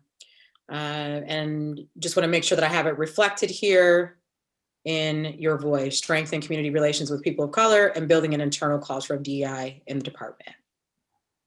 Great. Thank you. Yeah, I would point out that the collective bargaining agreements with the public safety are available through the city's website, and I think both of them expire at the end of this year. So negotiations will be starting in 2021 for next year. That is correct. Great. Thank you for that. All right. Anything else in terms of public safety and things that we want to focus on potentially for 2022? Okay, I think we're ready to do our vote. So the first item is, remember, we're trying to get down to no more than 6, is acting on the recommendations of the ORI report. If you want that to be a priority for 2022, go ahead and give me a thumbs up. I've got, let's see here, 1, 2, 3, 4, 5, 6. All right, beautiful. That's OIR. Tomorrow. OIR. Thank you for that. All right. So the next one is be proactive about responding to the community based on the upcoming trial of George Floyd. If that is a focal point that you want for 2022, go ahead and give me a thumbs up. I'm gonna ask if maybe that technically would fall under something else as well, because technically the OIR report recommendations are to prevent situations, like from 2020 missteps from happening again, if that makes any sense. And then even like the subcommittee, the whole focus of that was try to prevent, or to be better prepared for future instances that could arise. I guess if it makes any sense. Yeah. Thank you for that, Commissioner Pradell. So I moved it to align with the ORI report recommendations. Does the commissioning body feel okay about that? Okay, I'm seeing nods. Beautiful. Okay, great. Thank you for that, Commissioner. All right, so our next one is continued growth in community policing and reaching out to neighborhoods. If you want to focus on that for 2022, give me a thumbs up. I see 1, 2, 3, 4, 5, 6, 7. All right. The next one is gun violence intervention, to be proactive and treating the trauma that comes from it and the long-term impacts of it. If you want that to be a focus of 2022, go ahead and give me a thumbs up. Go ahead and keep those thumbs up. I've got 1, 2, 3, 4, 5, 6. All right, thank you. So our next one is community engagement plan that will address mobile nuisance parties involving neighborhood residents. I'm already seeing thumbs go up for that. I've got 1, 2. Keep those thumbs up for me, please. One more. Okay, 1, 2, 3, 4, 5, 6. All right, thank you for that. Can I just ask a question on this, a clarifying question? Please do. Because we're talking about 2022, and there's a lot of work happening on it right now. And I just want to highlight that for the community, and I'm going to assume, and correct me if I'm wrong, this is not saying that this is not going to start until 2022, because we don't have until 2022 to get that under control or even to start working on that. So just highlighting that we're going to continue to work on that through 2022 with what we're already starting on. Great. Vice Mayor, I'm sorry. No, please go ahead, Chief. Vice Mayor, this is Vernon. As you know, we are currently working on this particular subject, and this will continue as long as we have this issue in our community. So you are correct in that. Great. Thank you so much, Vice Mayor and Chief. All right, so the next one that we have is to expand the mobile crisis response initiative to all ages and allow it to be a thread of a central tenet of public safety. If you want that to be a priority for 2022, go ahead and give me a thumbs up. Okay, I see 1 vote, 2. Let me make sure, keep those thumbs raised for me. Commissioner Hess, are you on the fence? Because it's like, I saw your hand up. Okay, like I saw your hand, but there was no thumb. And I said, well, maybe she's on the fence about it. Okay, so if you could just put your thumbs up one more time for me to make sure I have the accurate number. Okay, we have 1, 2, 3. Okay, great. So we've got 3 votes on that. Tamara, Yes. just real quick, I think you added continue to work on to the gun violence, and that makes sense too, but the community engagement, it needs that too. Continue to work on a community engagement plan. Oh, wonderful. Thank you so much for pointing that out. Great, thank you. All right, so the next one is to implement the communications subcommittee plan on KDPS. And that might not be the right language, but again, we'll wordsmith it later. So if that is a priority that you want to take on for 2022, go ahead and give me a thumbs up. See, 1, 2. All right, I'm only seeing 2 votes for that. Sorry to interject. That probably would be a continue as well, because it's already underway. Great, thank you.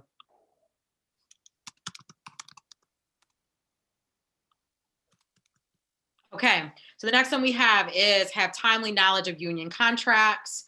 If that's a priority that you want for 2022, go ahead and give me a thumbs up. I'm seeing 1. I don't know, and correct me if I'm wrong, Vice Mayor. I'm not sure that necessarily put the timely knowledge of union contracts, but I think that at this point, if you're saying I think Clyde has kind of answered that question. The contract ends, we'll be negotiating. So that might just be a priority for 2021. And I just want to highlight the importance that all of the commission, I would even advise we have a work session around that so that we can start detailing our expectations going into the contract negotiations. This is Vice Mayor Griffin, and I agree 100% with what Commissioner Cunningham just said. Great, thank you for that. So then what I'm hearing is that we're not going to vote on this for 2022 because it's going to be addressed in 2021, and we're going to loop this into our next steps, right? We on the same page about that? Okay, thank you, Commissioner Cunningham and Vice Mayor. All right, so the next one that we have is strengthen community relations with people of color. If you want to focus on that for 2022, go ahead and give me a thumbs up. Seeing 1, 2, 3, 4. Beautiful. And then lastly, we're going to build an internal culture of DEI within the department. If that's one of the things that you want to focus on for 2022, give me a thumbs up, please. All right, we got 1, 2, 3, 4. All right, great. So let's go ahead and do our count, see where we're at with this.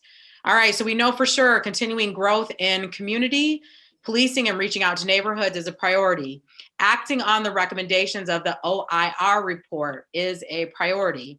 Continuing to work on gun violence intervention, being proactive and treating the trauma that comes from it and long-term impacts is a priority. Continued community engagement plan that will address mobile nuisance parties involving neighborhood residents, priority. All right, so that gives us 1, 2, 3, 4. We've got 2 more to work with, and we have our 2, which is to strengthen community relations with people of color and to build an internal culture of DEI within the department. Beautiful people, we have made it to the finish line. Give yourself a round of applause.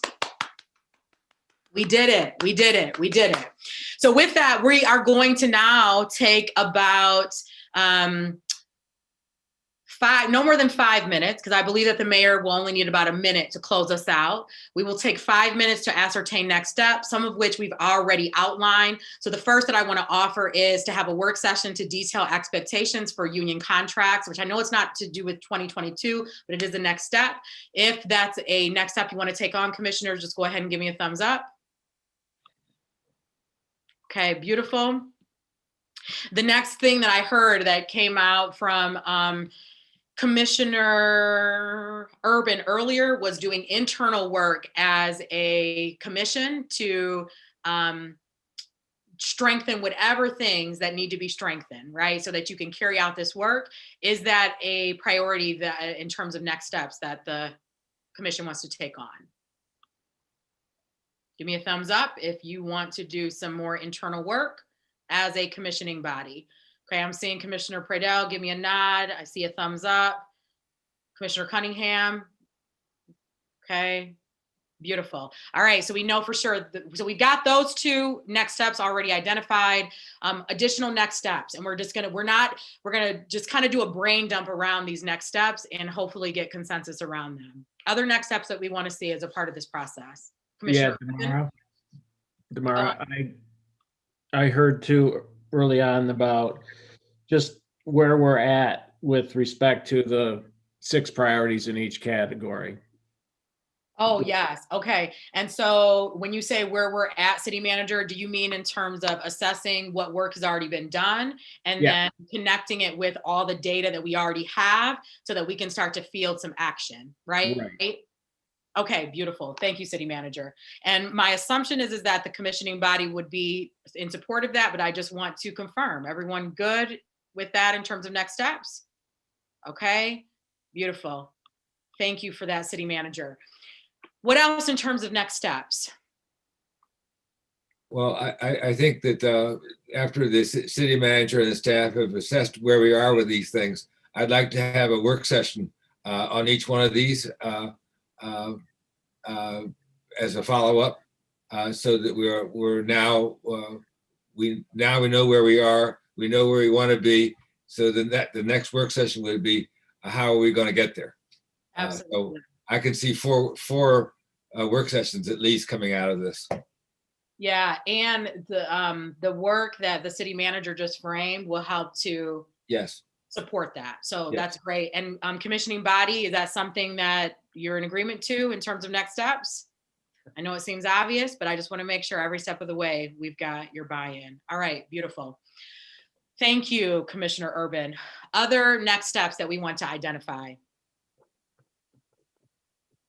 mean, that's a lot. We don't have to come up with more, but I just want to make sure that we exhaust our list.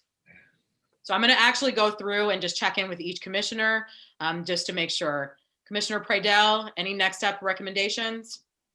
I was just going to mention that, I think this is a great instance of like transparent governing, right? And I think that to just do this sort of work together once per year isn't sufficient, And for me personally, there's no reason, if we're going to have a 4-hour meeting that lasts till midnight, I'd rather us be spending it doing it this way than for us just to rubber stamp a bunch of stuff and then do commissioner comments. This is meaningful work that's moving things forward. And then the only other thing I was going to share is that, overwhelmingly for me personally, communication through everything that we do needs to be a priority. And that, that's two-way, the ability for people to give us feedback in ways where they feel like they can do that, but also for us to communicate the work that we're doing and the progress that we're making. And so for me, that's just an important component that we consider in each of these pieces as well. Beautiful. Thank you so much. So I'm hearing you say, like, let's create more space for generative kinds of planning and engagement within the commission body. And then also let's go ahead and tighten up our communications to make sure that we're communicating all the right things in all the right ways. So thank you for that. Yep, thanks. Thank you for everything today. Yeah, of course. My pleasure. Vice Mayor, additional next steps you want to highlight? I just want to reiterate that there will be additional opportunities. This was just the first time that we've taken the opportunity to, start off like this. And for any community who is watching, continue to write in to give us your feedback. And we have that community survey, and there will be many more opportunities before we, have any finalization into our 2022 budget. Again, I want to thank community and thank my fellow commissioners for taking time out of your Saturday to get this very important work done. Thank you, Damara, for facilitating this for us. This is very left field, but one thing I have to say as we're moving through for 2022 for our city staff, I have not heard anywhere about a grocery store on the east side. And I don't know what is complete about a neighborhood if you don't have a grocery store access to it. And within the city limits of Kalamazoo, there's no grocery store on the east side. So I just want to put that out there. I know we don't do grocery stores, but I do want to put that out in the atmosphere. And thank you. Oh yeah, thank you. Yep. So I have captured that, Vice Mayor, and with agreement to continue this work in this next phase, we'll make sure to have that as a part of something to reflect on. Commissioner Cunningham, anything final in terms of next steps? I just want to double down on Commissioner Prado's statements in regards to work sessions. I also want to add into it, thank you to our mayor, vice mayor, for the training opportunities. We do have a budget for each elected for training, and typically that budget goes untouched every single year. And so maybe a way to circumvent that is to do it as a body. And so I'm appreciative of that. Great. Thank you, Commissioner Cunningham. Mayor Anderson, anything final in terms of next steps? No, I mean, I'll still close it out, but yeah. Beautiful. Commissioner Hess? I'm going to triple down on Commissioner Prado's comments, so thank you for that. I also want to bookend my comment from the beginning was we have to continue to claim who we are and the goodness that is Kalamazoo. And the fact that we're able to gather and do this is amazing to me. And I appreciate all of my fellow commissioners and all of the city staff who work so diligently on behalf of the people of the city. And Damara, thanks to you for your wise and passionate guidance. Of course, my pleasure. Thank you. And last but not least, Commissioner Knott, anything final in terms of next steps? No, it's good to see you again, Damara. It's always good to see you. Missed you. Take care. Yeah, I have missed you. We'll have to catch up. So with that, Mayor, go ahead and close us out. All righty. So first I want to say, just for clarity, and this is for everybody who's watching, is that one of the hardest things to do sitting in a meeting like this is look at a great list of things that need to be done and keep your thumb down. And that is because not that you don't care about that particular issue. That's because you recognize that resources on the human side and the financial side, are limited, in time, and you have to make hard choices sometimes. So I don't want there to be any misunderstanding by any votes anyone did take or didn't take, that that's because people don't care about a topic. I do not believe that is true in any way, shape, or form. Relative to all that, I want to do some thank yous also. So first of all, I very much want to thank city staff who've taken a big chunk out of this really very lovely Saturday to spend time with us. So thank you. And I also want to thank all the rest of my commission partners for also taking time to do this. But I do want to say that staff, you get paid to do it. And so thank you for being here, but I know it's your job. And commissioners, you asked for it. So here we are. So thank you, but you asked for this. I do want to give some special credit is that the Vice Mayor Griffin, who was, I would say that the creative force around the idea of trying to do our retreat in a different way and has been pushing on that. Thank you, Vice Mayor Griffin. And we got to spend multiple times together trying to put this, a kind of plan in place. But I will get to the last person that I want to thank particularly, and that is this. I think attempting to facilitate a huge group of people in a defined length of time to get through things in front of everybody is a high wire act. and it's a high wire act without a net. You can very easily come off that wire and find yourself falling in a dangerous way in real time. And so it's not an easy task. And this was something we certainly made arrangements to do, but you could have very easily said, Damara West, hey, I think I'll just take a pass on this one. You know, we'll let someone else do that. But we've teed this all up. You know, we asked you to accomplish something with us together, and you did it. And this will not be the end of our work with you, I do not believe. Like Vice Mayor said, that, you know, we're starting this work. This is the way we need to do it. But I just wanted to say thank you very much. This is exhausting, and you do not look exhausted. So I don't know how you did it. So maybe there's empty Red Bull cans sitting around the floor. I don't know. But anyway, you've done it. Thank you very much. Means a lot for all of us. Of course. So thank you so much. Thank you, Mayor. Thank you, and thank Vice Mayor and all of you. It's been a true pleasure to engage with you in this way. And so thank you for trusting me with this, because this is really sacred work. I appreciate that very much. And so that all said, thank you, everyone. Thanks for everyone who participated by watching today. You can always send things in anytime, other thoughts for the good of our thinking here, and please do that. And with that, keep your hearts open.